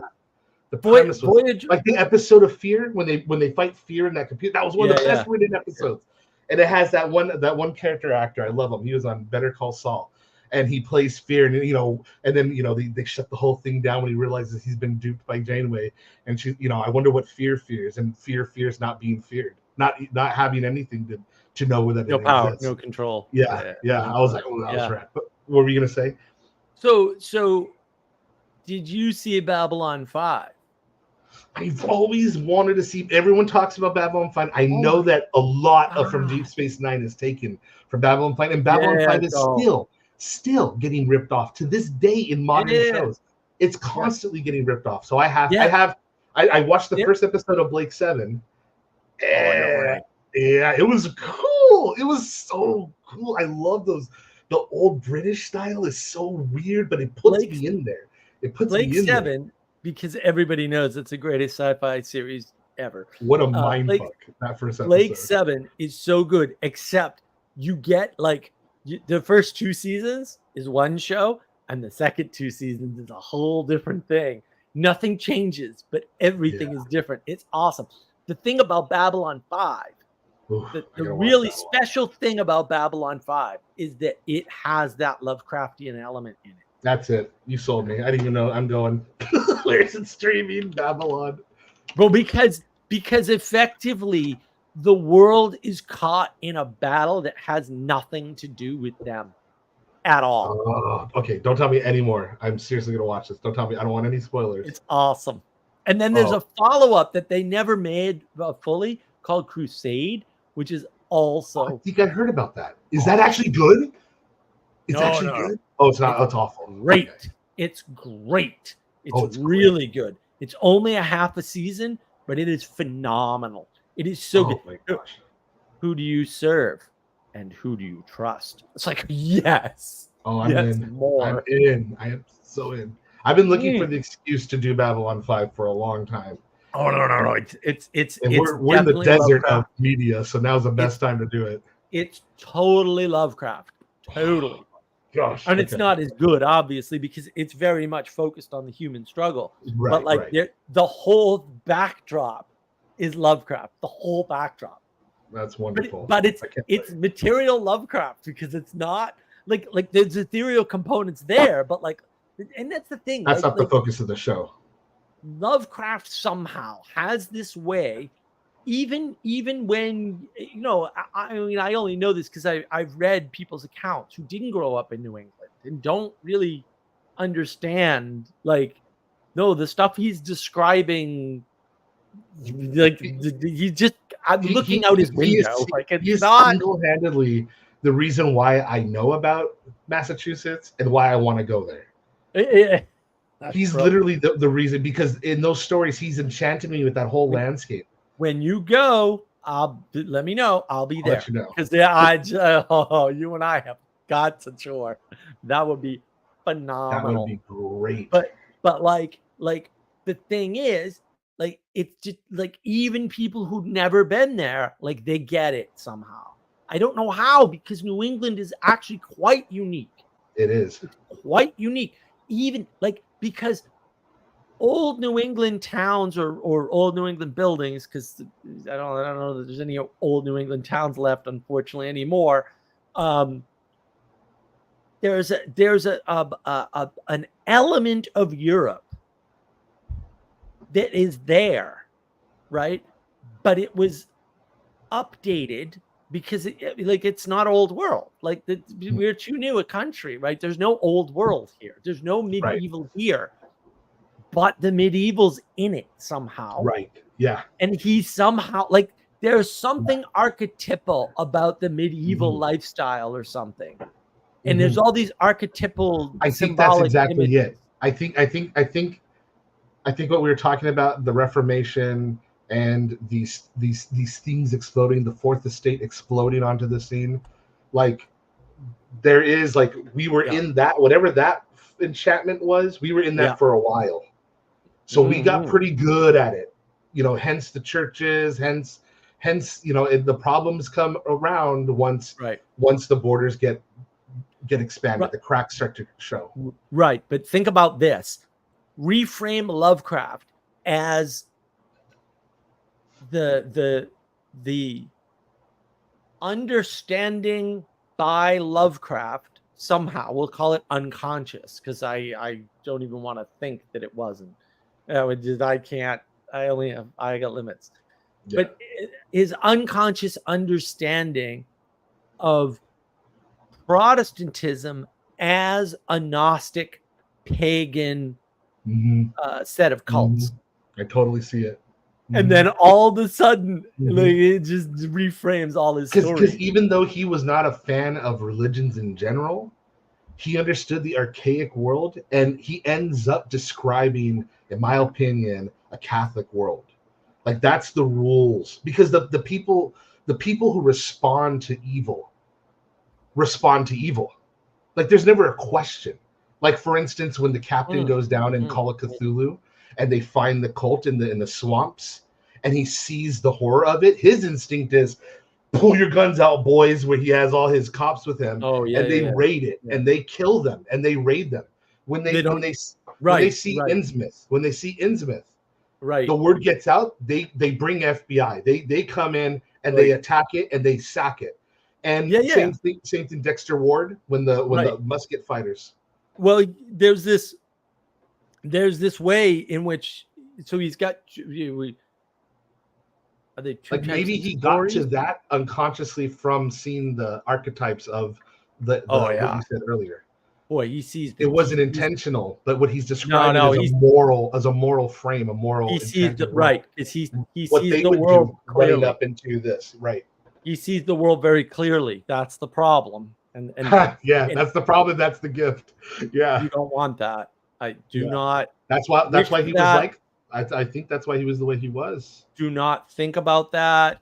Do not wish for that. Run Yeah. away.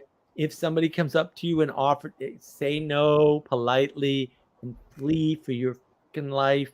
Like you do not want to see the world clearly. That was Lovecraft. actually a common thing that people who knew him said. That they wouldn't say that he sees the world clearly, but they would see that he sees so much of the world. So That's much, the way that right, they saw. right. He That's just the way that they saw it. right, But clearly, right, still, like I think right. that's right. But in A his lot clear.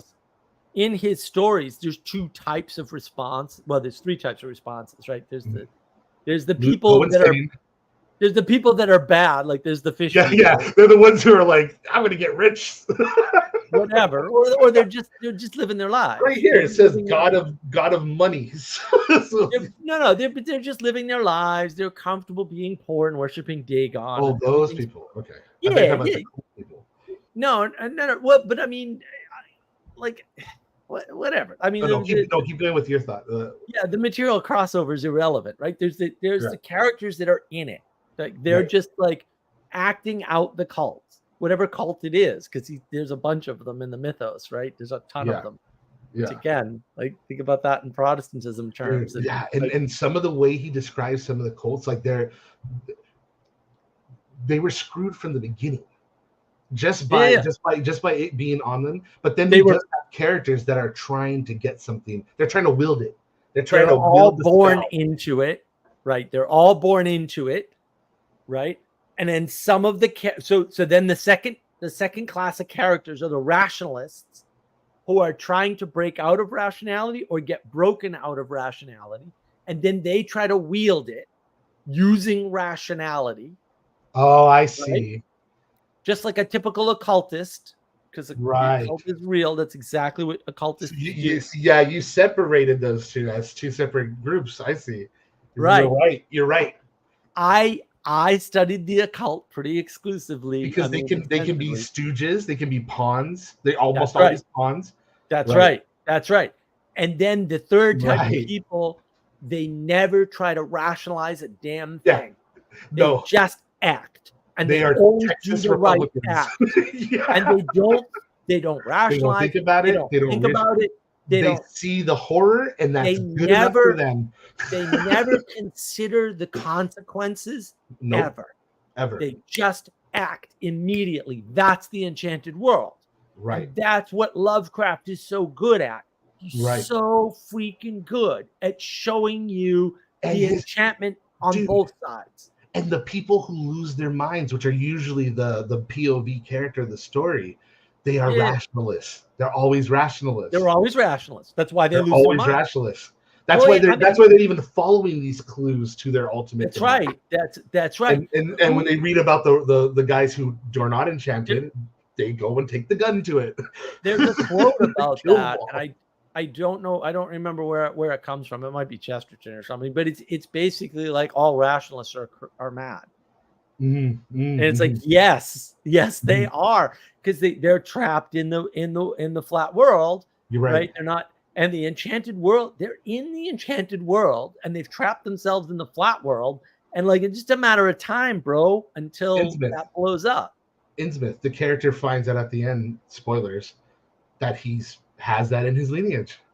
Yeah. Right. So the very thing he was afraid of and that he was horrified of, he's one of them. These are his people. But he's also being drunk. So that's both. That's actually both that you're saying. He's both someone's hereditary and he's the rationalist. But you're right. The cultists always have a hereditary line. That is a significant point. They're born into it. They're born into it. They can't get out. There's no redemption arcs in Lovecraft at all. Right. None. Zero. Once you encounter, this is why the games are so good. Once you encounter the thing, the clock is ticking for you. Mountains of Madness, I think, is probably the best example of that. Oh, Mountain of Madness is so freaking good. That manga. Christmas, you're getting a gift. Christmas. Just wait till Christmas. Don't buy anything. Just wait till Christmas. I won't. Oh my I won't. gosh. Oh, it is beautiful. Beautiful. Yeah. Well, there's a whole, like, the way he manipulates the world to show you the enchanted world and the flat world. He's good. It's so good. And so I think he was on to something. Now, I don't, I mean, right. We're going through this period where everyone's, everyone in the upper class is an atheist. Yes. They're all atheists. There are no non-atheists in the upper class. And he's coming from the money class, although they're destroying their wealth left, right, and center because they don't. It's a new world. And so he's reflecting all of that in his writing. But what he ends up reflecting is probably this deeply sort of cultish splitting of the Protestant substructure that built the country. Awesome. Because the country falls apart. Ridiculous. The United States falls completely apart in the late 1800s. And nobody remembers this, right? And everyone's like, end the Fed. Do you know where the Fed came from, my friend? Well, J.P. Morgan in the late 1800s bailed out the federal government. And they didn't do anything. And then he had to bail them out again. That's where the Fed comes from. Because it just turns out you can't run your government without corporate help. The entire American project has been trying to unify the Protestant world. Right. That's why we developed such an incredible like money machine system, an incredible stock market, an incredible free market, an incredible government, because these are all like the best band-aids that people are on this thing. And then now we're still tipping over. Now we got to pass the band-aid point. I don't think that's true. I think this is an easy problem to fix. Well, I don't think it's failed, but I mean, like, almost like a floating in space, we're hovering above it dangerously. Like, it can go either way. Maybe. I think this is the. Oh yeah, well no, we're this is how I see the conversion here. Right. Yes. Yeah, I mean, if you wanted to put, we'll say the recent times in a Lovecraftian context. And I think that's totally fair. What you would say is the worshippers of Dagon own California. And no. They have launched several different attacks on different aspects of the U.S. project. Yes. And so one of the attacks is just debt, right? Like, if we can drown the country in debt. That's sure. It's absolutely true, right? This happens too, right? Like, I don't know how the hell we're going to get out of this debt. Whatever. It can be done, but like, wow. That's going to be painful. It's pretty. I mean, people don't even think about it anymore. Right. I mean, and then another attack is, well, we're just going to destroy the culture by flooding it with anti-culture. And anti-culture is just lots of cultures that aren't yours. Yeah. It can't be replacement, right? Because that wouldn't work. Also, just flipping your culture, just an easy trick. All you have to do is split your culture with other cultures, right? And not integrate them, which is the big difference between the early 1900s and the late 1900s. Totally. Right? Overload the adaptation process. Yeah. Well, just ignore integration as such. Exactly. Like, dude, get away from it. Yeah, get them away from it no matter what. I don't speak French Canadian. Not a word. I mean, I say matin and things like that because that's my aunt, right? Like, I say things like that. Those are the only words I have. My grandparents spoke fluent French Canadian, and they did not want their children speaking French Canadian at all. Why? Because they were Americans. Like, what? I know Italians, the same thing. Like, their parents or their grandparents spoke Italian in the house, and anytime they spoke Italian, they'd get yelled at. We don't want you speaking Italian. You're an American now. You speak English. That's how important the emphasis on It's integration. way important. Integration is way well. Colin Woodard does a good job of talking about that, like some of the rituals and stuff. And I'm like, whoa, I didn't know about that. That's nuts. But I knew what I grew up with was even the Greeks, and they're all bastards. But even the Greeks, no, don't speak Greek, man. Like yeah. And so that's all changed with the new immigration. It's all different now.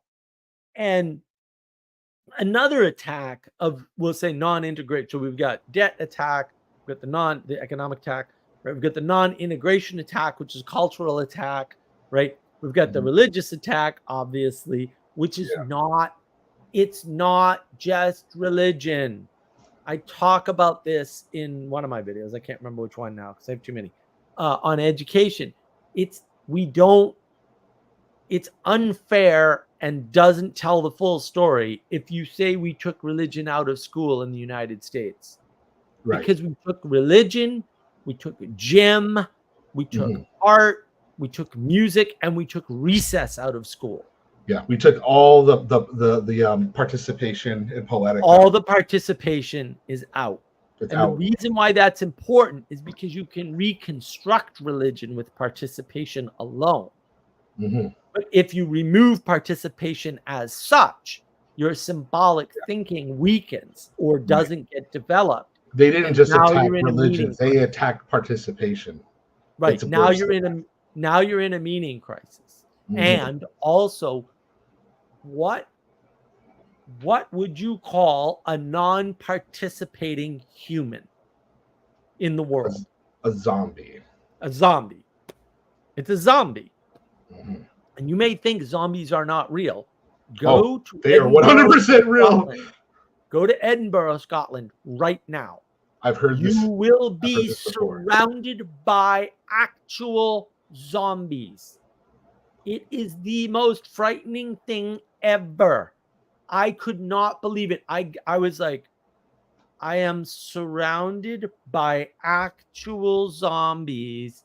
And the thing is, you could tell, right? Because Edinburgh, Scotland is like one of the top 5 most beautiful places on the planet or something. Like for real. Like I've been there. Yeah. Like it doesn't even seem real. It's so beautiful. Like castle, volcano, ocean, all like in a small area too. Like, I saw 9 rainbows in 4 hours on a train ride. Like green fields, beautiful churches, beautiful architecture.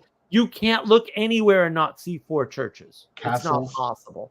You walk through the city and it's just like, what is going? You're soaked in beauty. These people were never looking up or down, and my head was on a swivel. Like I couldn't pay attention where the hell I was walking because I was just overwhelmed with awesome, like literal awe all the time. It was fantastic. It was a lovely trip. But like these people, they couldn't even see any of it. And I'm like, why are you even here? Like, what are you? And Edinburgh is the drug capital of Europe. Europe, like the whole place. That's wild. Not the UK. That's like wild. More drugs in Edinburgh than any city in Germany. Wow. And then I watched Train Spotting, which I had avoided watching for years because I avoided it. It looked really scary. And then I was like, I'm like, I don't want to watch this. It's still Train Spotting in Edinburgh. It's just there's fewer Scottish people. I have to watch it.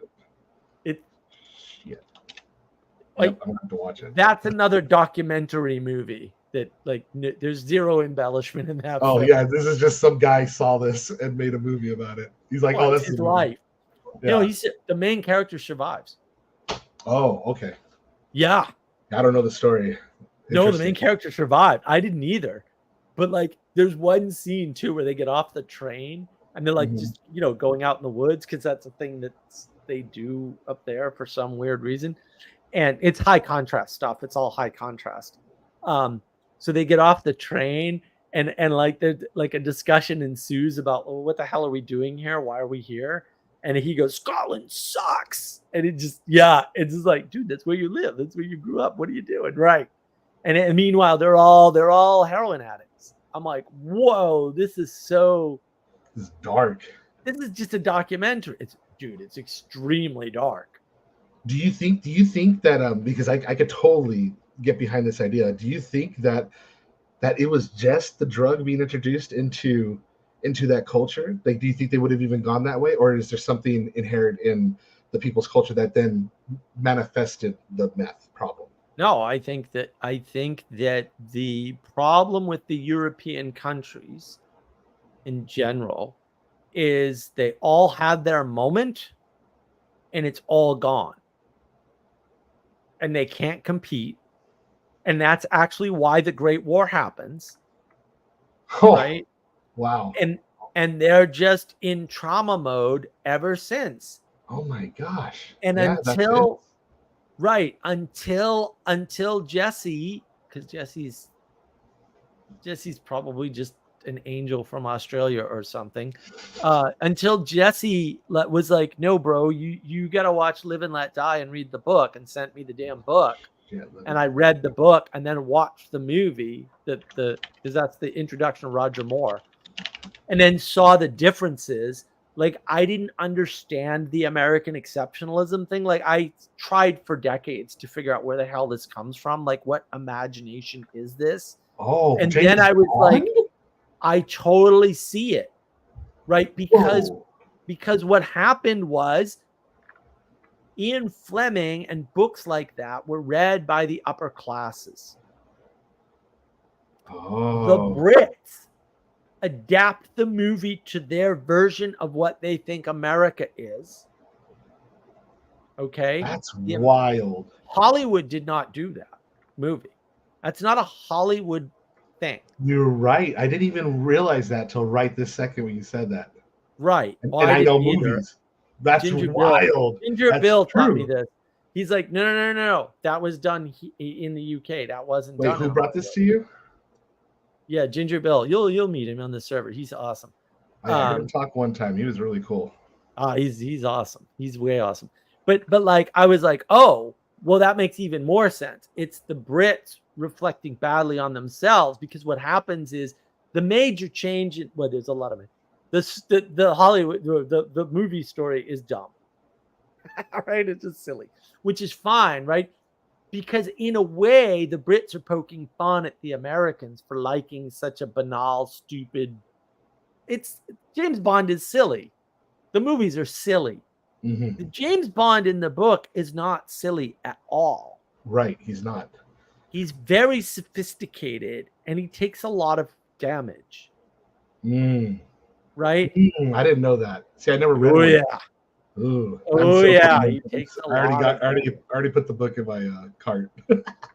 He takes a lot of damage, and the thing is, the driving force in the book is a bunch of CIA agents die. Oh.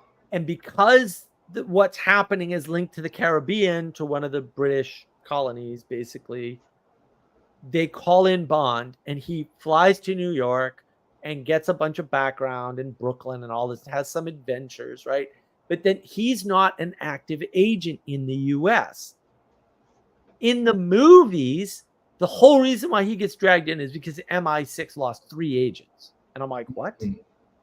And so that's the Brits trying to make fun of the Americans and trying to make a story that works for America due to their misunderstanding of everything American.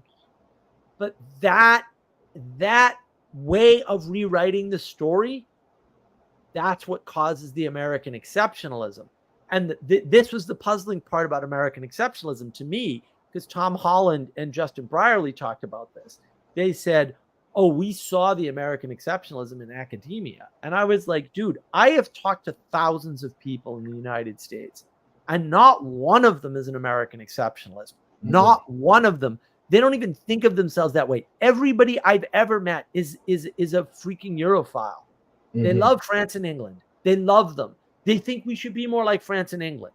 And I'm like, France and England are done. They're over. Like, we surpassed them a long time ago. And everyone's like, no. We've got to go back to being like them. And I'm like, they suck. What are you even talking about? So I couldn't understand this American exceptionalism.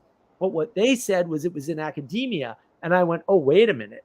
If this is a book for the upper class in England, which it most certainly would have been, then academia in the US likely read it because we're all Europhiles. We love Europe for whatever stupid reason. We don't even understand Europe. And like we have no idea what Europe is or how it operates or any European country. I have no idea. Like personally, I've never ever got so far to like even consider liking another country when there's so much to like we got to focus on here. We have everything here, right? And it's all better, but like almost without exception. But I mean, like I don't pass any judgment. Just it just doesn't come into my sphere. But when you talk to people, they all. Oh, my mother spent years trying to make. That's got to be something with the universities, right? But scones and croissants correctly because she couldn't reproduce. And she'd never been to Europe either, right? But she was like, I can't reproduce the flavor of a true French croissant or an English scone. And she figured it out. You got to have European butter, different fat content. That actually little things, right? It's always little things in cooking. Yeah, it's always little oh my God. Like if you do that, those scones are amazing. The croissants are amazing. I'm just saying. I could imagine. Get the Kerrygold butter or whatever. Yeah, that's all I buy. That's all I buy is Kerrygold. Right, salted and unsalted. Your life will be changed forever. So in academia, they would have read the book and seen the corruption of the movie, attributed it to Hollywood because Hollywood cooperates by distributing the movie. Because I was trying to explain this to Ginger Bill. I said, no. There's a connection because we saw the movie. Like usually when the Brits make a movie, we just never see it. We never see it. We never see it because never heard of Blake they're 7 not until you doing brought it it up. with Hollywood, right? Then Hollywood doesn't care, right? Because they're very insular. They do it for their audience. That's why no one knows about Blake 7, right? And like they think that Doctor Who, and I mean I'm a huge Doctor Who fan. Don't get me wrong. And Tom Baker, thank you very much. But whatever. Like I'm a huge Doctor Who fan, but the BBC's most requested show is Blake 7. Wow. Right. To this day, I believe, or at least within the past 10 years, it was still like the most requested thing. Right. It's that good. And no one in the US has even heard of it because PBS played it a couple times. That's how I found it. I found it like in the middle of the night. And I was like, oh my God, this is it. Like my online handle is Avon from Blake 7. Like it always has been. I can't wait to go back to watch it. The only place I could find it was on Tubi. Like I couldn't even find it in other places, if you know what I mean. And they were the only ones. And I'm like, and they were playing it like on repeat, like with and stuff. So I watched the majority of the first. I had this late night. I had like literally like 45 minutes to myself, and I found Blake 7 on there. I'm like, I'm gonna watch it, and I got sucked in. I was so mad I had to stop because it was late at night. I had to go, but I got to the point where he gets revealed to him. Because I love the slow burn, man. And I really love the pacing. Like the pacing's glorious. You just don't get that kind of like almost like novel pacing, like a novelization. Right. Lets you get into the setting for a second before and then what's this character doing? Wait till you get to all the good one-liners. I know. Some of the one-liners in Blake 7, like they've got to be freaking inspired, man. It's like what the hell the premise. They have this society, right? And it's so perfectly locked down. And they have every single amenity, every single thing they could possibly want. But it's also a prison. Yeah. And then they're trying to escape. And then we find out our boy had a little something done with his head. Oh, and it's a classic sci-fi dystopia. Great. It's the same pattern and everyone like ignores it or whatever. But see, after this point though, I'm assuming they become like a crew or something, right? Yeah. Oh yeah. No, wait till you I'm still I'm still in the setup. It hasn't really shown its hand yet. No. Wait till you get to think. I wanted to highlight Sally's comments. So BritBox, Amazon, you can see it there. It's utter betrayal. Ruined my life. It's great. It's fantastic. I have like 7 quotes that I've like written down and stuff because they're just so good. Ooh. I just pull them out every I once in got a while. Blake 7 and Babylon 5, both things that's one word with the B that has a number after. Oh, see, I'm gonna look into Pattern. that and go crazy into Pattern. Yeah, did you ever watch the Wait, second? I'm gonna roll a die real quick and see if it correlates. No, I'm just kidding. And then I'll pull a tarot card out and I'll match those together. I need to roll a d20 on top of a bunch of tarot cards and see which one it lands on with which number. With which number? And do that 7 You're an 7 amateur. 7 5. You're an amateur, Sanjuro, an amateur, sir. I could 3, totally create a whole spell thing right off the top of my head. I'm rusty, but I can still play. No, did you ever see The Prisoner? That's another like Denis Villeneuve? No, The Prisoner is a TV show. Oh, a TV show. Oh, Michael. British. Right?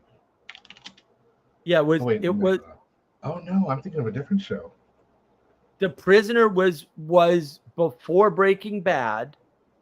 Whoa. Right? The Prisoner was the #1 TV show of all time, and 67. Yeah, but it's the follow-on from Danger Man, right? Which was another. And the funny part is, if you've ever seen Escape from Alcatraz, like they play off The Prisoner in that movie. It's very funny. The series follows number 6, an unnamed British intelligence agent who, after abruptly and angrily resigning from his highly sensitive government job, prepares to go on a trip. While packing his luggage, he is rendered unconscious by knockout gas piped into his home in Westminster. Wow. I have the they did a 40th or whatever anniversary. I forget what it was. He's found in a recreation of his home located in a mysterious coastal settlement known to his residents as the Village. Dude, this sounds amazing. Oh no, it's amazing. I have it on DVD. I've probably watched it 100 times. It's fantastic. Every episode is. This is like a whole season of that one Twilight Zone episode. Yes. Yeah. This sounds awesome. Well, and it's interesting too, right? Because you can see in some of the 60s stuff all the patterns that play out later. So there's the show The Avengers, which is another British show, right? It's got Patrick McNee and various people, but Diana Rigg obviously was the best because my God, Diana Rigg. But like that's making fun of the genre of spies, and then that gets made fun of in the first Austin Powers movie. And the funny part is, if you haven't seen The Avengers, the first Austin Powers movie is not as funny. And so so when the first Austin Powers movies came out, I knew immediately what it was. Immediately. I'm like, oh my God. And then I was like to my girlfriend at the time, I'm like, no, we can't go see this movie yet. And she's like, what do you mean? And I'm like, no, you have to watch this first. Just watch like 4 or 5 episodes of The Avengers. And then this movie I guarantee you will not regret this decision. And she trusted me. And like, we went to the theater. It was one of the theaters in Marlborough. We had 2 theaters in Marlborough for a while. So we went to one of the theaters in Marlborough and we're watching this movie, this first Austin Powers movie. And like, we're laughing the whole movie through. Yeah. Everyone else is laughing for half the movie. Right. Because they're not getting the other side of the jokes. Yeah. They didn't get the joke. And of course, as a Canadian, of course, he was making fun of The Avengers. But The Avengers is making fun of the spy genre. Right. So what you're saying is that they completely get the American exceptionalism wrong. Well, in that case, what they're doing is, I think they've parasitized their own stuff. Oh, interesting. Okay. They're being a parasite on their own British exceptionalism. Oh, the elevating the gentleman status to the highest, and then subverting it with the silly show. Right, because they have that self-deprecating humor. Because I never got that. I never understood when English comedians do that. Carl Benjamin recently tweeted out, it might have been like a day or 2 ago, very recently tweeted out to John Cleese, effectively, you through your humor destroyed the British upper class and made it into a joke. And I was like, whoa, shots fired. Only they're not shots. That's a nuclear missile, dude. That's a nuclear missile. Cause like I'm not gonna say he's right, but oh my goodness, he could be. Yeah. Because, and that's interesting that he says that, because this is the first I'm hearing of it. And what popped in my head is the fact that John Cleese has been the one in the last few years being the most vocal against the woke and the suppression of freedom of speech, of the very thing that he helped create. I think he helped create it. Yeah, no, I think Carl's right. I don't know if he was doing it on purpose though. Like I think he was just going for the funny joke of the above class. But no, I see Benjamin's point though. That he helped make that crack happen. He helped by degrading the upper class, he opened the door for that. And I'm not saying that's true. I'd have to do a lot more thought on it. But like I'm trying to fit that into the whole Protestant thing right now. Yeah. I watched Life of Brian as a kid, and I thought it was hysterical. And I watched Life of Brian like last year, and I was like, A, none of this is funny at all. At all. And B, what are you doing? Yeah. And I'm like, I'm not even Catholic or anything. Like I don't, but I grew up hearing like the praises of Monty Python all the time.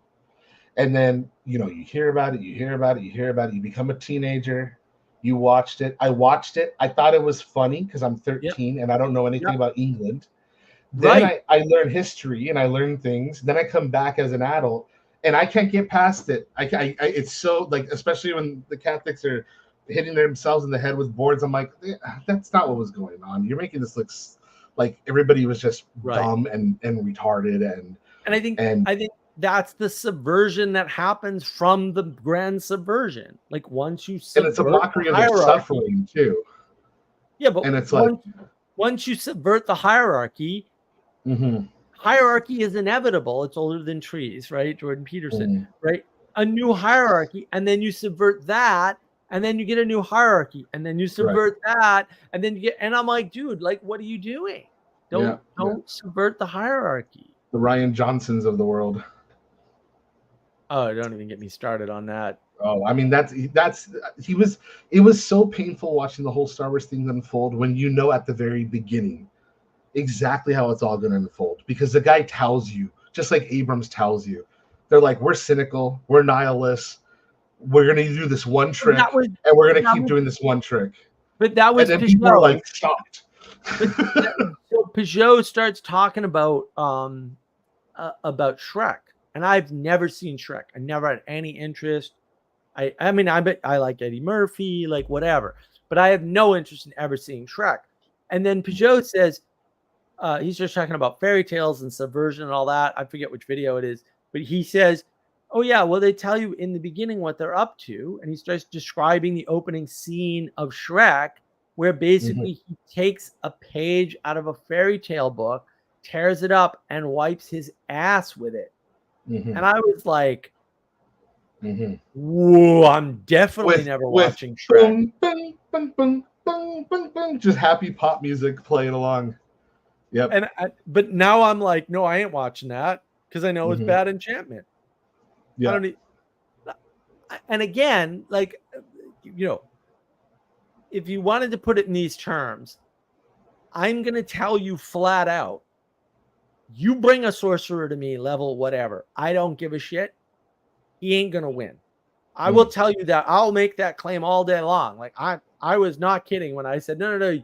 You would lay out the cards and use the dice and roll the die and take. No, I know you weren't kidding. That's why I was totally weave spells. That ain't the problem here, right? I'm not doing that. That should tell you a bunch of stuff, by the way. Probably doesn't, right? Because absence is a hard signal to see. But like, I am not stupid enough to engage in things that might have enchantment. So like the only reason I didn't go into the military, because they begged me to go into the military, they begged. They were like, we'll give you literally any job. They actually told me, we'll get you into military intelligence and you'll be like a James Bond type character. Like for real. They were like, no, we will do this for you.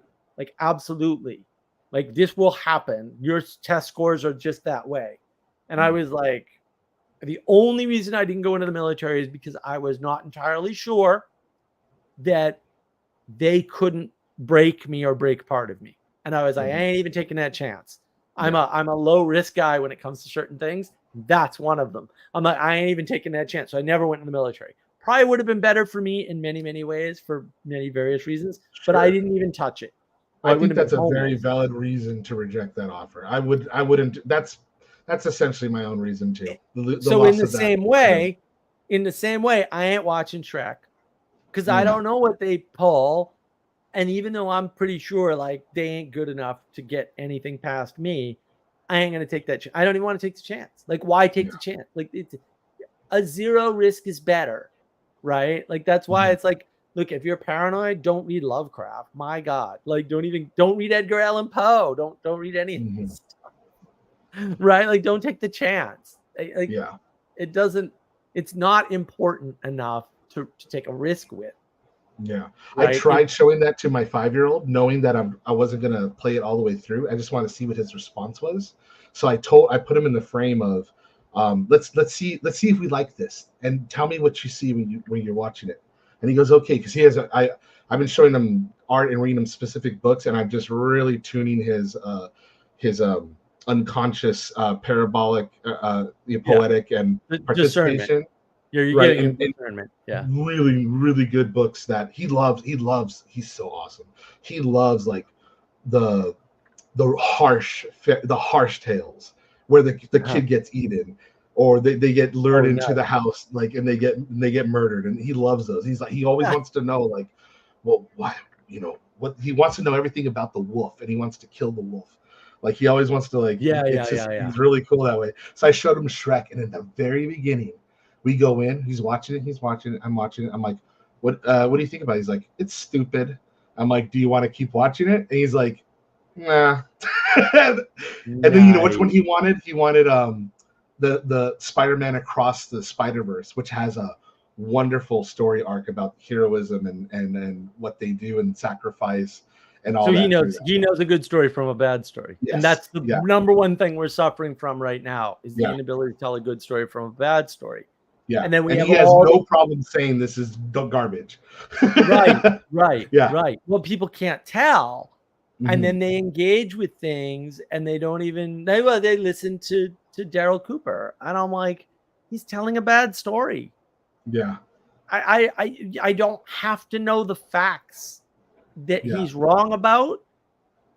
Like, I don't know why people like. I just see it. So I don't know what people don't see that I see, but like, so I just thought my either axiom or what have you, whatever you want to call it, when I would go into movies that I wasn't sure of, because I would do that all the time. So it's a very exploratory attitude, because I was very conscious about these spells too, even though I wouldn't put it in those terms, just intuitively. And so what it was the rule was, did this movie make me a better person when coming away from it? That was my only task. Other than that, everything else was just categories of variation. You love Prometheus then? No, I hated Prometheus. Garbage oh my movie. God. Yeah, I see your joke. I feel like I lost IQ points watching that one. Dude, that's the guy. That's a J.J. Abrams Camp Bad Robot, man. I hate these dudes. Oh God, yeah. They are just they are just a Ponzi scheme on 4 legs. They're just a little cult going around just gobbling up with their tricks and just jacking money out of all these. That's the best way to understand what's happening. Yeah, man. Daniel Lindenau, there you know. He found him. He was just doing fan fiction on a blog, literally fan fiction. What they're always talking about, literally fan fiction writers. And he liked what he wrote. He liked his little like take on one of the stupid things. And then now you have Prometheus. Well, that's right, but that's the thing. These people get tied up in, I think the air is okay in here. Ga- on this alien planet that no one's ever been on before. Game of Thrones. It's like George R.R. Martin. It's like people are like, yeah, but he's got a good idea, and I'm like, dog, I have 10 better ideas every day than this retard. I totally wish I like knew what I was getting in with him before I went and bought his stupid books. Because then I saw it after I read his books. I didn't read the book. I grabbed one of the books. I read 3 sentences, and I go, "This guy can't write to save his soul. Why is anybody reading his crap?" But that didn't prevent me from engaging with the movies, because like, or the TV show, because it like whatever, like maybe he can't write, but like, well, I got in on the show, and then I read the books, and I forced myself to read them because everyone's saying that the show was good, right? So I'm like, what am I missing here? And then I gave up after the first book. And then that's when I realized what his trick is, that he's just trying to take moments in history and make them negative, make them nihilistic. He can't write. And I'm like, why do you think he's a good, it's like J.K. Rowling. Her sentence structure is childish. That's pretty bad. And look, I mean, that's no bad on her. Like she's appealing to a market that didn't exist and now exists, and it's the largest reading market in the world, which is young adults. I like whatever. I mean, she did what she did, and I'm not gonna like say, oh, horrible. Like, but like, she's not a good writer. Like, that's not true.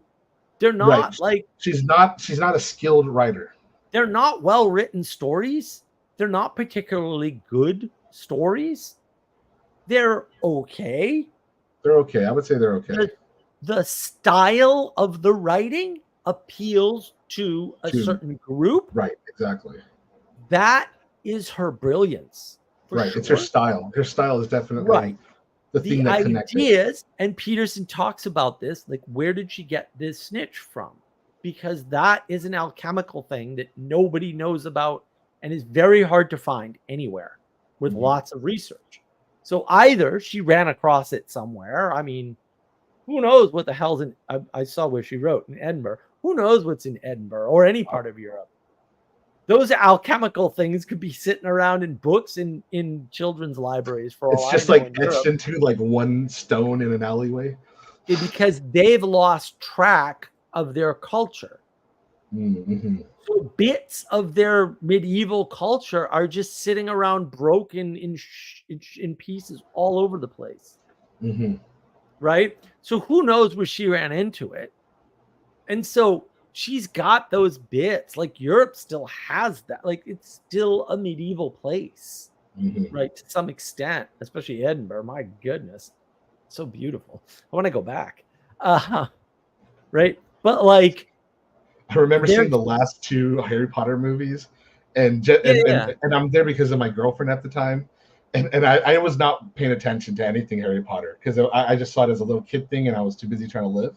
And so I came in at the Deathly Hallows, the last 2 ones, and I'm just sitting there watching this, and I'm just watching this, and I'm just watching this. And at the end, she goes, "What did you think?" And I hear everybody talking in the theater. It was like the opening night, and I look at her. I'm just like, she's just making it up as she's going along, right? I don't think she knows where she's going. Right. He needs to die because there's a part of him and him. And I'm just like, and everyone's going, she can't resolve the box she put herself in. Well, it just ends up being Christ, right? Yeah. Because they don't realize that's the sandbox they're playing in. Right, but like it's interesting, right? Because they don't see what makes a good story. Well, it just happens to follow this pattern that happens to be somewhere else too. And they can't get out of it. Like, if you want to write a good story, there's a pattern that happens to be somewhere else too. Correct. Yeah. Right. Yeah. Right. Because that is where they trip up, because they think that they figured it out. And it's here. I found it. And then they get success, they get the money, because other people are at that same point as they are. Sally says her not knowing where she was going was the only redeeming factor. You can't redeem that. It is what it is. It doesn't need redemption. Yeah, like, I mean, that's she's exactly it. It is what it she's is. the wealthiest author of all time. It's the most read book. There was one of those. So in that podcast, this is one of the claims that psychopath, and she is a psychopath. Like, I'm telling you right now, I heard the podcast. This woman's a psychopath. Dude. And then everything that followed. She says that J.K. Rowling's books are the most censored books in history, and I'm like, she's literally the most read author in history. Yeah. It's not possible for your statement to be true. What censors means. Exactly. Like, I don't. Whatever word you're using. People getting angry at it is not the same thing as being censored. I can buy it right now. Overlap. You can't. It's being turned into an HBO show as we speak. It can't be the most censored book of all time and have movies made out of it. Literally have it. They're like, we're going to make a bigger part of the park and put more Harry Potter stuff in it. Like, what are you talking about? You're crazy. Right. I'm just like, what? How do you idea. make statements? And this is where I'm like, people are like, well, censorship is bad. I'm like, bro, we just have the wrong, like, we need to shut people like Daryl Cooper and Tucker Carlson up, and this crazy wackadoo lady who thinks censorship and the greatest author, in terms of publishing of all time, go together somehow. Like, these people are crazy. Yeah, you can't be sending out signals like that. No one's gonna know how anything works in the world. Like, look, the culture of the people have to be at that point so that it happens. Well, and the thing, like, the whole reason why looks at you in the room and goes, shut up, dude. Like, and then you're just like, oh, you sit back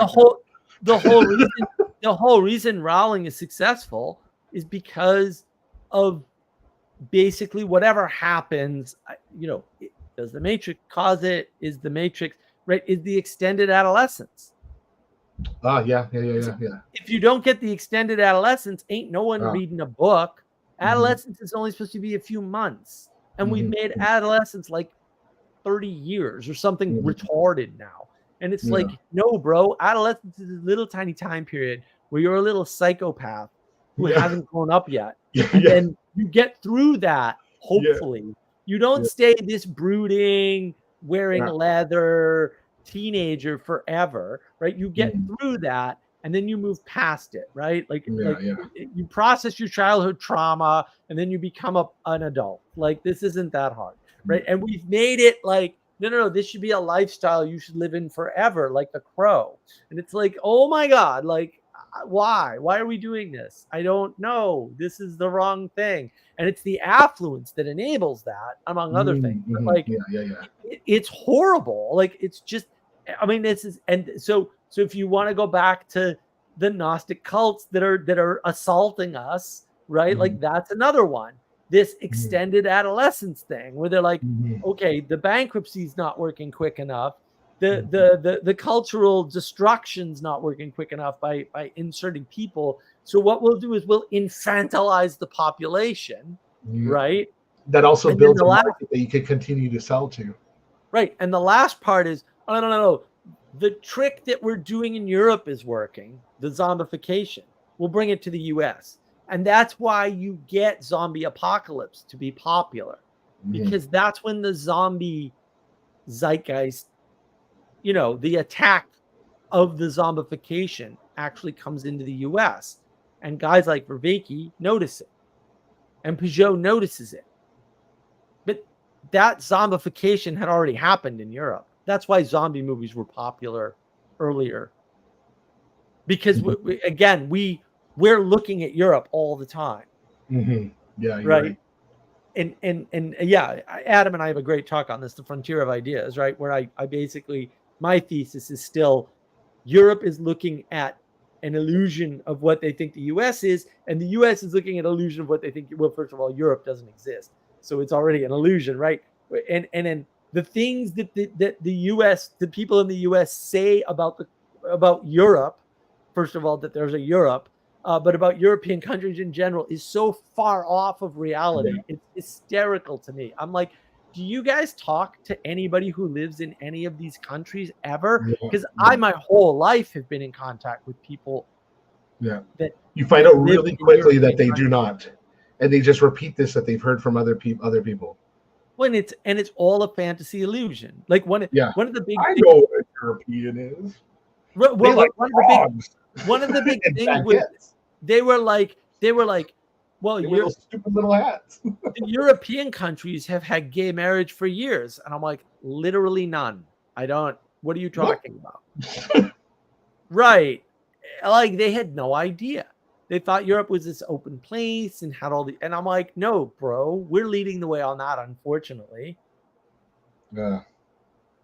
I've just never had an opinion. If I talk to someone from another country, I just listen and ask a bunch of Sally questions. Joe just makes third grade European storytelling then. Yeah, well, look, I mean, and like YA was not a literary category when I was growing up. Yeah. I don't know when this mystical, but that's the I wonder if extended Twilight was extension of adolescence. Twilight was after that, right?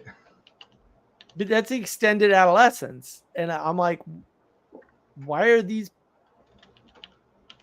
this a category? No one should be in adolescence long enough to care. It's right in that same time, 2005. Why would you want a young adult? I don't understand. Like, I want adults. Yeah, I don't want me neither. young I want when you and I were growing up, we're pretty still in that old world. It's like there's so much to do. I don't even know. Like, I want to go talk to girls. I want to figure out what the hell's going on. You're busy growing up. You're not trapped in work. mom's basement with Cheetos and video games. I want to go do a job. I want to make some money so I could get a car so I could go do more other things that I want to do. I played video games when I was very young. Like I played little 8-bit games or whatever.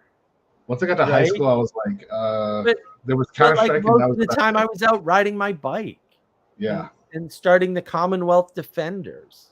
1997 is the first Harry Potter book. Yeah. He caught that wave right. That's the YA thing. That's the extended adolescence. That's The Crow and Dark City. Talk about hitting that wave perfectly, man. She rides that thing from the very bottom up. Yeah. Right. Twilight's not even until 2005, but at that point you already have an entire genre now. When you've got like Anne Rice, who destroys vampires forever by turning them into gods. I'm like, oh my god, did you see the new show of that? It's it's a nightmare show. I only watched that. I didn't watch it. I mean, she's another one. They're all enamored with her ideas. And I looked at her writing and I'm like, this is literally trash writing. She's one step above a romance writer. Like, this is terrible writing. It's horrific. And people don't even see it. They're like, no, George R.R. Martin's brilliant. And I'm like, the guy writes like a 3-year-old. What are you even talking? I don't even understand. He has no sentence structure. He doesn't understand what a paragraph is. He doesn't use any, clever grammatical tricks or anything. It's just trash. It's like writing. It's like mid-century newspaper writing. Where you that's honestly a little bit of a compliment. No. That was the time when they started writing for the 4th grade reading level. No, I'm saying that he's a little bit worse than that. You're giving him a little bit too much of a compliment. You're giving him way too much credit. Yeah. Reading level? I think not, sir. No, because I was never impressed with his writing because I look past that to the story, and then when I figure out where they're going with the story, that's usually when I know I'm in or out. And I never recognize his writing's terrible. He doesn't have any storytelling. Like, it's not even there. You're not reading any stories because he didn't write any stories. Right, because that's what you're doing every chapter is waiting. All he has end. All he has is these clever ideas that he's experimenting with. That's why I think it worked better as a TV show. But he's experimenting with it in a medieval setting. Mm-hmm. Oh, he's straight ripping it off, actually. Like, once, what made me disillusioned with him is when I read when he talked about which books he was inspired by, and then I read those ones, the histories of the 100-Year War and the War of the Roses, and I'm like, he is literally just copying it. He's not inspired by it. Right. He's copying it. Right. And then you discover the island that is in there is just flipped. I'm like, this guy's a troll. This guy's a troll. He just took Yeah, he's a elements troll. from reality and just flipped them all and then went And like J.K. Rowling, he's another online person. Yes, that's a good point. Because that's where Lindelof the is an sun comes up for online men. guy. These Because are all online their guys. groups eat them like parasites when they don't do what they want, and when they do what they want, and they're beholden to the parasites, they have their own little bee colonies. There we go. We got the ants and the bees right there. The ants and the bees are right there. Full circle, back to the flat world. Well, yeah, but this is interesting, right? Because maybe people don't realize it. A lot of people are going to watch to the end. We've never left the theme of the live stream. It's Correct. always been about the Enchanted World, and we've always been contrasting the Enchanted World and the flat world the whole time with everything we've been talking about. And probably people didn't notice that, and fair enough. Yes. Also, it's right there. We never went off topic, not once. That it's really hard to see. Like, it's really hard to see for people. I don't know why I see it, but like, yeah, and on that note, parting thoughts, sir, before we close the stream down. I got a lot of books to read and no time to do it. I got a lot of TV shows to watch and no time to do it. And I'm super excited that I got something really good waiting for me when I find that moment and go like, let's Babylon 5. Yeah, Blake 7. Yeah. Closing thoughts. Okay, if I'm being more serious, I think remembering the goal of navigating patterns is to help you make maps. And I think the image of the map is really important to keep in someone's mind, because that's quite literally what you're doing, making abstractions of the world to navigate it. And hopping back and forth between that with relating it back to your own personal stories, things that you participated in, real truths that have proven to you that they have, there's definitely a rock here when I come here, and I got to avoid that rock, and we know this, and it's on the map. Looking at life in that direction of constantly relating it to how it practically improves your clarity of the world by the lack of errors and the discoveries. So when you're less errors, more discoveries, your map is proving, hey, I'm getting somewhere. And don't focus on anything other than, never focus on just finishing the map. That's stupid. You're never going to finish the map. That's the point. And what you'll end up doing is you'll end up cultivating the tools for map making, for better map making. So to tie that into what Mark was saying with we never left topic, that is how I learned how to talk like that. I might as well end it with this. How I learned how to talk like that was really good conversations with people who had really high IQs that are making your food and fixing your tires and working in workshops, and they do not want power. They do not want to rule the world, and talking with them till the sun comes up. Yeah. And basing these things on other map makers, once you can see them and you see people are operating with the right orientation to learn, to explore, to do good for themselves and the people around them, then you start to stop getting overwhelmed by the demons and the darkness. Right. But you have to participate in your own life, and you have to look at it, even as painful as it is. So all right. No, that's well said. Yeah, I think for me, it's like, look, you can't propositionalize the Enchanted World. And that's why I gave mostly negative examples. And I think part of the competency crisis that we're experiencing, where we have a low IQ individual as a VP in the United States who's trying to run for president and failing miserably, thank goodness, that is due to people getting very enchanted by way of excitement through novelty of so things obvious that they should have experienced, and not having experienced better. Like the only way you pick up a George R.R. Martin book and not realize that it's trash literature is because you've never read something like Moby Dick, you know, or whatever. Like there's all kinds of good literature, and that's how J.K. Rowling gets popular, right? Like you're an unsophisticated reader, and you read these amazing ideas, and they're coherent and articulate in your language, even though, again, like it's a YA, guys. It's young adult. It's not made for sophisticated readers. Not made for big vocabulary, right? And people for your own personal, don't eat garbage.